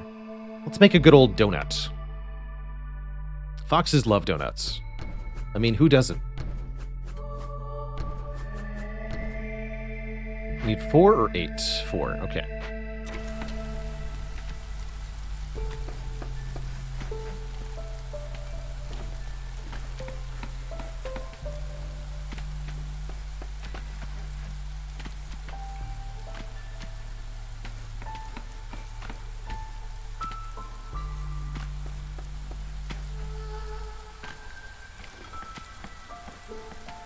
Miskatonic Blue, that's awesome to hear. Your first actual underwater dive with your new job. That's incredible.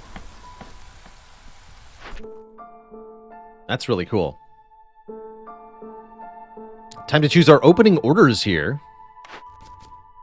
I really appreciate playing this game and hearing actual thunder outside.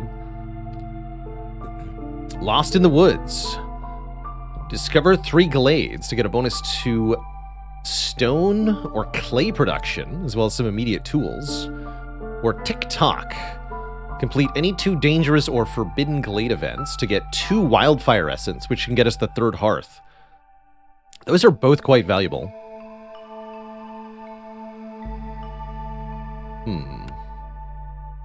We have to pick before we make a different choice here. I just wanted to check.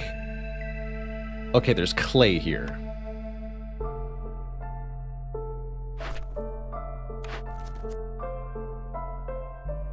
We could do Lost in the Woods earlier, but I really like that this gives the wildfire essence we would need to get another hearth, to take advantage of our keystone. So let's take TikTok here.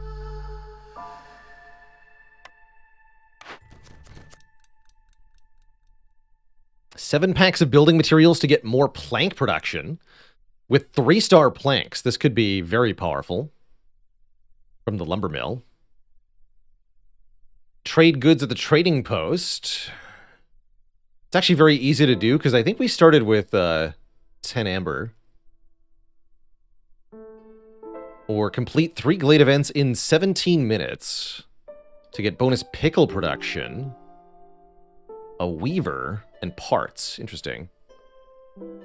Trading post being very easy to do and giving 5 parts is really appreciated here. So let's just take trading post. Yeah, it just says deliver 10 amber, so we need to have a trading post and 10 amber. But I believe we started with 20 amber, the bonus of the foxes. Is that true? No, we do not have 20 amber. Good talk. Well, we need to get 10 amber then.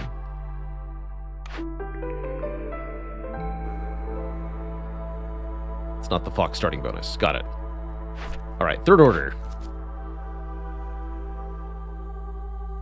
Sell goods worth 20 amber to gain 10 amber. Well, that's convenient. Or get offered Lost in the Woods again.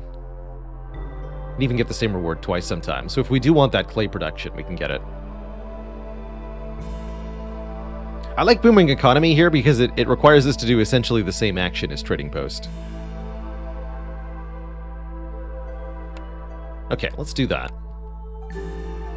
And we're going to queue up our Trading Post, which is only going to take a little bit of wood. Put that here for now. Thankfully, they made moving the Trading Post free. So there's the unassign all woodcutters button. Right-click to assign a new woodcutter. Oh, cool. Very convenient. Very, very convenient. So our 6 woodcutters will work quickly here, chopping at this wood, bringing it back to the camp and the warehouse. The 2 builders will bring that wood. No, there's only 1. That's right, the Hearthkeeper. The 1 builder will bring that wood to building sites and construct the buildings. And that'll slowly manifest as some structures here. 1 builder doesn't work very fast.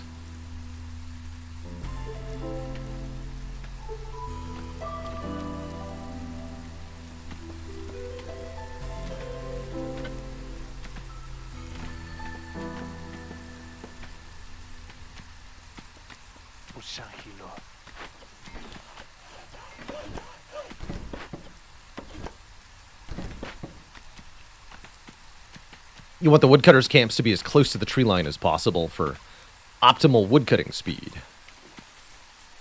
Let's see, make sure that they are not avoiding glades anymore.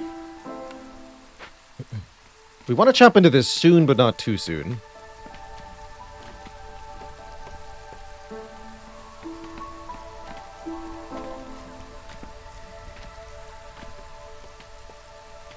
I think opening an early dangerous glade should be timed with getting your trader to arrive. Generally speaking. Oh, we don't have anyone producing food, huh? That's kind of important to do.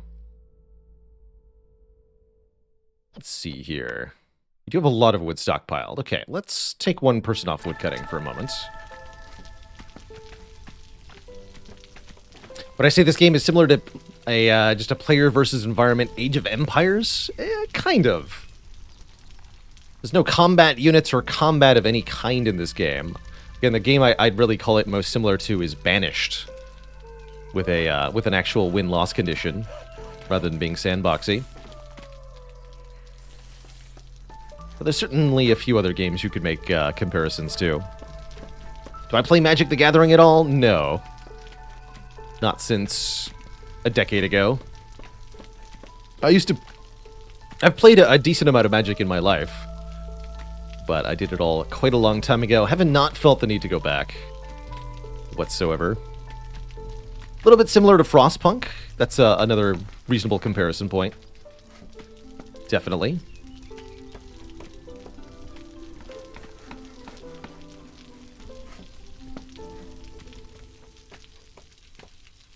Okay, so we can jump into that essentially whenever. I'll let everybody finish building things here.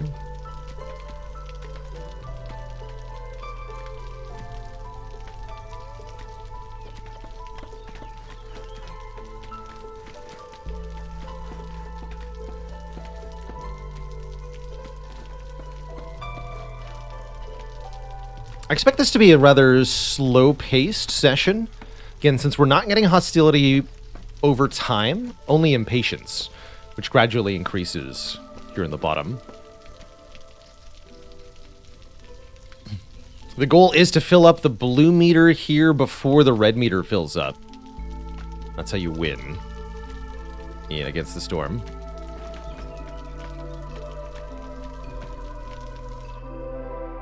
Alright, we have opened the glade and we see good old sea marrow. Excellent stuff. Okay, that should make chopping into this a lot more reasonable. Let's start getting some sea marrow. Make a camp.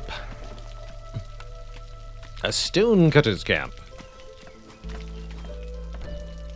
And a path that leads to it. And that ominous sound means the storm is arriving. Did our hearth get leveled up? Yes, good. Alright, we'll take off the woodcutters and put them on food duty here. Actually, will we take off the woodcutters? Probably not.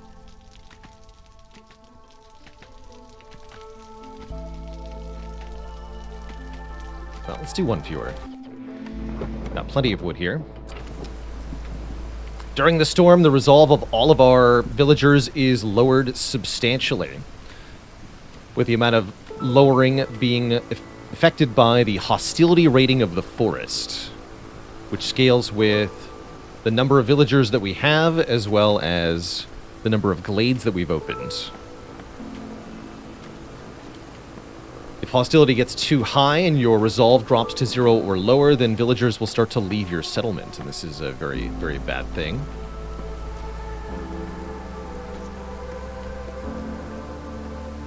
Alright, less woodcutters, more creating the stuff that I said we should build. Trader is going to arrive shortly. And as soon as the storm ends, in fact, let's mark these trees now for demolition.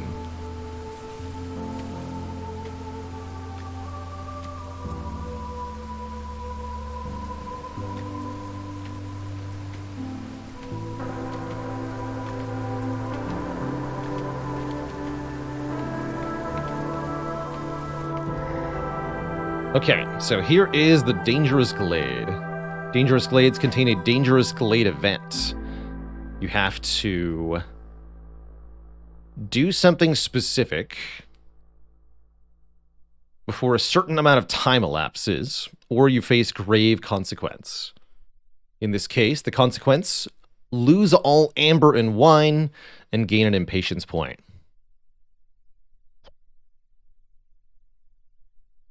Okay, so we can tear this down to get the Fragrant Roots perk and 5 Ancient Tablets, which is a heck of a yield here. Although we'll need 30 planks in order to do this. If only we had a way to make planks in large numbers very quickly and easily. Oh, hey. Convenient. Let's see what else we got. Barrels of ale and meat. And a guild... Oh, a guild house. Oh, man. For 40 planks and 4 fabric, we get a guild house. This is a very strong building. That's right. +1 global resolve for every time we sell goods worth 60 amber. Oh, man. So we probably want to rebuild this. And we get a large slickshell broodmother, huh? And large dewberry bushes. Which would take an herbalist camp. Is that what we got offered? No, we got forager's camp. I see. That means we want the market less if we have a way to do... What's the guild house? Yeah, this can do luxury already.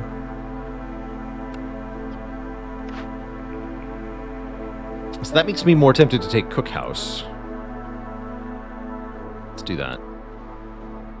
Skewers and biscuits are both good. Oh, and the upgraded trapper's camp. That's probably what we want here.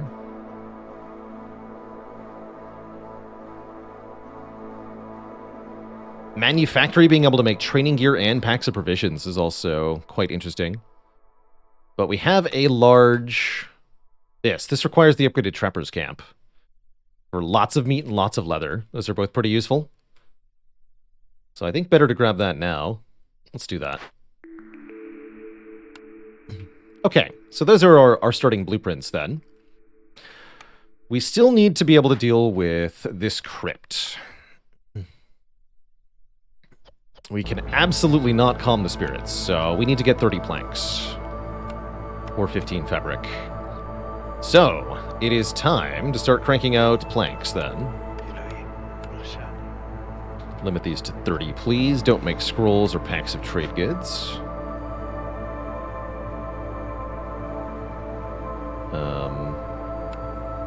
Stop trapping for the moment. Here's where I definitely feeling the lack of people in our village. But we'll sort that out momentarily.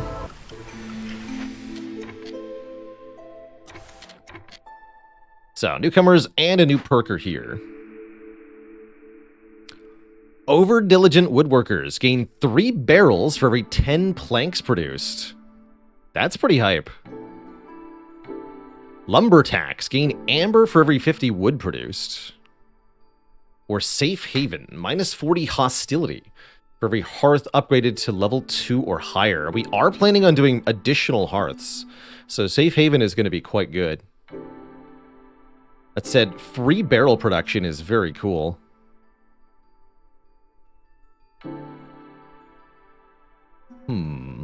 Very grainy from your perspective.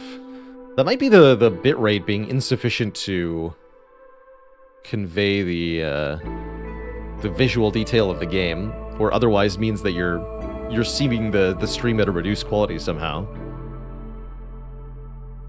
We run at 6,000 kilobytes a second here on the stream.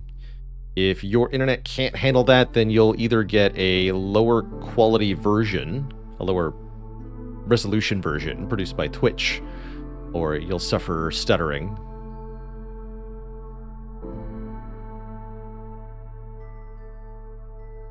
This is a tough choice. I really see over-diligent woodworkers being quite good. Let me just double-check something. Oops. We did not pick the bonus plank production. Okay, I'm going to choose Safe Haven then. Excuse me, there we go. And for our newcomers, we get harpies with coats or more parts if we take the foxes. I'm going to keep pure fox for now, because I want those machine parts, which are very valuable. Just an internet hiccup. There you go. Yep. Classic. It looks grainy because the internet's not working right. So it goes. Okay, 2 new foxes means we can cut some more wood, I think is our priority here. We see that we don't need the stone cutting to happen. What we need to do is make 30 planks ASAP so that we can tear down this Forsaken Crypt. Note that the actual tearing down takes quite a while, so we have a relatively small amount of time here to make this work. Let's see, you already have... No, you haven't done anything yet. Let's see, what is this runoff of? Stormwater, huh? And there's a stormwater geyser right here, you say. Well, that does take planks. 9 planks? That can't be worth it. Not for getting this up in time. There's no way. Okay. Let's just go. Let's see, what direction do we want to explore in next? We'll be pretty careful about the glades that we open. Small glades might not be worth it compared to the dangerous ones. I see we also got a bunch of fertile ground we can farm on. That's pretty useful for making food.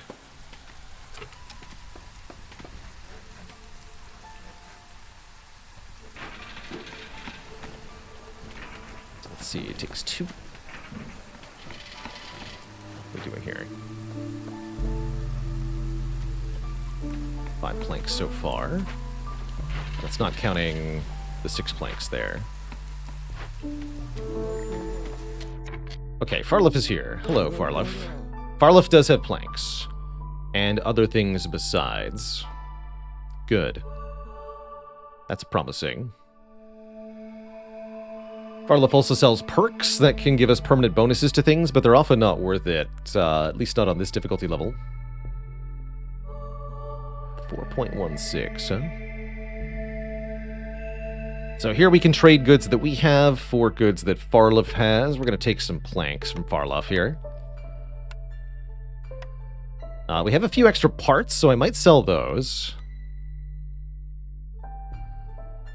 Don't want to sell my wood. I'll sell this resin, which I'm not sure what it's for. Got 1.33 worth. And 2 parts. We can spare a couple parts. The rest we'll have to make up with fiber or wood, probably. That's fine. Let's do the plant fiber.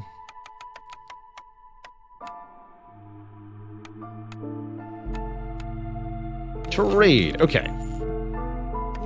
So we're significantly accelerated in the planking count, and that means we should be able to tear this down ASAP, which will provide 40 scrolls. That's not so good. Fragrant roots. Gain incense for every 10 roots produced is interesting.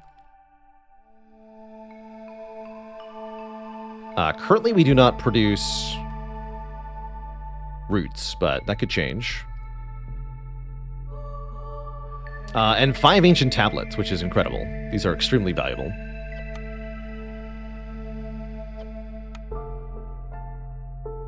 So we'll want to put probably 1 less woodcutter for the moment. Everything has been built. All right, you two. Tear this down.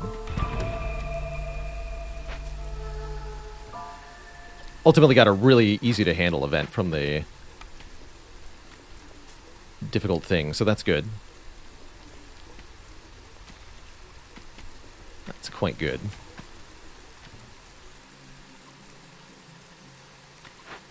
The guild hall is a much faster time, yeah. But the guild hall does not require it to be dealt with. The Forsaken Crypt does require that we deal with it. 3 dangers for Forbidden Glades to get some tools and such. 2 glades within 150 seconds to get 3 newcomers. Or make 8 fox houses to get 5 tea per minute.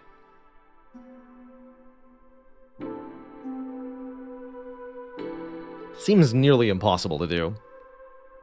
I don't remember what it costs to make a fox house, but I'm quite sure I can't make 8 of them quickly with the current settlement. There's no way.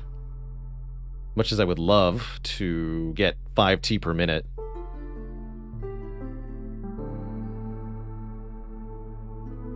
What do I think of this game so far? I think this is a fantastic game. Really, really well done. Okay, for reference, what do fox houses actually take? 6 planks, yeah, and 3 crystallized dew, which I don't even have access to, so no, that would have been impossible. Good talk. But tools are good. Tools are definitely good. Can you wait before committing on that order? No, timed orders have the ethereal property, which means that if you unpause the game, then that option disappears.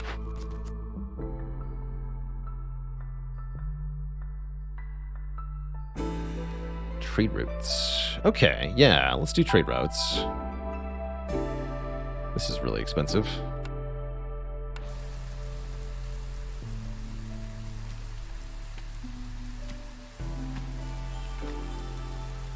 Okay, food trending downwards at the moment. That's fine, though. We're dealing with a crypt. I guess we don't need double lumber mill box workers anymore. Although we are going to want planks in general. They're useful for a couple of things.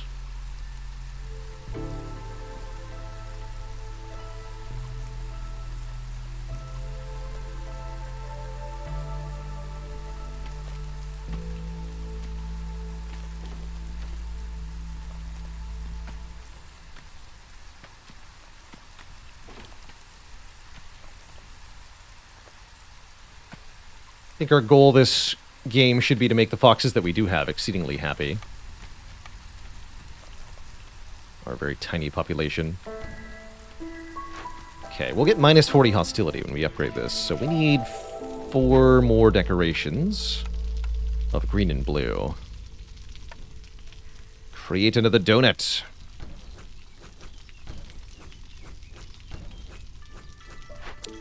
Hey.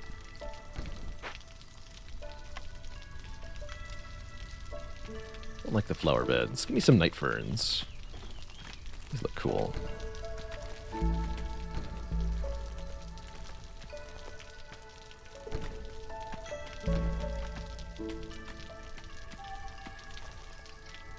Alright, food's still trending downwards, but still not really concerned about it. It's one of the benefits of having very few workers is relatively little food consumption. Unfortunately, our hearth's fuel consumption is the same as ever. What is the point of this game? Expand our settlement, recruit more villagers, and eventually fill up this blue reputation bar to full by fulfilling orders and keeping our villagers happy. That's how you win a run of Against the Storm. You lose if the red bar, the Queen's Impatience, fills all the way up to full.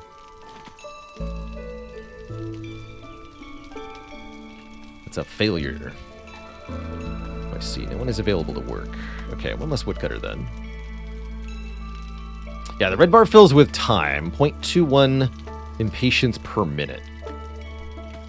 And it'll decrease by 1 every time we get a point of blue. So we have a lot more time to work with than it might look like. The higher the Queen's Impatience, the less hostility we face as well. So there are benefits to the red bar being full.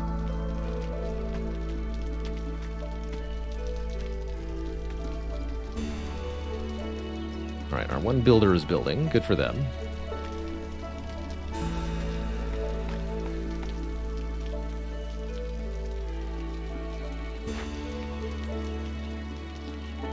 Once this is torn down, they'll carry the materials back to the stash. We'll get all the bonuses.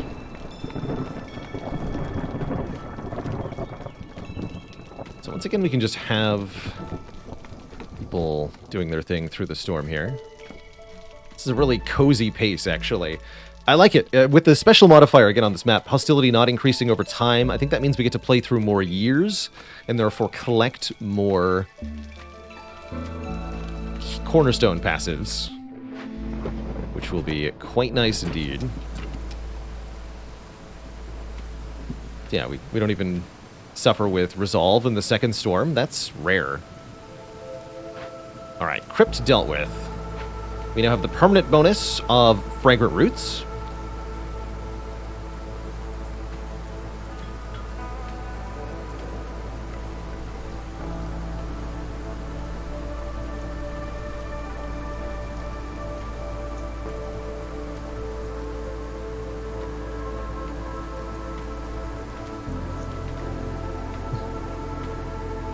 Oh, I see, yeah, we got a couple. Here, get these.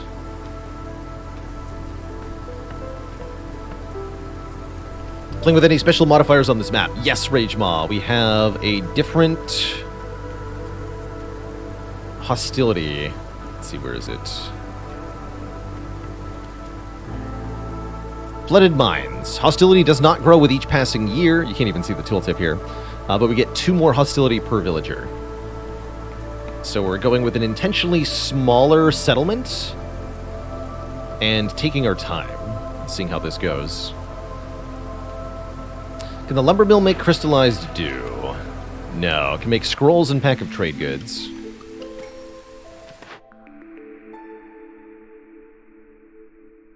Oh, friendly relations.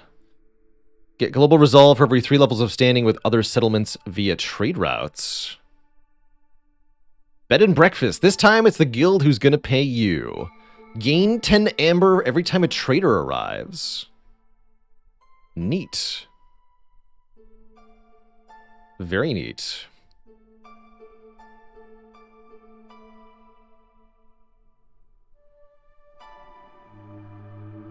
I think both of these are quite good. I do plan on doing trade routes. I like leftover crops giving us pack of provisions. I would really appreciate that, but we don't have herb production that I saw.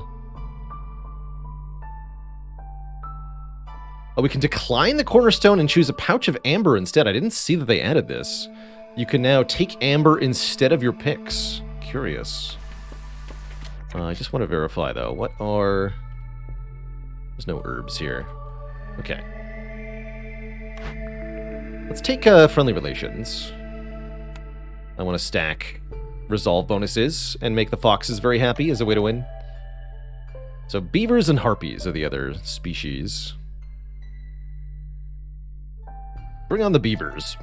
Beavers are good at making planks and at chopping wood, so they're a welcome addition to our camp here. They might be a little difficult to keep happy, but that's a problem for future beaver. Build a big house. One big house, please.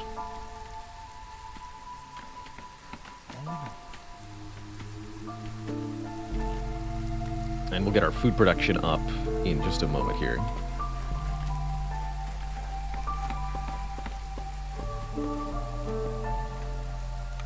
Let's make a second Trevor's camp. We have lots of machine parts.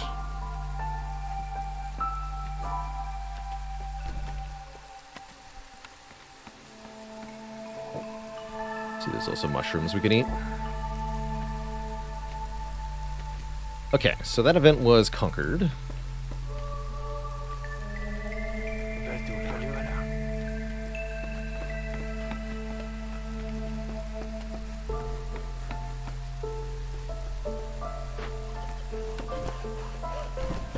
So what we need to do right now is start fulfilling some of these orders.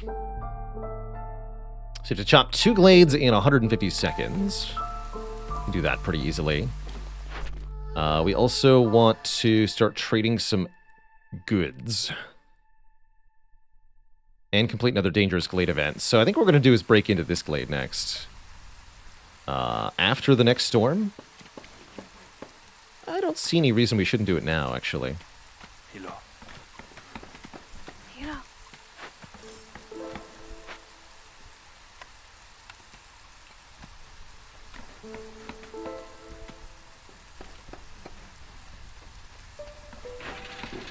Actually, set your cap to 40 so we can reconstruct that thing. The guild house. And actually what we need is a makeshift post so we can make packer provisions.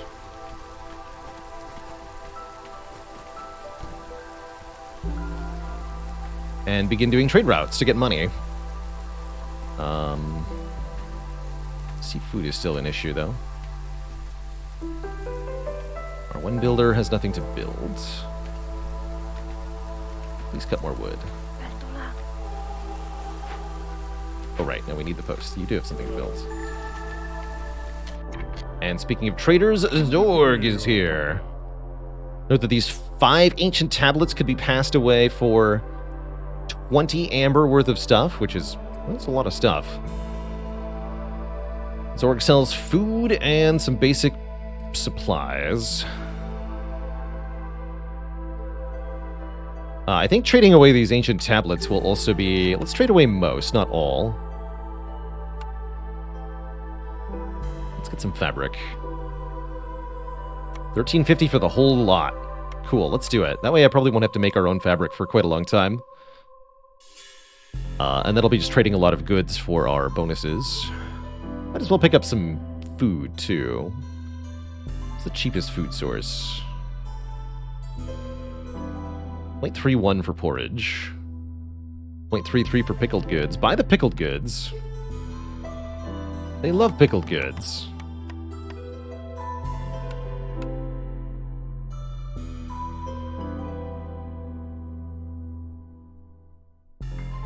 Good enough.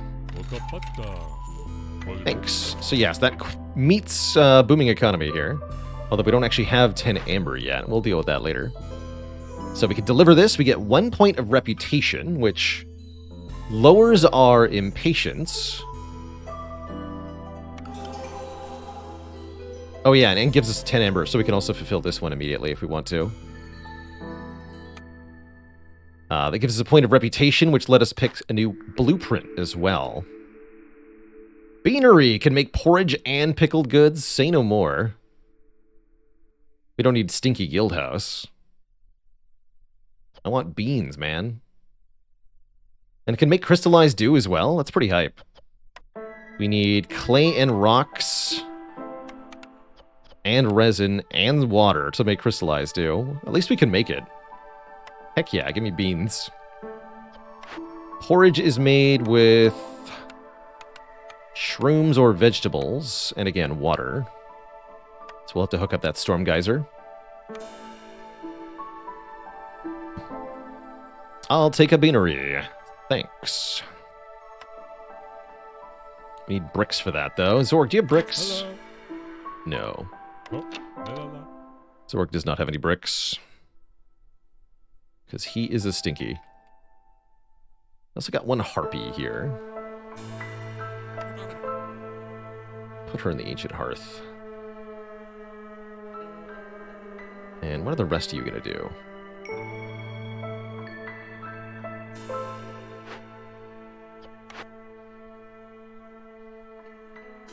Traders arrive faster is pretty good. Okay, we need something to sell.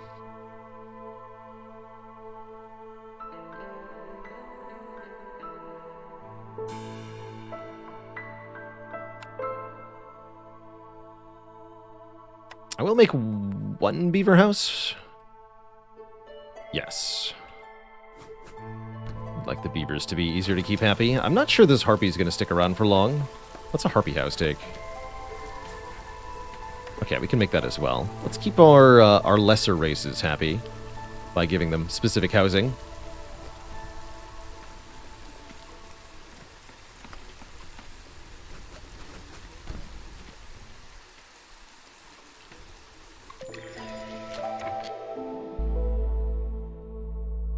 We get to choose new orders. What do we got here?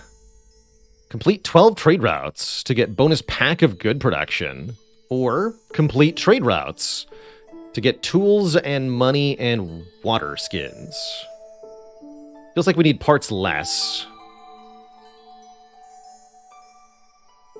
So let's do the standing. Standing level 2 with 3 settlements on trade routes is perfect because that's also meeting the condition for our cornerstone that we picked earlier. Stacking the rewards that we're being asked to do and the things that we want to do to get bonuses on top of each other is definitely the way to win here. This is also requiring me to do something I already wanted to do. Upgrade 2 hearths to neighborhood, level 2. To get bonus plank production, a bunch of bricks, and a bunch of dew. That's perfect. Again, pick the thing we already wanted to do, and just do it.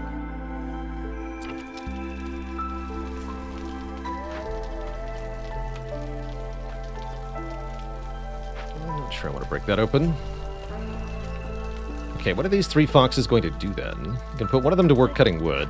Speaking of... Not quite yet ready to cut into new glades.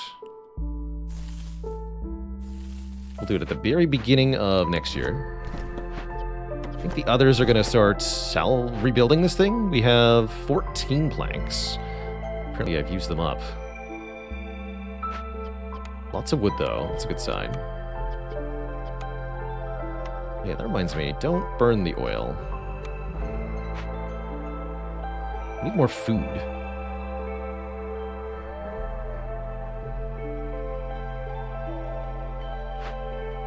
Okay, they're hard at work over here. Oh, this.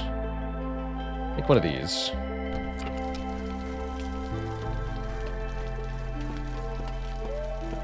We also got some vegetables, too. Good.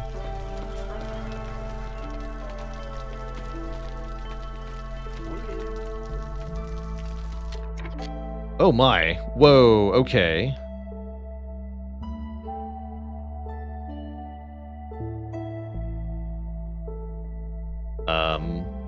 So Prestige 10 is not messing around.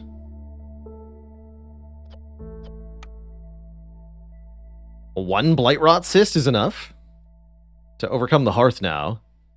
That means we need the Blight Rot post essentially immediately. Hold on. Let's get that up instead. That's here, right? Blight post. I need 3 bricks. That's worrisome.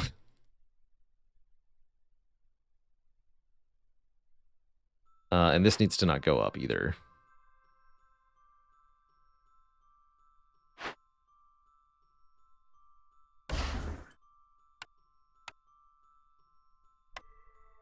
Terrifying.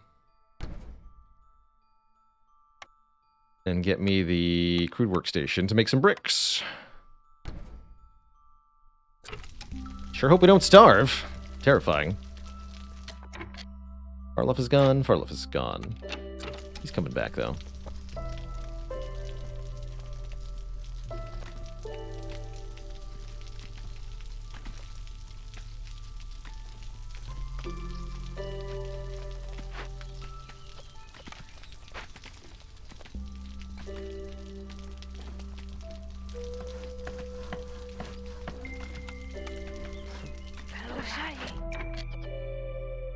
Nope, that's not it.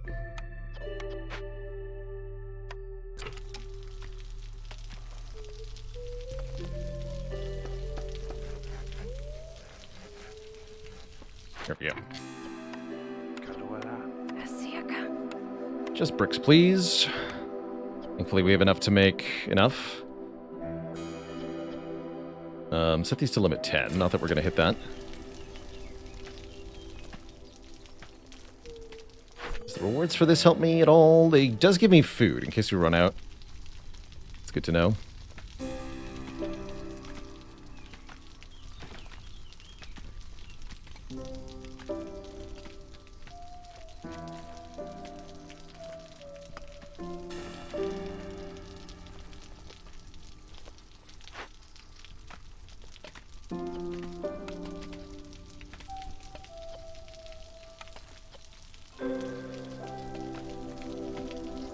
Concerning.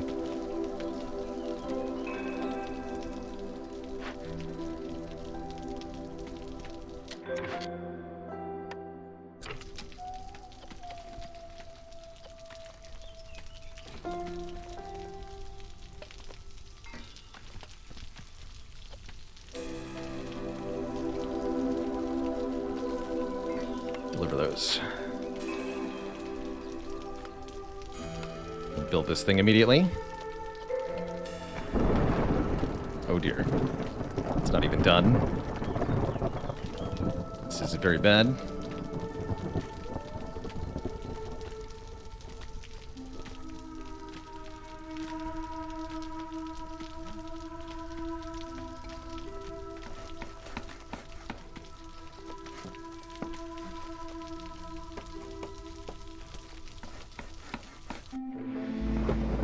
Did not manage to finish it before the storm started. That's concerning. The hearth is going to be corrupted by the...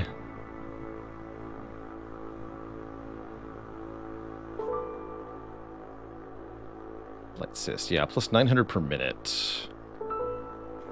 3 villagers will die. How did we get to 10 blight rot cysts? What? I don't understand what happened. 10 cysts appeared all at the same time.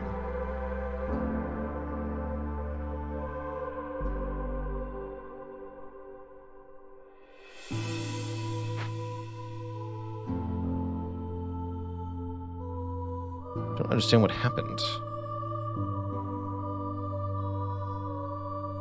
That's just what happens on Prestige 10? That's not even what the modifier said, though. It said... Ugh. I really don't like being lied to by games. What does the modifier actually say? Can't see it here. Here it is. Oh, here's the breakdown. Cyst generation rate is increased by plus 100%. The heart corrupts 50% quicker than normal. And all effects that spawn Blight Rot now add twice as many. Oh, no wonder. Jeez. It's like triple Blight effect. They were not kidding when they came up with these modifiers. That's horrifying. All right. I'll play by your rules.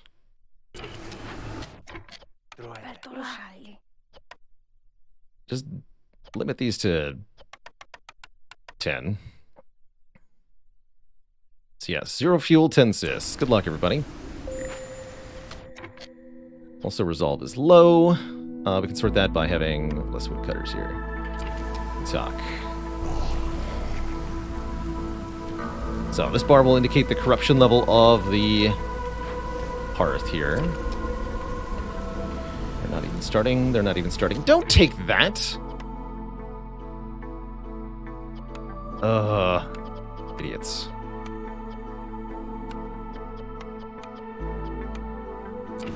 Use the wood. Come on. We're gonna lose people. That's possibly okay, though.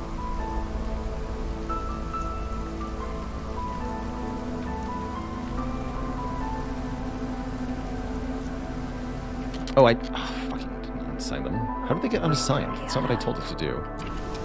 Damn it. Oh well. Yes, we'll just suffer the loss of the villagers, which will reduce the hostility substantially. So, you know what? I'm okay with it. Call it a proper introduction to Prestige 10.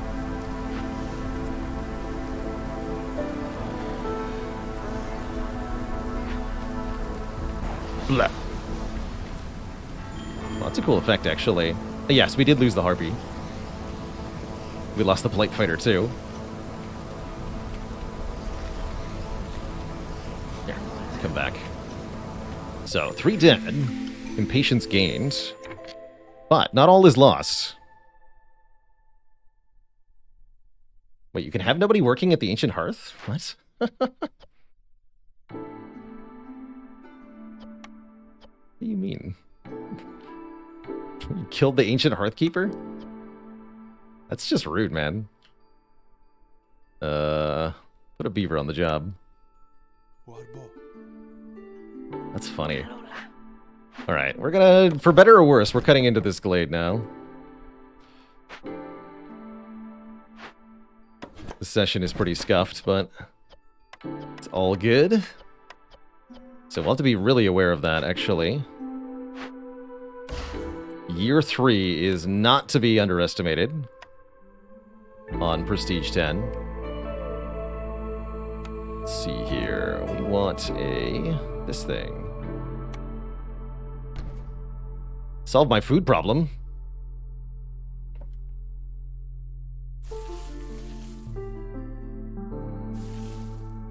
Actually, we want to be specific here. Yeah, that'll do. New keystone. For every 10 completed trade routes, all houses have room for 1 more person? That's kind of cool. Production is faster, but traders are slower. Lost supplies. 40 meat and grain for each completed dangerous or forbidden glade event. I'm down for urban planning here. We have to actually start getting our bonuses, though, or we're going to fall apart. Tastes like chicken. And there's the newcomers. Take 1 part. I'll take no part in this. Or wait, I'll take 1 part in this.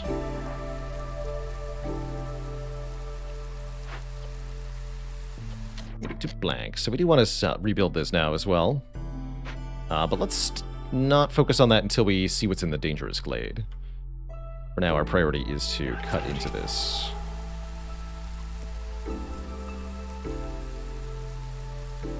Yeah, it looks like they changed deserted caravans. It used to be no trading at all and a much bigger production bonus. Now it's a small bonus, but slower caravans is a lot better than not being able to trade.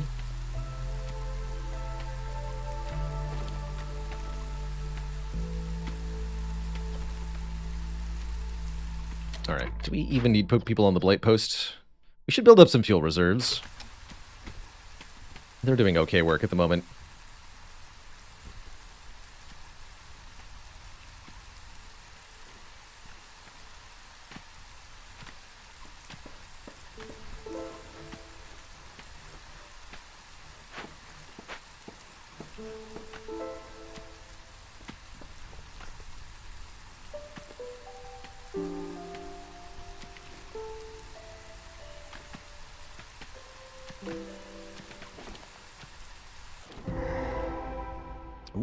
We got a merchant shipwreck.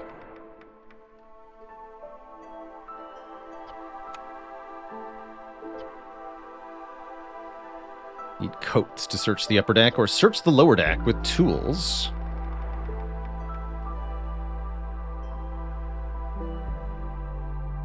$330 hostility while we're working on it. Makes it more or less impossible to work on, except during the storm.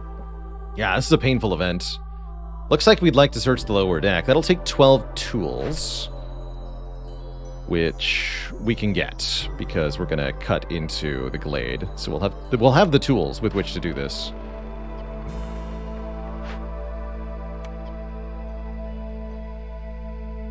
Very shortly. My concern is that even if I start this right now with 2 foxes, we won't finish it in time before the storm arrives.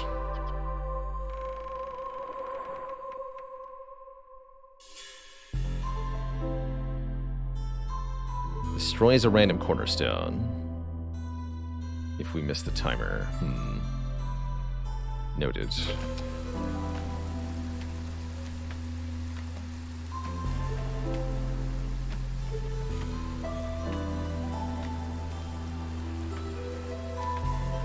Actually, wait a minute.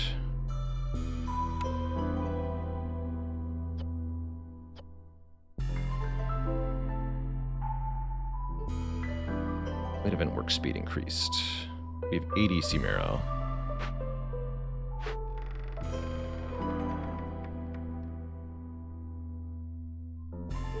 Might be able to do this in time.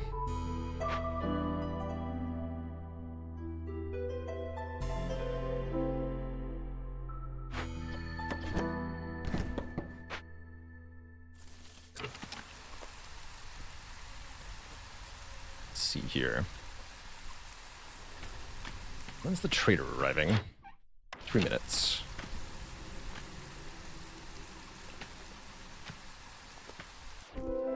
Okay, there we go. There's a small encampment, which we can use to get new people or to get some money. There's also more food there. And a large stormbird nest, good, for more food as well. That makes the large trapper's camp pay off pretty well. Large abandoned cache, which contains purging fire. Curious. 24 tools. Okay, so let's complete this. Which gave me 3 new people. I'm not sure I'm happy about that. And this. So that gave us a new blueprint. Tinkerer, Tinctuary, Bathhouse, Rain Mill.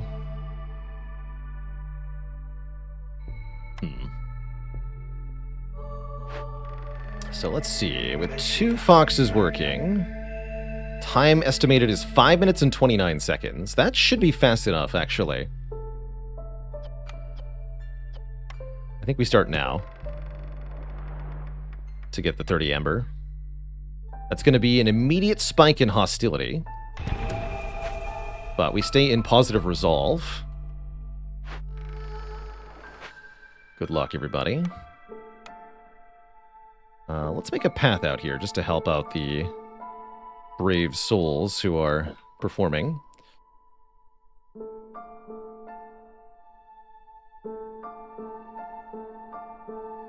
And what else do we need right now? We need herbalists working on herbalizing. Lest we run out of food. Anything else that we need to do at the moment? We have our neighborhood. Next rank is district. 10% global production chance. Oh, that's right. And increases our hearth resistance to corruption, too. We're actually almost here. We need a service building. Got it.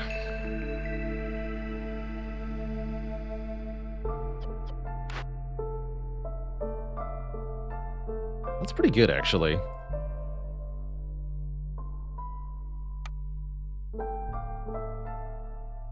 You need tea to treat yourself. Yes, that's right.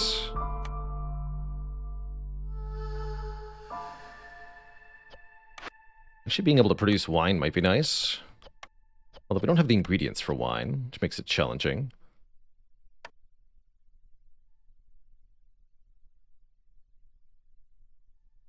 We can already make pigment. I'm going to wait on this pick for now. I don't have a reason to pick any of these. What is hostility and what does it do? Hostility is the anger of the forest. It decreases the happiness, the resolve of all of our villagers, which is one of the main ways by which you succeed or fail in this game, is managing the resolve.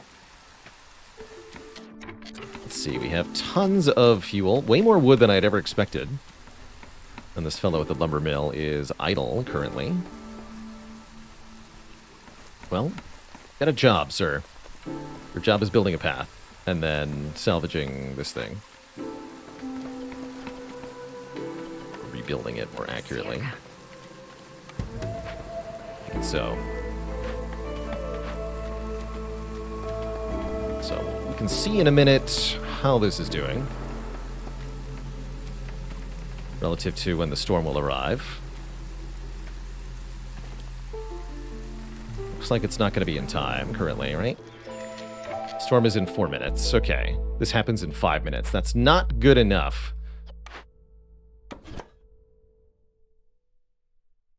Cannot abide by that. So, we have to sacrifice some sea marrow. 20 sea marrow per minute speeds up the event speed by 25%. So, let's see. What is it now? 3 minutes and 33 seconds. And we can burn more of it to speed it up faster. But I think that'll do, right? That'll burn through maybe 30-ish marrow in the 3 minutes and 33 seconds. And we'll get this done in time to avoid the really nasty consequences. Cool, I'm down. That's also going to speed up the guild house. Conveniently.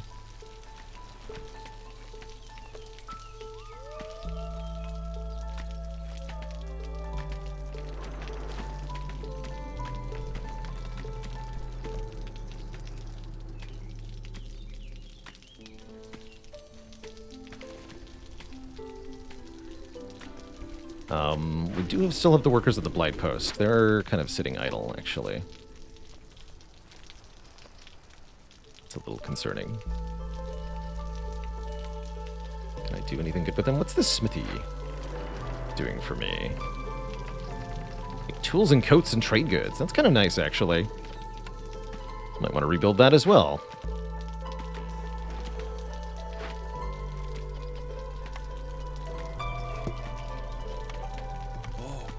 Looks like we're going with fewer people. We're going to need you fools in a minute anyway. But hold on. Take that ember.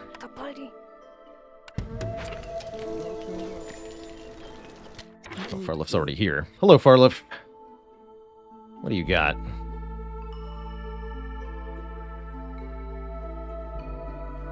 Lots of things I can't reasonably afford. Unless I'm willing to trade wood. 0.03 per is so bad, though. I guess wildfire essence would be the other thing that's quite valuable here. But again, at 4 value per papa, it's going to be very difficult to actually get enough. I could trade away the remaining sea marrow. I think we're just fine. Yes, Harpy on the Hearth, that's actually a good idea. For the global... That's what we had, and then she got killed, right? I think that's what happened. Let's see... Make a temple to get bonus incense production. Have a market and deliver 50 amber to get traders to arrive faster and a trade slot. Ooh. Or 6 glades. To get ancient artifact. +3 to global resolve. Oh, man. That's kind of cool. 6 glades in 10 minutes is very hard, though. I think I'll go for charity fair.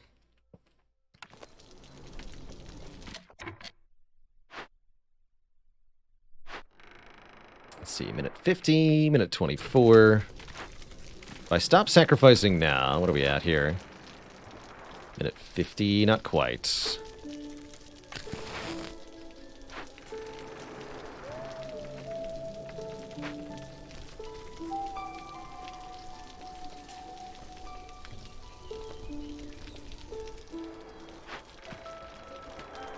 Grateful to be able to handle this. I didn't see those root deposits. They don't have a forager's camp, but that's big because we get incense for making roots too, which we can trade away or do other things with. 35 seconds. There we go. Okay, cool. Hostility managed. We're gonna work at the blight post very shortly.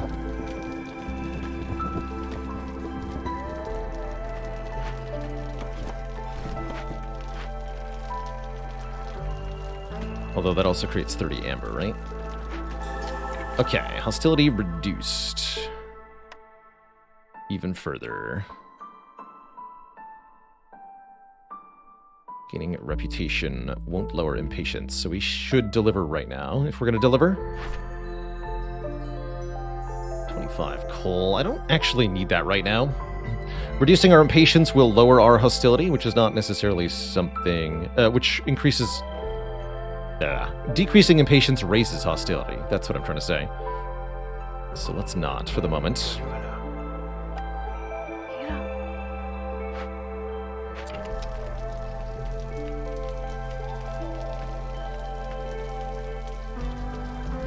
Yes, making new storages can really help here to reduce our waiting time. We don't quite have expanded enough for me to feel like a second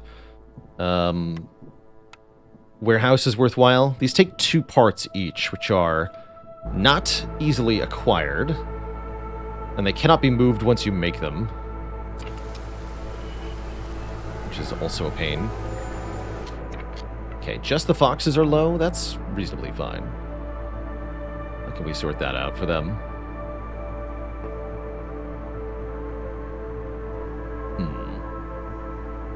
How can we sort that out for them?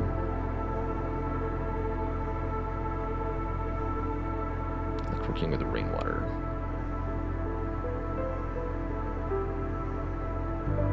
If we favor them, the other 2 will be upset. Might be able to do that.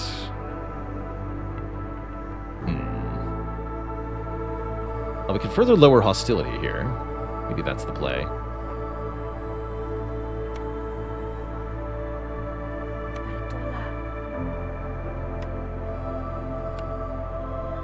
Yeah, that'll do it.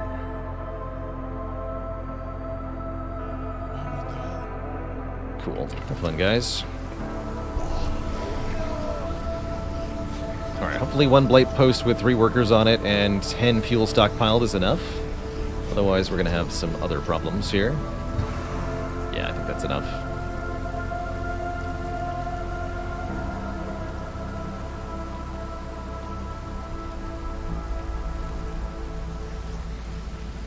Don't like that the game incentivizes not turning in orders. It's a bit weird, definitely, to have that incentive there.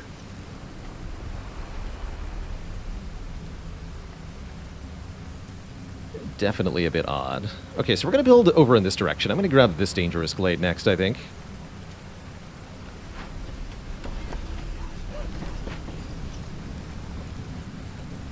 Easy storm every time. And that's something we're going to be able to do pretty easily, is keep the hostility of the forest very, very low during this whole playthrough. Because again, the hostility is not scaling up over time, and each neighborhood we get is giving us a bonus here. Speaking of, I think it's time for the second hearth. Yeah, there that went. Let's see, small hearth. Yes, we can build this over here now. Let's do that. And the second warehouse. Go right here. Cool.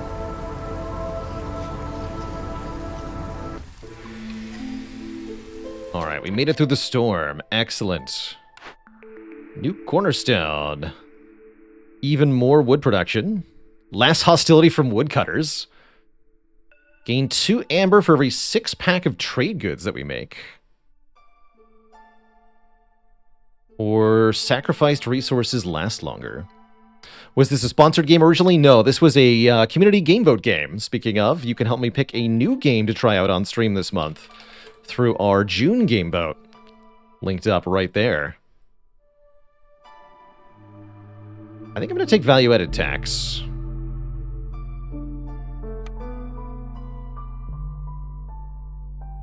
Okay, so our current priority is to get more food so that we can actually start making pack of provisions and doing trade routes. Currently, we don't have the food production to make trade routes profitable. Or even make them at all, really.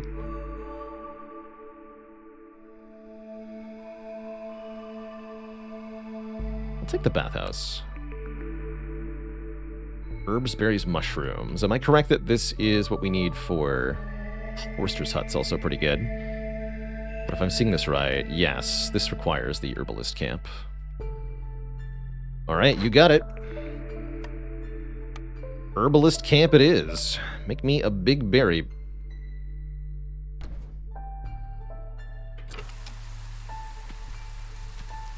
Vikinjin, thanks for the 18 months in the Prime sub. Getting complex food online would also help a lot. Let's see, we have the beanery. And a cookhouse. Let's think about making some of these. Although, can I even do anything? Do I have bricks here? No, we cannot make any more bricks at the moment, so we're hard-walled on those. Tools, please. Alternately, food is kind of tempting. Yeah, take food. Take food. Okay, lots of villagers available now. Let's start wood cutting.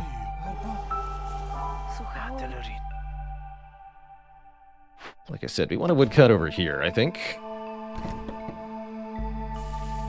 Head into that glade, see what's in there.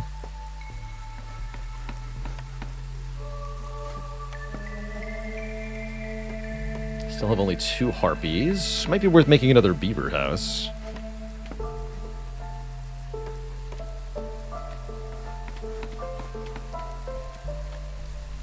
Oh, this is going to need a firekeeper momentarily.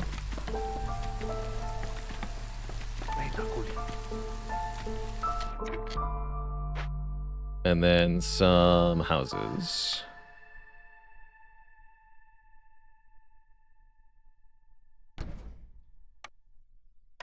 Make a beaver house. It's fine. Just jam them together.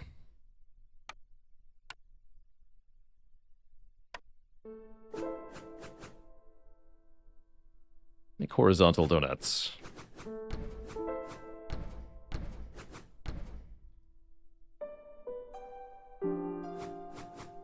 Just to prove we can.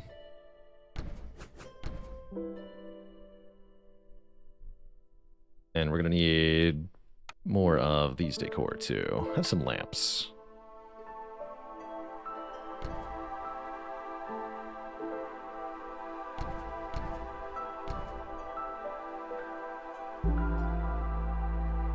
That's a separate thing. The foragers camp we don't have. Okay. Is there a large node that gives clay as a bonus? Probably. Do we have such a node? Unclear. Deeply unclear. Alright, we should be able to hook up a stormwater geyser now, too.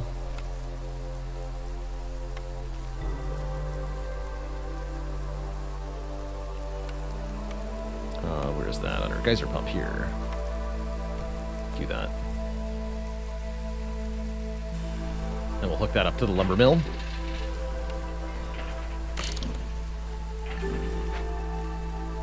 So we can start to use stormwater.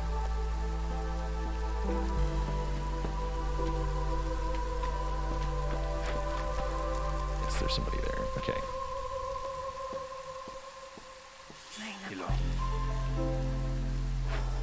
So 1 person makes traders arrive faster. 3 people gives us currently nothing. At the guild house, that's just how it is. We would like some bricks. That's for real. So overall, how are we doing?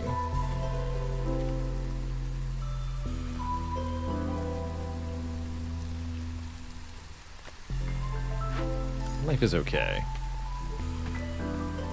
Wouldn't call it great.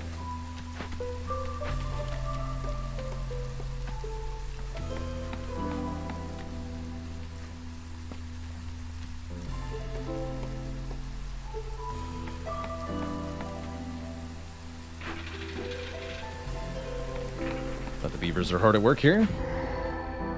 Oh shoot, did I mean to cut into that right now? Sure. Bloodflower.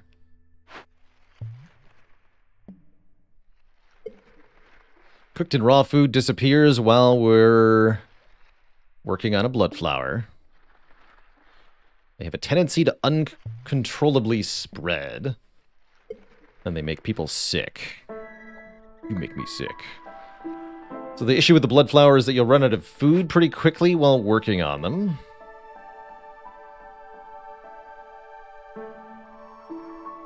The good news is we have huge clay deposits, which can give us clay and roots. Actually, no, those are small clay deposits, apparently. But more interestingly, huge stormbird nests here, so a big source of food for us, and more fertile ground in case we find any of the farm buildings. That would also help.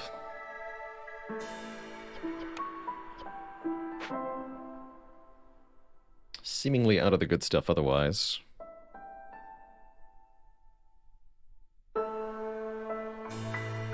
Can't see the bloodflower at the moment.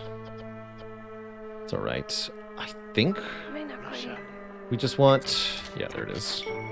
I think we just want 2 people to work on it immediately. So we'll lose 2 every 6 seconds. That's going to make people hungry really fast.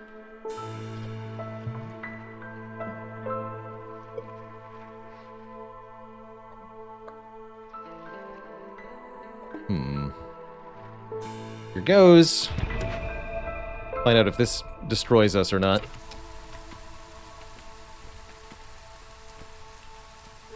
I ran out of sea marrow, it seems. I'm wondering if I forgot to stop sacrificing it. And we lost all of the ones that we had? Or if it went somewhere else. Not sure. Definitely not happy. You guys are idle. You've been idle for a while. So we do have more workers. We need to put them to work.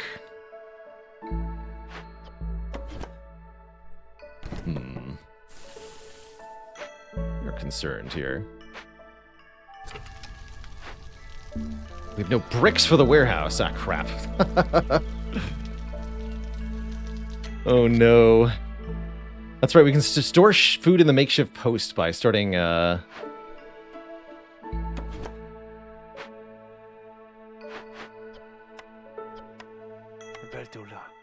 pack of provisions, that's right.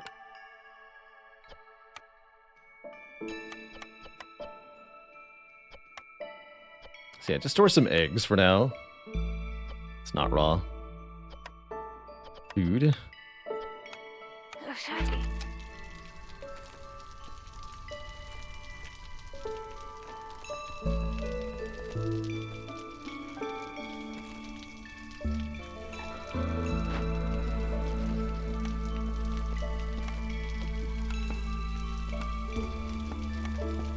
Okay, there's 15 in there now. So we can clear that out if we need to. So just hit X, return to main warehouse.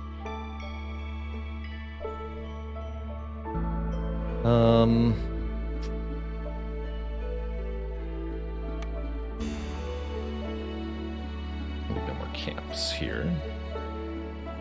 So this camp is doing just fine. This trapper's camp is almost done with this. So we'll move that soon. Herbalist camp is also mostly done. Geyser pump is still being worked on. Yeah, I know we're low on food. That's fine. Struggling to find things for my workers to do, actually.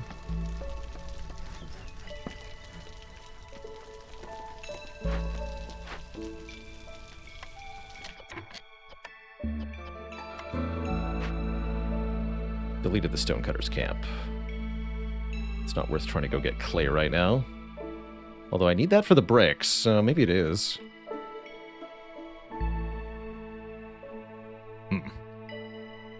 Trouble. The order that we've got completed will give us 2 wildfire essence and 25 coal. Which is low priority at the moment.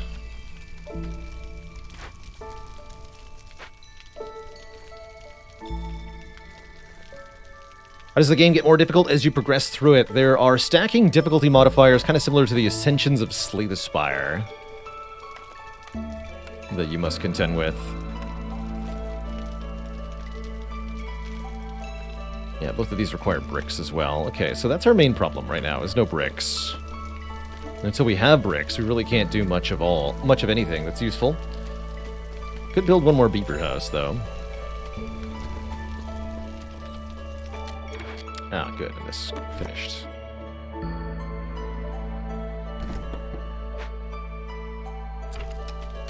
Okay, so the low food will start to cause resolve to dip. When people get hungry, they are still making food, sort of.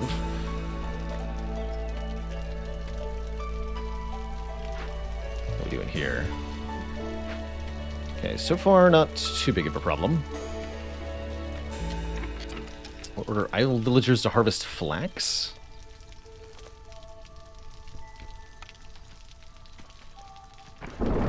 Can't make a camp for that.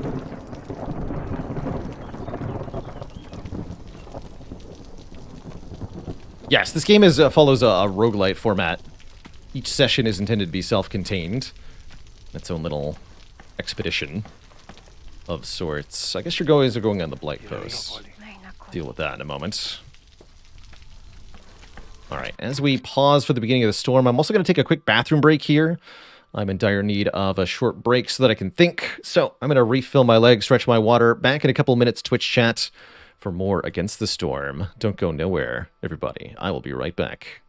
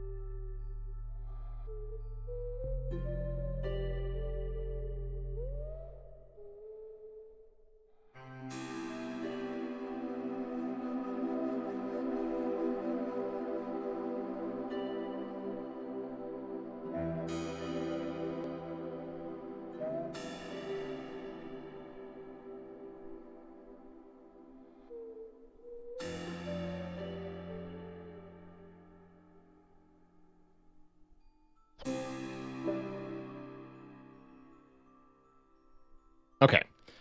Thank you, everybody. Now I can think. Okay, so we have one unassigned worker. That's not so big a deal. Food is still doing the food thing.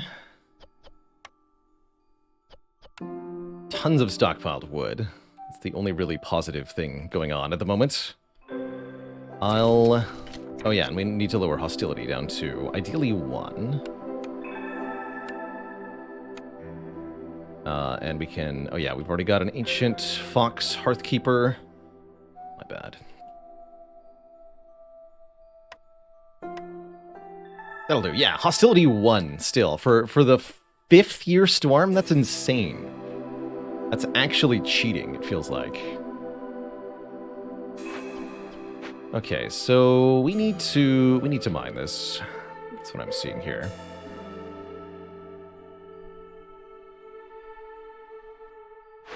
We have to get rid of a camp to do that.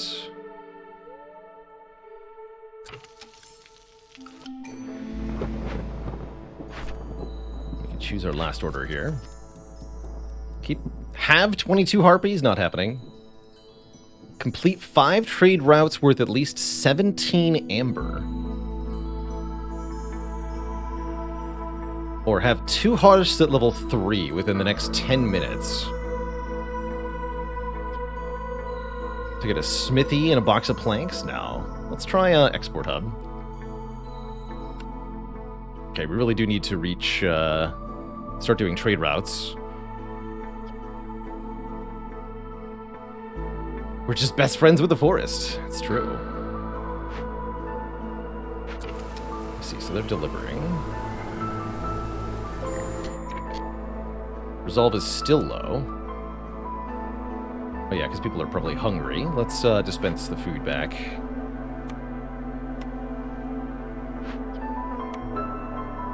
Oh, here it is. There. Put that back in storage. And then find a way to feed somebody something.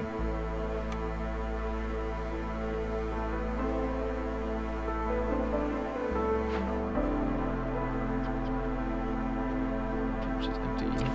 So this should be done in a second. These are going into the negatives here. Let's see. What's the breakdown on food here? Yeah, one of the harpies is hungry. Hopefully they can find some food. I don't think I can help them otherwise. Actually, that's not true. I can help the harpies.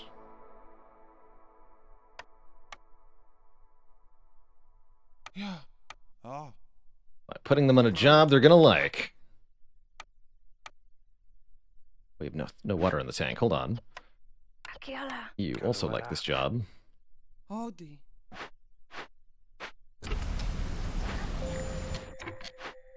Yes, I know it's low.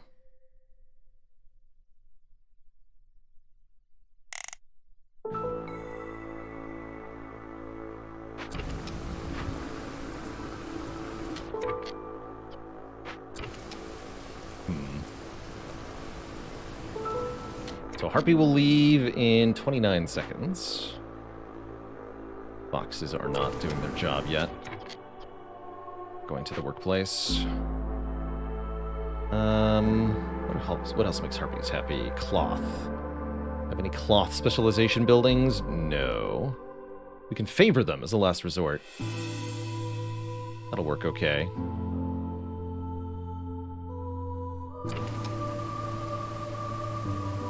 I'll do that in a second. Here we go, actually. Yes, now the harpies are happy. Rainwater. The rainwater did it. Good. Okay, food is still a problem. Such a chaotic mess we've got going on here. Be at normal speed for a minute. It's freaking blood flower, man. Looks like we did it, though. The blood flower's done. We're no longer losing food rapidly. We do still have too many people, but that's its own problem.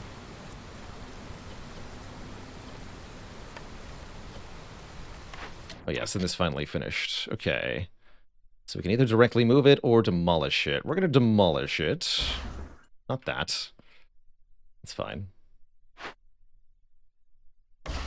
And replace it with a stonecutter's camp, because I need clay to make the warehouse and various other things. So please, for the love of heck, make that. So I can staff it.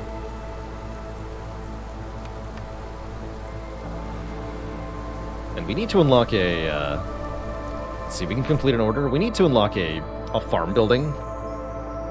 Don't do that now, though. We won't get credit during the storm. Actually, that's not true.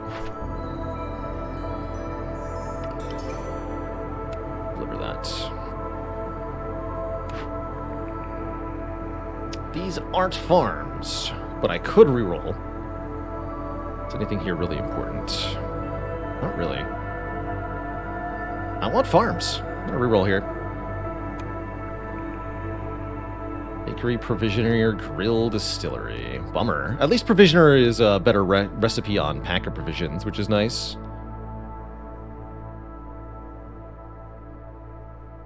Pick. And I guess we've got this cookhouse and beanery. Oh, that's right. Those take bricks. That's its own sort of problem. But at least we can rule out the immediate problems pretty well. I suppose.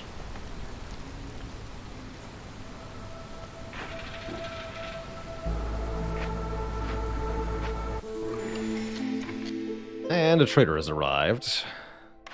Along with a new keystone. Another stack of Safe Haven is very good. From the Ashes, gains us Wildfire Essence slowly, and that's kind of neat.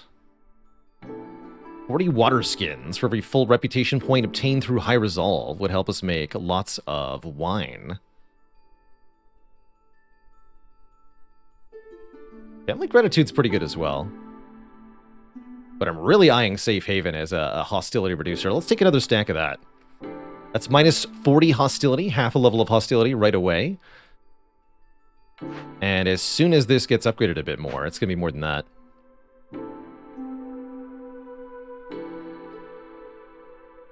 Cool.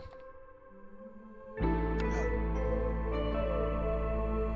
should probably have a harpy. Alright, we no longer need the happiness boosting of the lumber mill.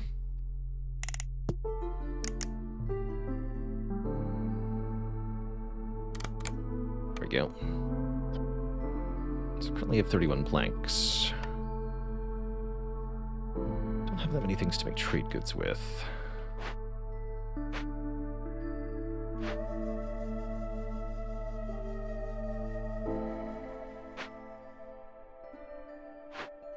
Let's see, none of these contain bricks, right?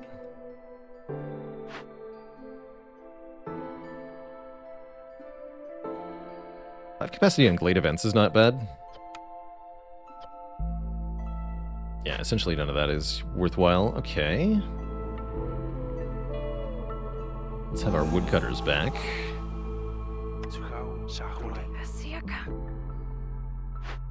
Are we going to chop in any more glades? Not for a while, I don't think.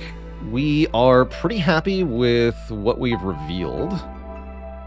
We'd love to get the recipe for farm of some kind so that we can produce food more easily, but this is not actually a requirement, just a thing that would be beloved. And as long as we don't chop into any more glades, our hostility will not increase further.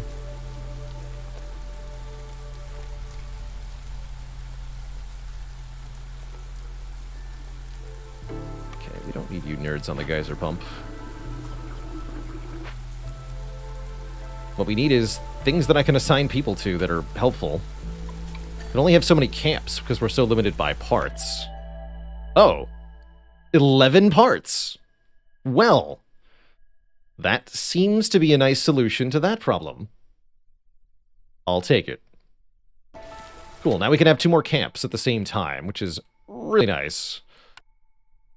Let's get one up here.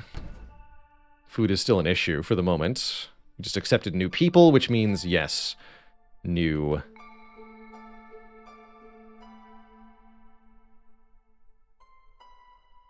I want double trappers camp up there. New food consumption.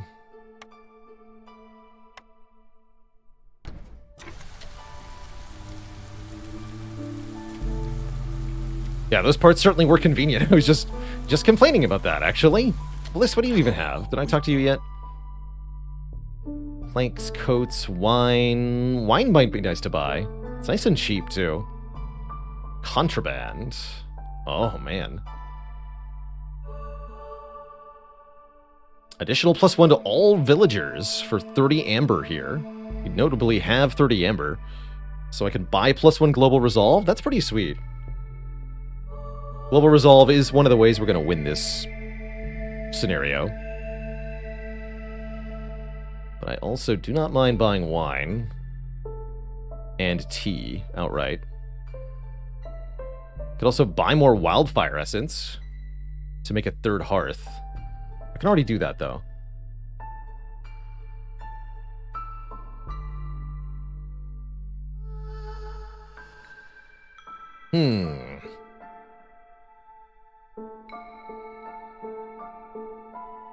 Yeah, give me the +1 global resolve, I guess. Although I need to sell goods, right? Through trade routes, yes. No, just give me the +1. Thanks. That will help a lot.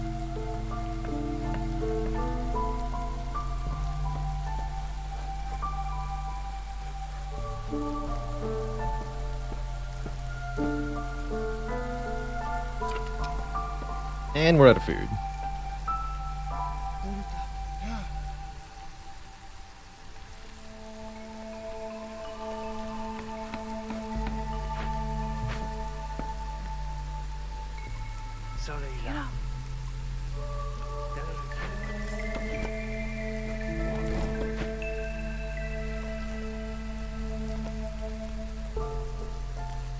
We're no longer out of food.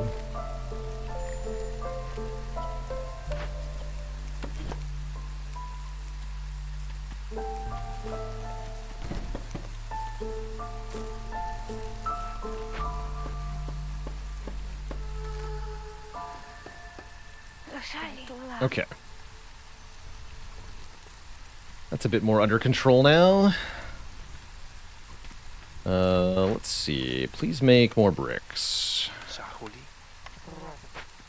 With the clay coming in. So that the warehouse can be built, so that we can actually deliver the food in a reasonable time frame. Running out of bricks and being unable to make this warehouse really hurt us here.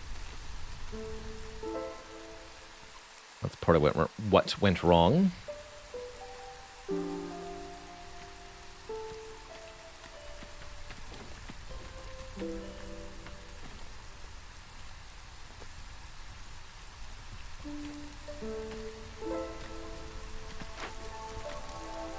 So you have more than enough people. I want to move some of the occupants over here. See, that lumber mill is full.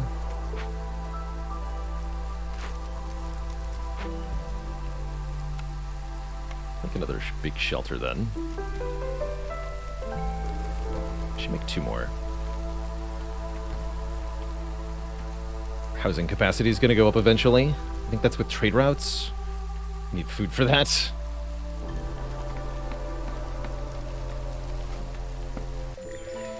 Okay, the warehouse is finally built. Currently expected to get destroyed. It's fine.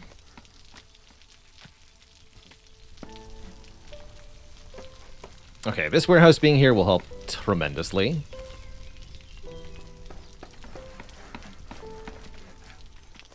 Let's see, if I wanted to make our third hearth, it's going to go over here probably. Never done 3 before. It's going to take 8 bricks. It's cool. What are dangerous glades?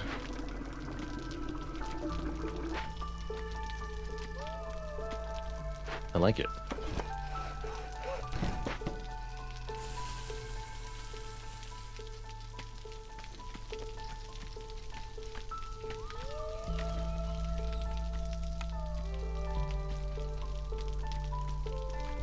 Alright, let's queue up the cookhouse and the beanery. Even if they're not going to get made immediately.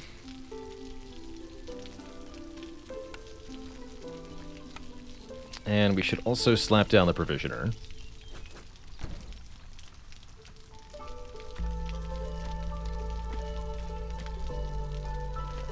Does producing advanced food create a multiplier on food amount? Yes, it can. Definitely. Absolutely it can. And now that we have water, we can actually make porridge, I believe. So we can show that off momentarily. Once the bricks are done. Oh, we're waiting on the...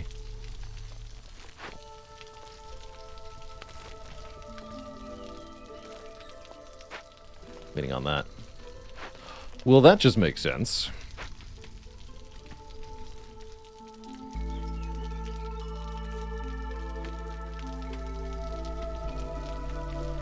Seems like we're stable. Really like the huge wood stockpile we built up. Thanks to the bonus wood from trees on this map. This helped a lot. Probably want to favor the foxes next year. For now, we just want to cool it during the storm. I think we can maybe deal with hostility too. I don't think I can get down to 1. Although, hold on, what if I... Oh yeah, we can. That's not the woodcutter. Yes, hostility 1, yet again, for year 6. Easy. Alright, so... This doesn't do anything yet, right? That's right.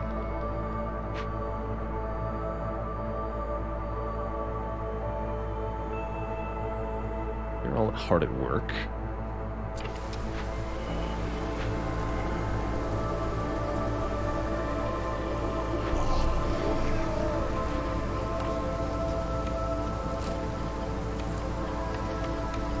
Mix a pack of provisions here. Oh yeah, and man the blight post here. So that we don't lose. FF2468, thanks for 5 months of support, by the way. Don't know if I thanked you.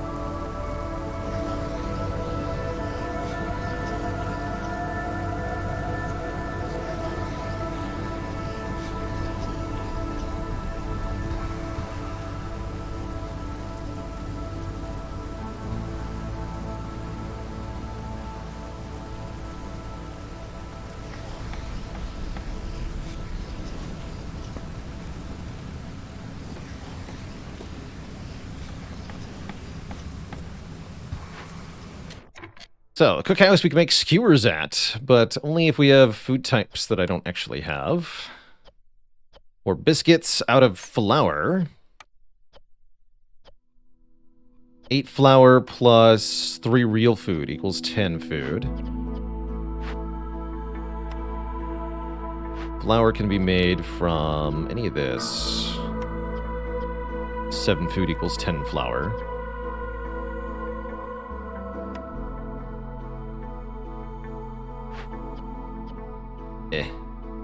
It's not a very efficient conversion, but it'll do.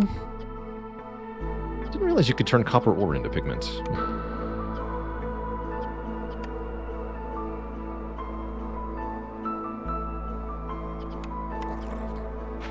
One person working there, just in case they can make something.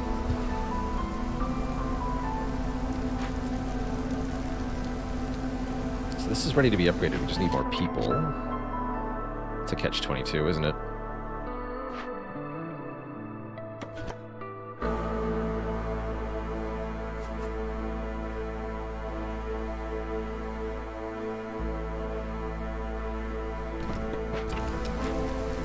So yeah, that's level 2, you're level 2. Okay, and that completes Advanced District. So we can get 20 crystallized dew and 15 bricks and bonus plank production. Deliver that. Deliver that. And we can now start selling stuff.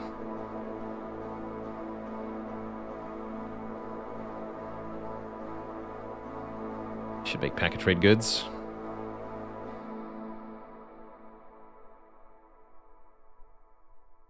To make trades worth 17 amber if possible.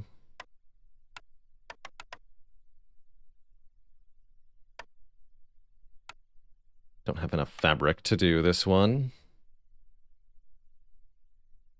This is still pretty good. Yeah, that'll get us level 1 standing already. Let's do that.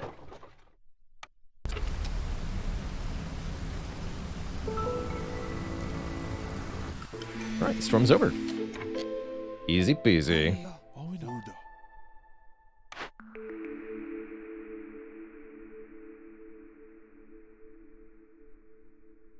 Mushroom production bonus. 20 reed and clay for each discovered glade. These are all pretty mediocre. I could see using our reroll here. We haven't had to use it yet. Let's do it. 30 meat each time a villager leaves or dies. Oh, this is it. Trade logs. Gain 1 additional active trade route slot, and traders arrive faster. That's definitely it.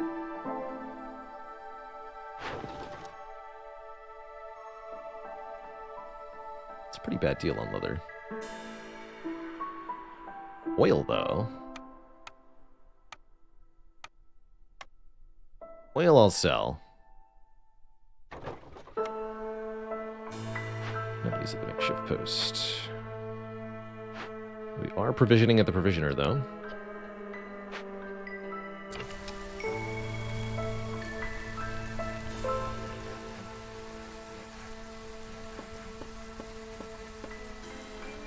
Food appears to be trending upwards, finally.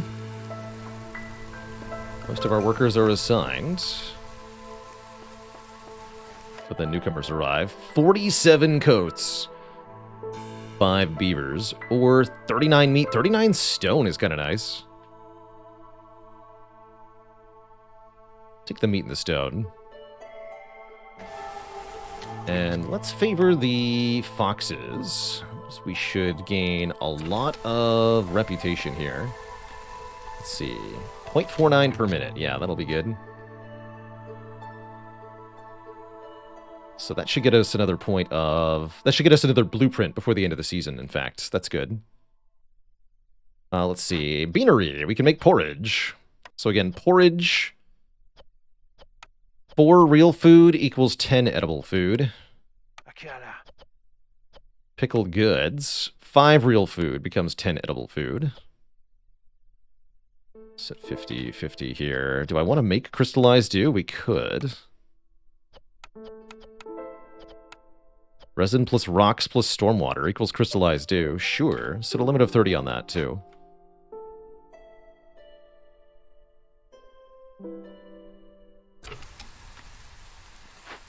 Is it time to put people in the guild house?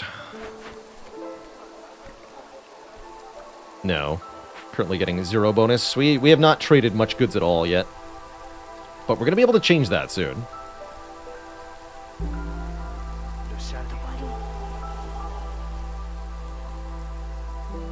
Very soon indeed. Well, that's right. The smithy can make tools. Let's rebuild this thing.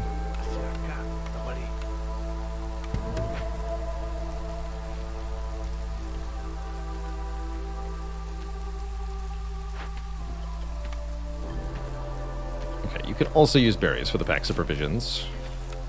And meat. Because I'm a fool, that's why. Ah, and Sother is here. Hello, Sother, the ancient. Oh, you can have longer clearance. That's a cool thing. We need more, what, fabric? I don't have a lot to sell to you, Sother. I can sell all this copper ore, I guess. I don't really have a use for that. I can turn it into pigment. And sell the pigment. Actually, what's the exchange ratio on that?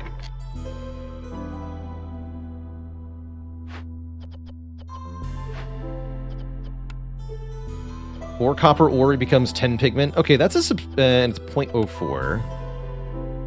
No, that's not much of an increase in value.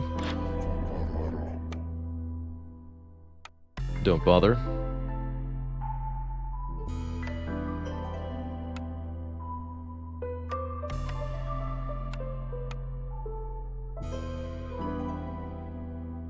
Can I have a wine? Thanks. You too, buddy. Alright, we're going to be mostly dependent on the trade routes. Let's see. He sticks around for a minute 15, actually, so we will have both of these finished. We'll get 20 amber to trade with Sother here. Oh, we can make the pigment into trade goods, though. That's right.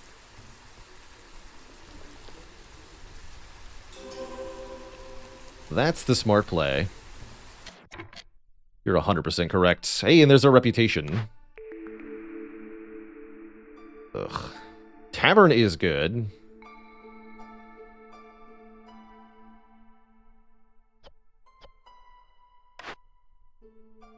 tea? We need crystallized dew and water and resin. Oh, man. Okay, yeah, give me tea.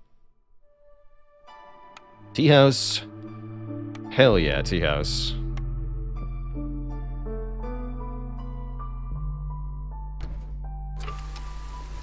Gonna be able to get our services online.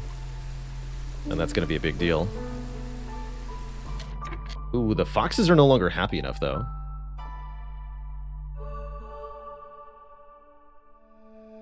Rep threshold went to 20. Bummer. Can I make the foxes a little bit happier? I bet I can.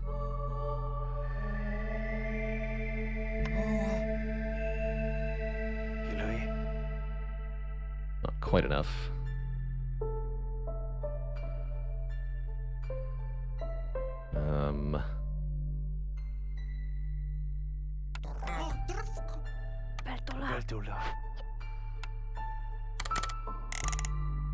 There we go.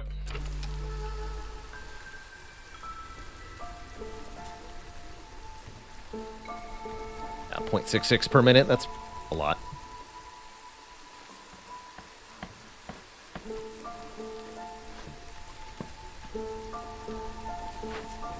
What did I cap the pack of provisions on? I didn't. Well, definitely do that.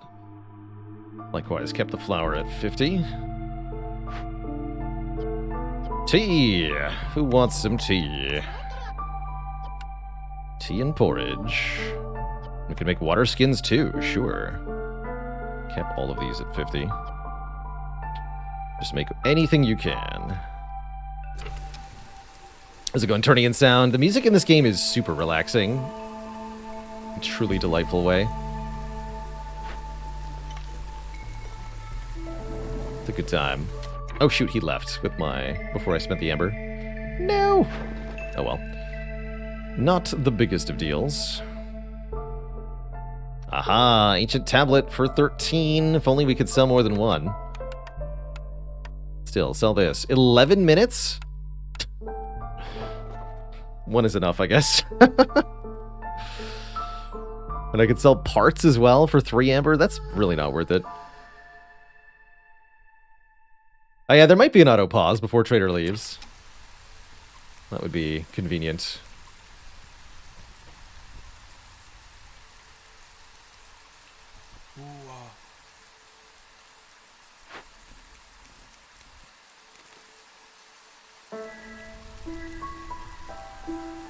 These are still doing well.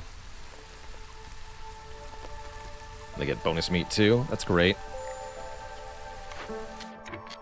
But this trapper's camp is kaput. We're gonna delete this one now. No, don't remove that.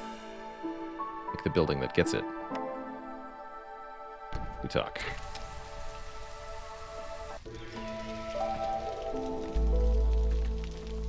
So now we're only getting 0.33 per minute. Yeah, so it is literally double. Double rate of rep up. That's pretty intense.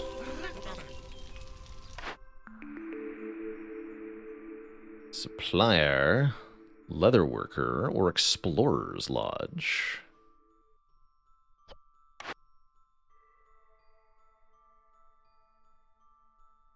+2 global resolve. It's not terrible.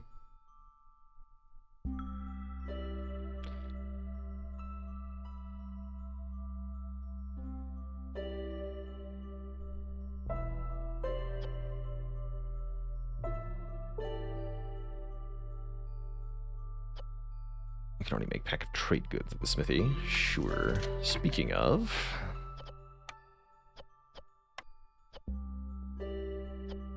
yes, using only pigment and oil.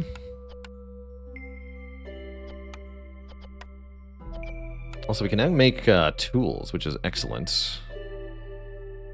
Kept these at 50. Kept these at 30. Kept these at 20.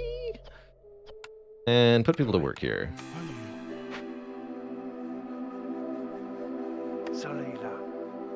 Beavers are happy doing that. Alright, we can unfavor the foxes. Rep threshold now 25. All well, all well.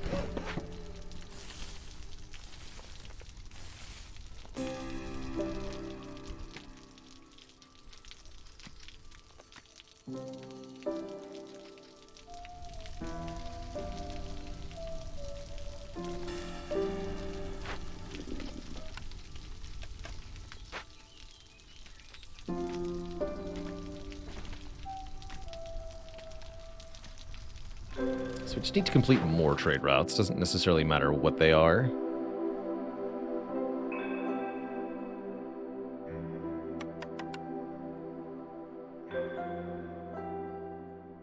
Looks like that's the cap. I can't do this more than ×5. Guess not. Fine by me.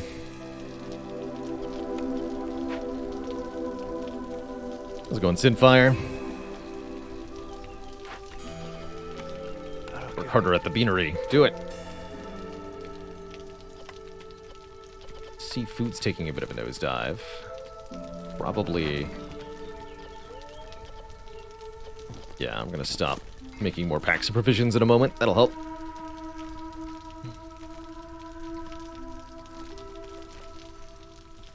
And we're no longer gaining rep. That is fine. We are in very good shape overall.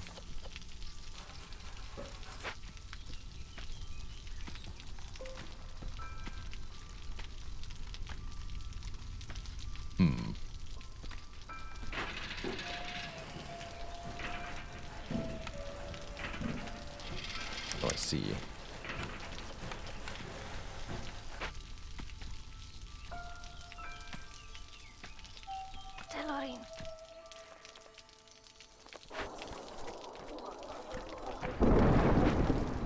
We need traders to arrive faster yet.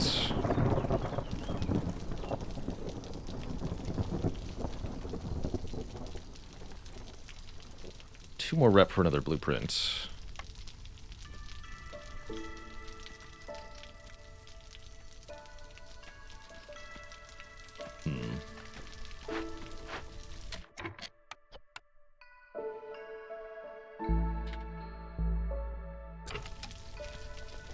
And, yes. Undo some woodcutters here. Hostility level 2 ought to be okay. Giant question marks everywhere.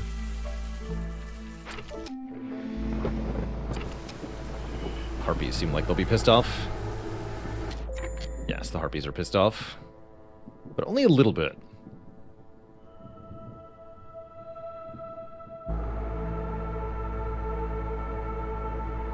Yeah, only a little bit.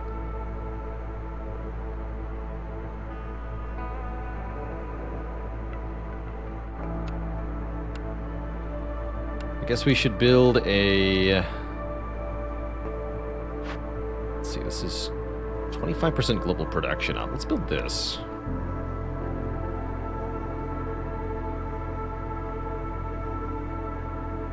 Here.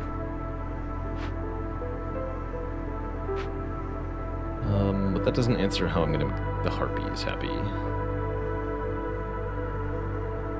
Some things. The harpies are going to need another harpy house. We only have one harpy house, right?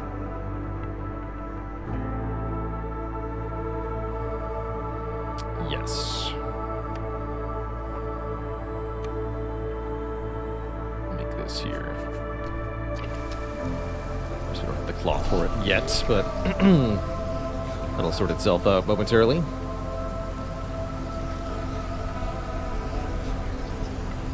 For now, we can just favor the harpies. Again, really easy storms this play session because of the unique modifier for this area. Very cool.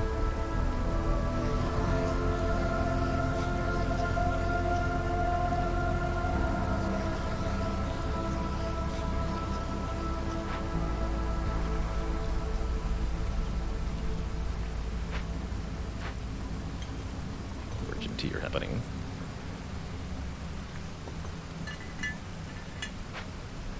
Have I played any of the latest Potato update? No, but we're going to be doing that on the 23rd, when Potato comes to a full release. on Steam. We will definitely... I can sell my tools? You kidding me? Actually, that's pretty worthwhile. Yes, that's worth more than... 17, so we need that for Export Hub.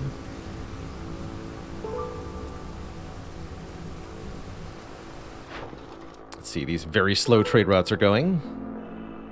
And if we just want a quick trade route, just sell this.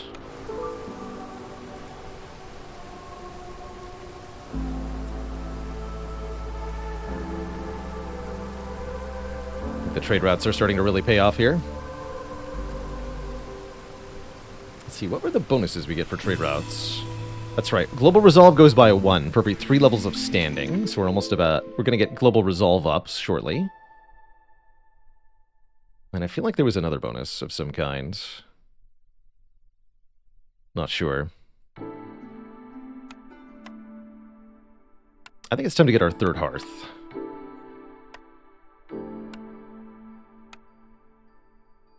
We need more bricks for that, actually. Okay, fair enough. It's not time to get the hearth, because we're bricking. Bricking on bricks. That makes sense. Gain 10 tips to cook more efficiently by Sahilda. Gain jerky when we make pie. Gain an ancient tablet for every 2 completed Glade events. Get 3 ancient tablets immediately. I'll take that. That's quite useful. And it seems like our people are fairly happy overall. They're only going to be more so as we get our services online here. Tea. And such. Tea and porridge. They love porridge. What's this game about? It's about developing and building out a settlement full of various kinds of villagers. The goal is to gain enough reputation. So much food. Gain enough reputation, that's the blue meter here, to fill up the meter and win before the red meter, the Queen's Impatience, fills all the way up.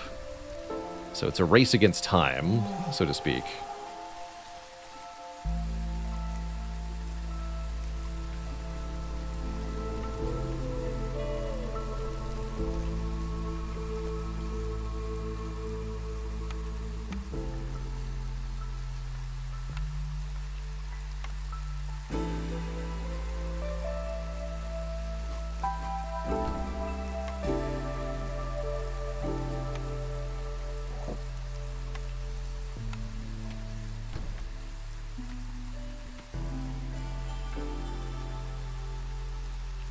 Cut into these glades. Start with this one. I don't necessarily want to do that now.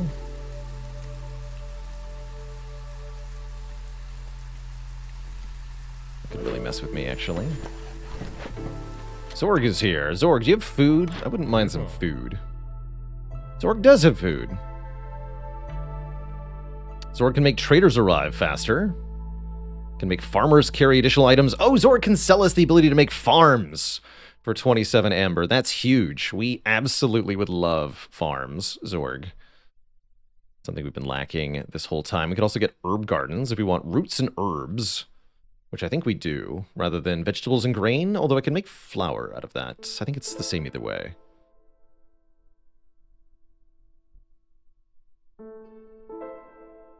Excellent news, Zorg. Thank you for the farming techniques. Do I usually go 3 bases? No. We got some special cornerstones that really incentivize going for 3 or even 4 if we can make it happen. But usually I only limit myself to 2. It's my usual approach. I think we want roots, because roots give us incense, so I'll pay out for the roots.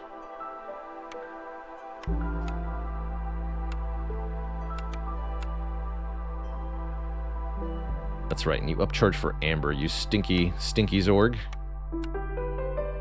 Jerk.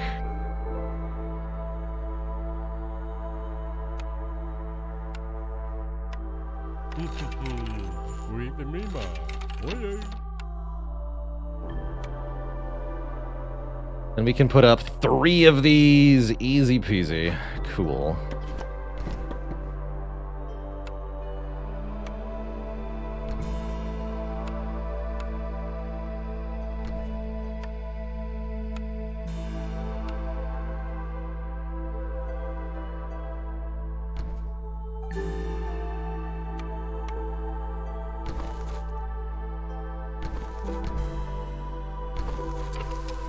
Excellent.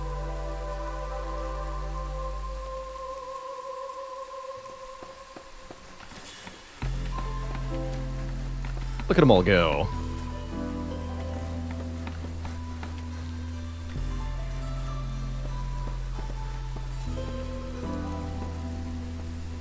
Yeah, help me, Dad. Back to work at the lumber mill. I just lost all my planks.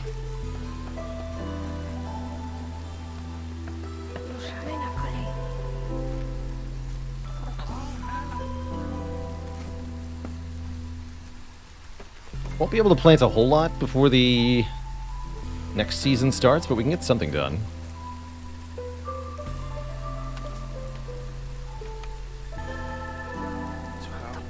There we go. Okay, that should really, really help with the food. And that means we can start to lean into our trade routes more. And life's going to be good. Let's see, can I make one more pack of trade goods? Yes, but only if I water skins. It's fine.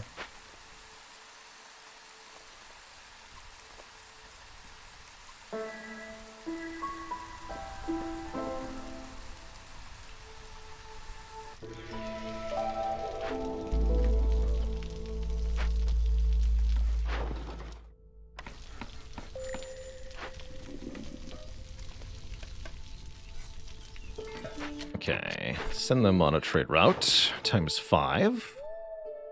Hopefully that didn't disappear. Oh, it did? No! That trade route disappeared. Bummer.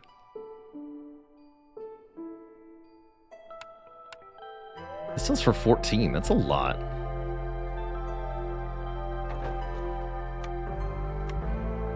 We don't have enough leather for this? We don't.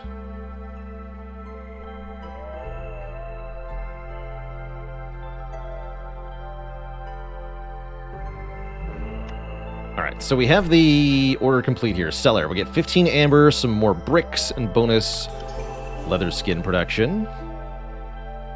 We're going to leave the other routes undone for the moment. The Stonecutter's camp is finished. Anywhere to move to? No, destroy it. Good. How are we doing on tools here? 9 tools. Okay.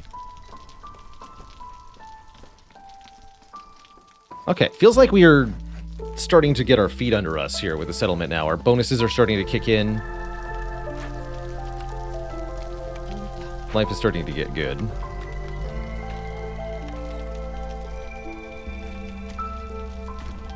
$14 beavers.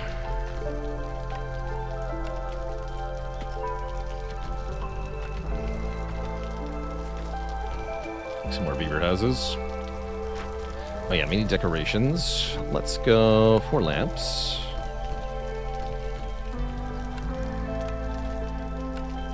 And just 2 of these parks.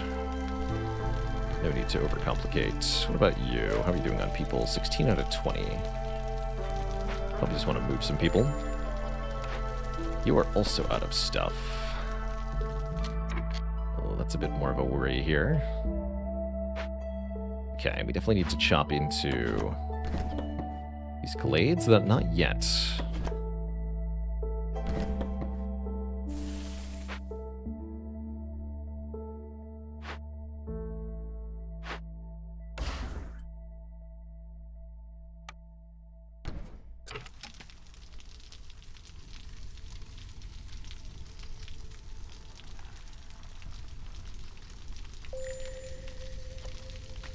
Yep, that's right. Okay, so yeah. After this storm, we're going to be chomping into one or more new dangerous glades, trying to find new food sources. Although our farms are also going to help with that quite a bit.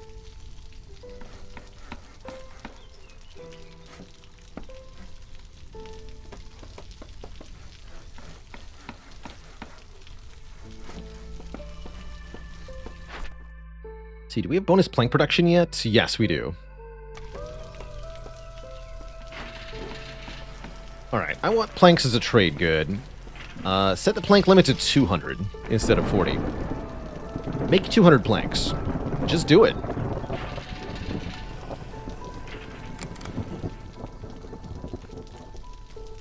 Set rain engines to maximum.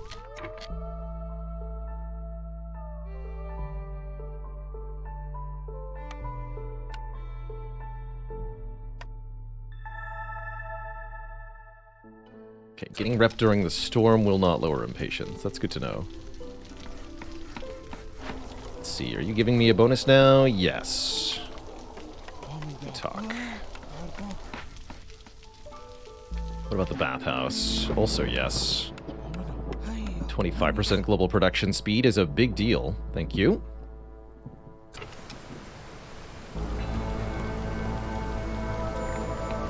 So harpies go to exactly no resolve. It's easy enough to sort.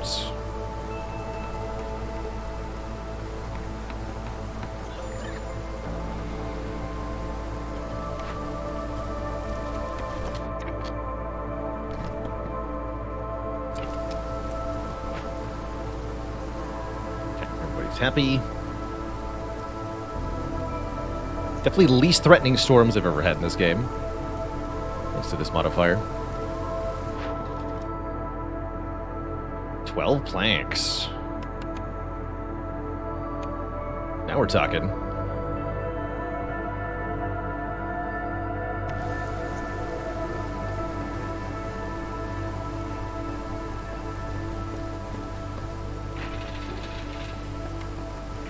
I thought I said 200.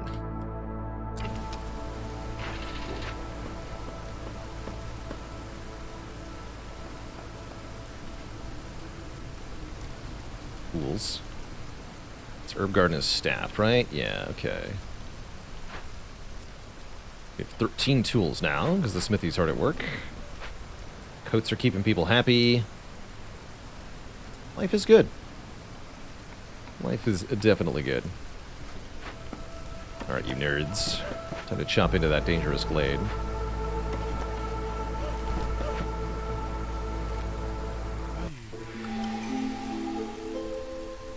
And look at this. Everybody's going to huge resolve, which is going to give us lots of reputation per minute. Gain 2 pack of provisions for every 10 herbs made.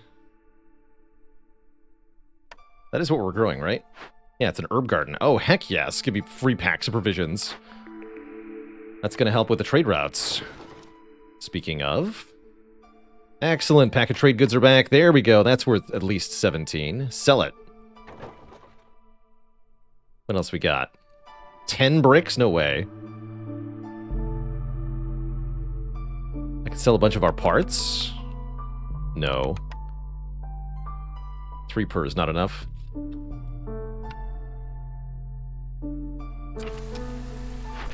Actually, one more thing. So, standing level 2 is what we need.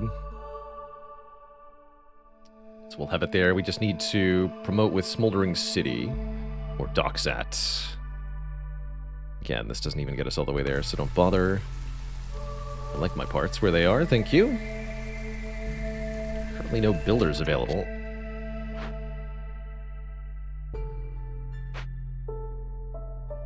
Who can we lose? The Blight Post people are no longer required. Please go make stuff.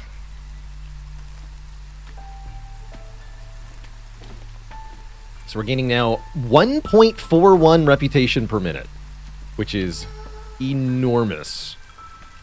Enormous rep gain.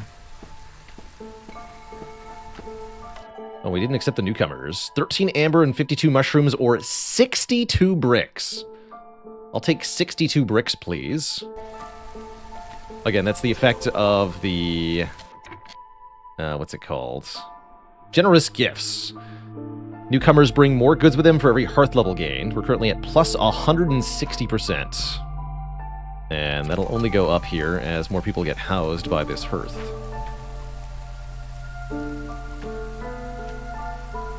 Did I take the thing that makes my houses bigger? I feel like I didn't end up taking that. Harlef, good to see ya. What do you got today, bud? I have 68 amber.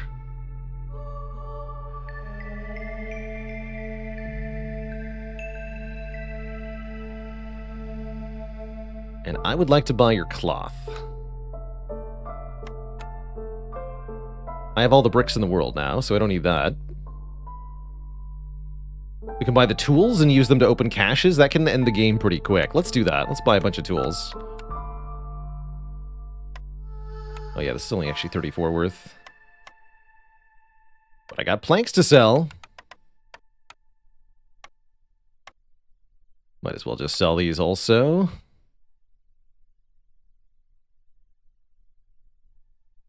Okay.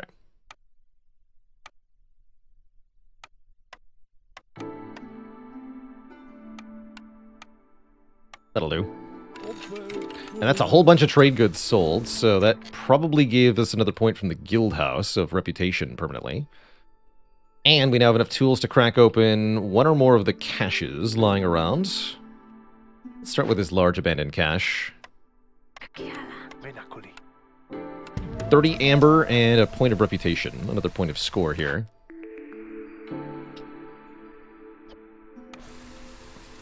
Definitely take a tavern.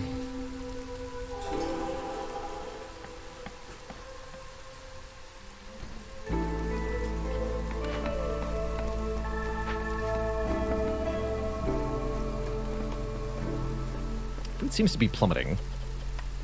It's a little concerning. If you don't make so many packs of provisions, although we're going to have clearance and then we're going to get lots of food. That's right, that's fine.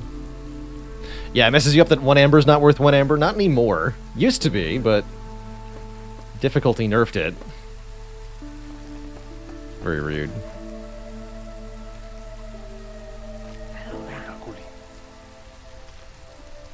Very, very rude.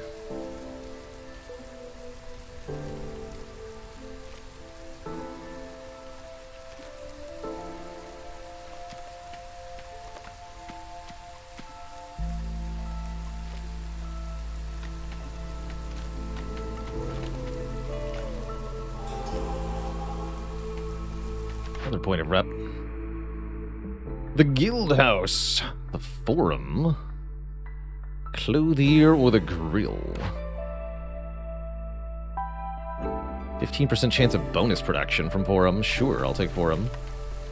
It's another very expensive building that I can easily make.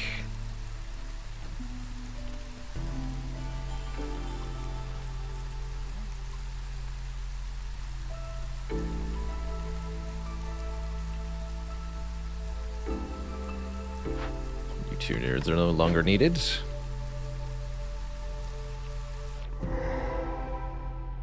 Alright, what do we got here? A weaver that we can rebuild.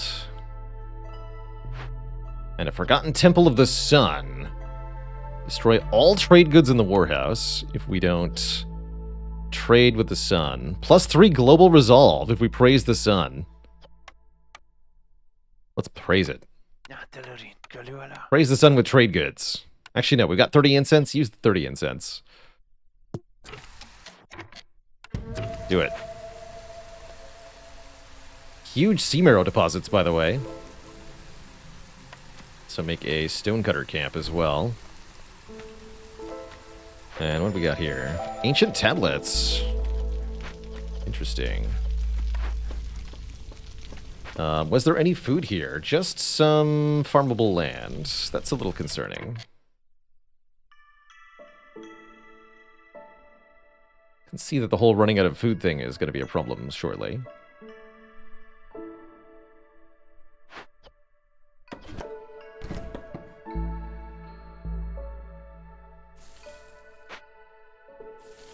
Let's cut into this one next. Make sure somebody's on that blight post. Another point of rep for completing a Glade event. I think that's for salvaging the thingamajig.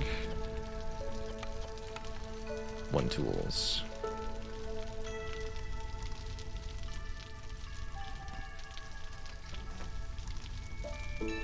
Food's still seemingly a problem here.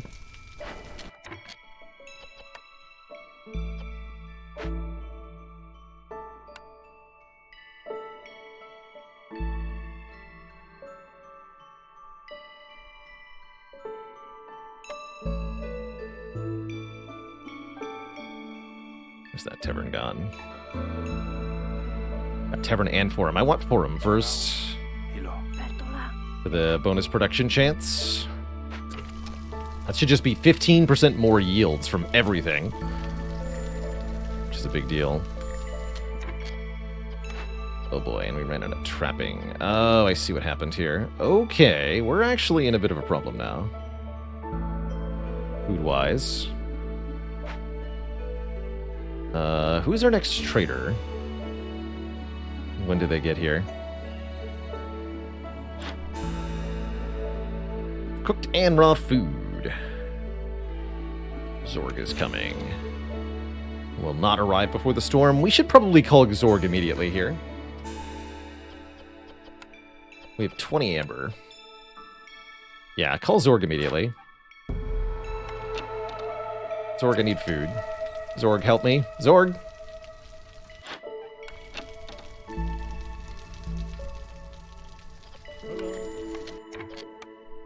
Zorg, you're my saving grace. Oh, we actually have 40 amber. I lied.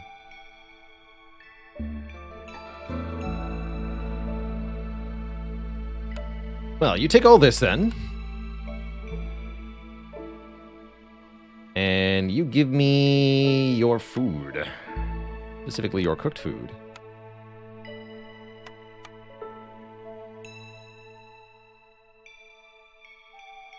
Actually, less expensive than raw food, oddly enough.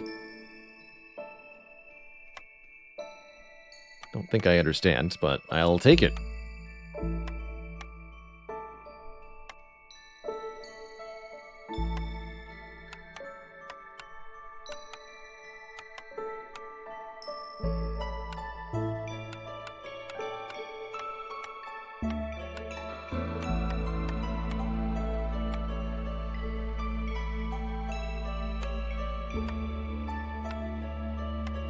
Perfect. No longer perfect. Alright. Good talk, Zorg. Thanks for the trade. Alright, now we at least shouldn't run out for a little bit here. Lots of ingredients stashed here.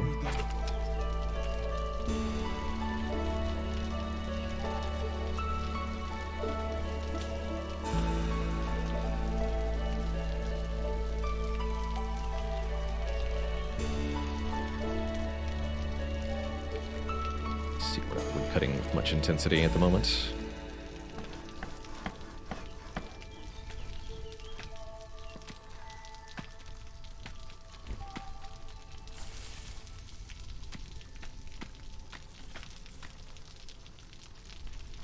Cool.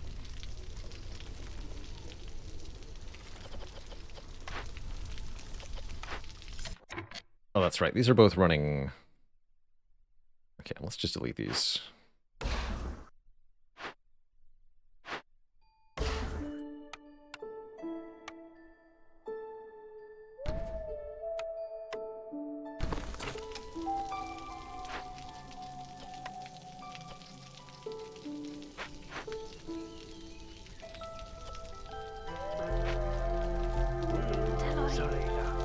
See you later, Zorg. Thanks for the help. What else can I sell? 1 part for 5. Here we go. Sell 4 of those. That's worth a lot. And I just sold my ancient tablets. Bummer. Let's go into LM. We need more Smoldering City or Docksat rep, though. Can't get that at the moment.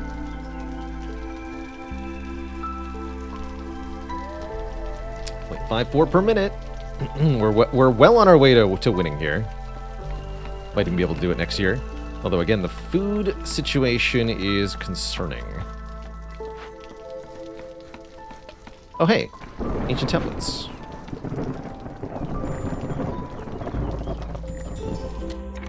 This also just ran out.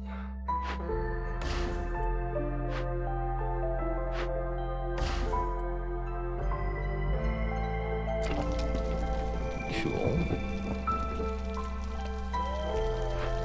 This is also out of food. Well, now, what else do we even have? Oh, yeah, these giant roots. I don't have the thing for that. Makes sense.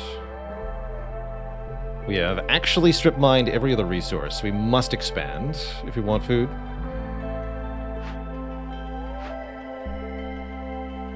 Pretty sacks of flour here. It's tempting. 40 meat in this one. Okay, don't worry about it for the moment. Just look how happy everybody is. Market, we need that.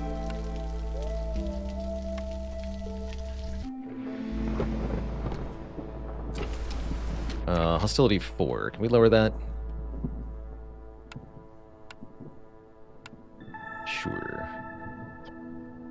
Seems pretty good. How's this hearth doing? Not enough people living here. Can fix that as well.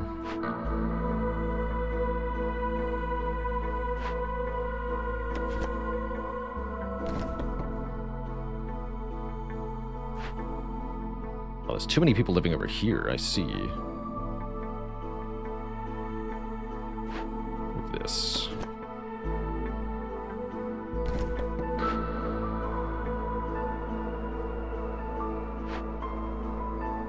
Here. 21 here. Move one more.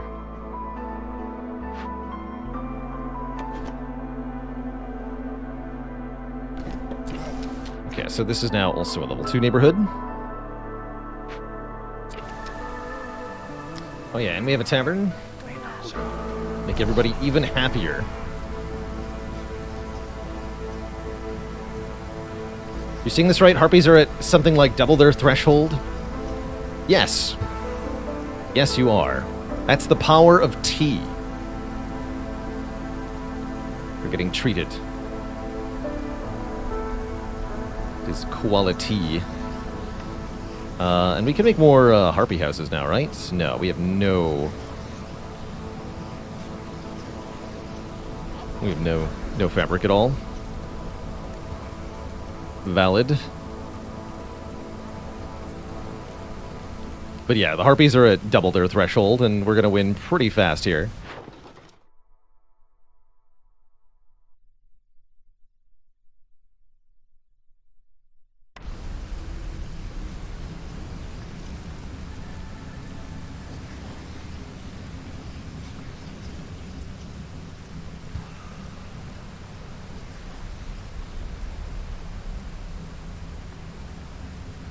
Oh yeah, you two work here.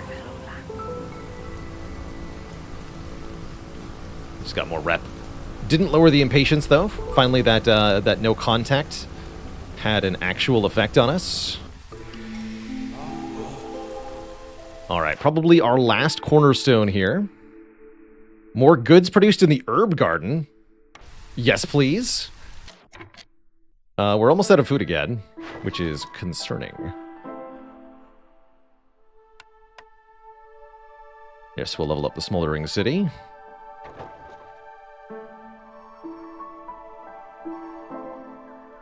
This is also worth more than 17? Perfect. Okay, so that'll complete Export Hub as soon as all 3 of those trade routes finish, which is in 9 minutes. So I expect we're going to win in 9 minutes or less.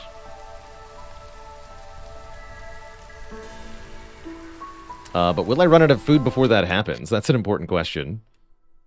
Who's our next trader? Costs an entire point of impatience to do that, too. Doesn't seem worth it. Okay, so what we need to do is chop more forest yesterday. Find food before we run out of food catastrophically. Losing all of our villagers to... I didn't take the cannibalism perk, did I? Shoot. We should have taken that.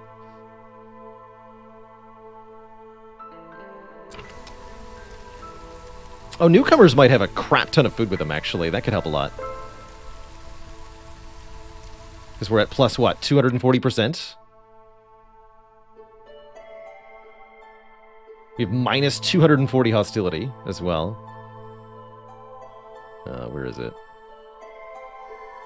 Generous gifts, yes, plus 240% to the goods brought by newcomers.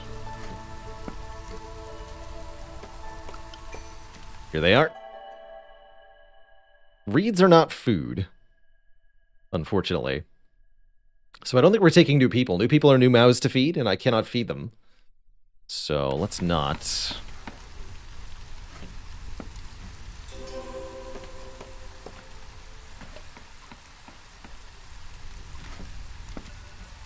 Okay, I need more directed chopping of these trees.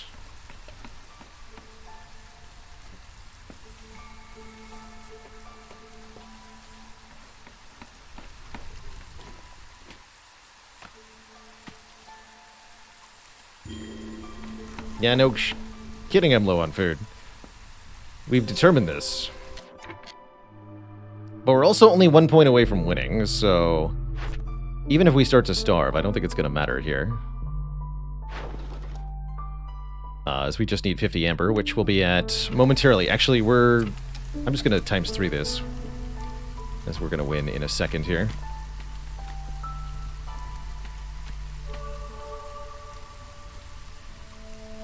How do you shrink the highlight for tree chopping? Hold shift.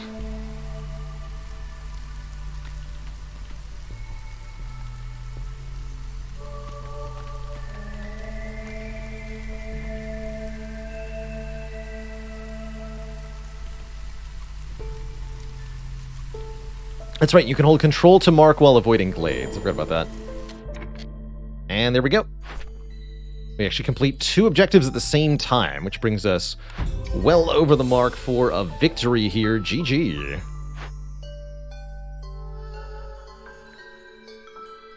New stuff unlocked. Workshop. Planks, fabric, and bricks. Oh, hey, it's the better version of the crude workshop. Stamping mill. Pottery, flour, copper bars. Very cool. New cornerstone as well. Fulfilling the need for brawling grants an additional +5 resolve. Interesting.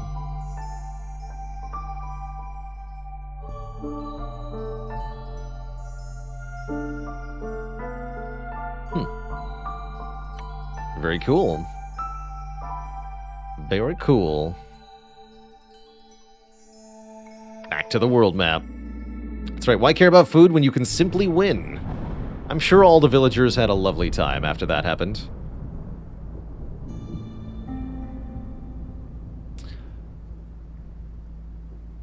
I like the direction the vanguard of the stolen keys are building in. That's cute. So we plopped down near us here. So next time we settle, we can either go to the Overgrown Library or the Statue of the Forefathers. Choose from 1 fewer cornerstones. But we get more rewards for settling near it. I'll probably do that.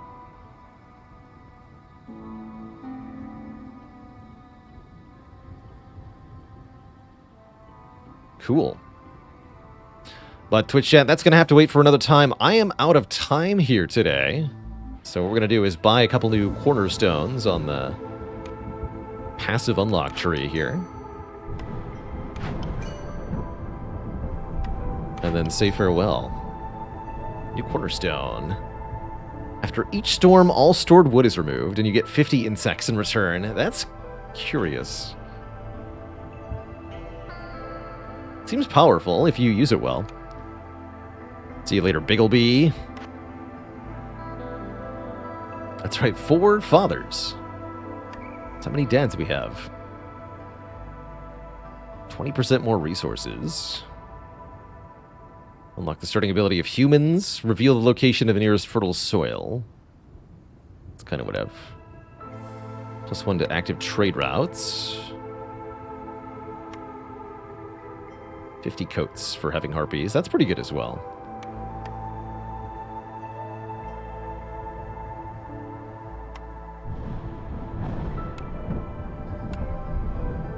+1 to all nodes. +5 to storage capacity of all buildings is pretty good. Reveal newest geyser. Cornerstone reroll charge is quite good. Having small farm unlocked is also pretty good. As a starting bonus. Let's take stocked caravans. And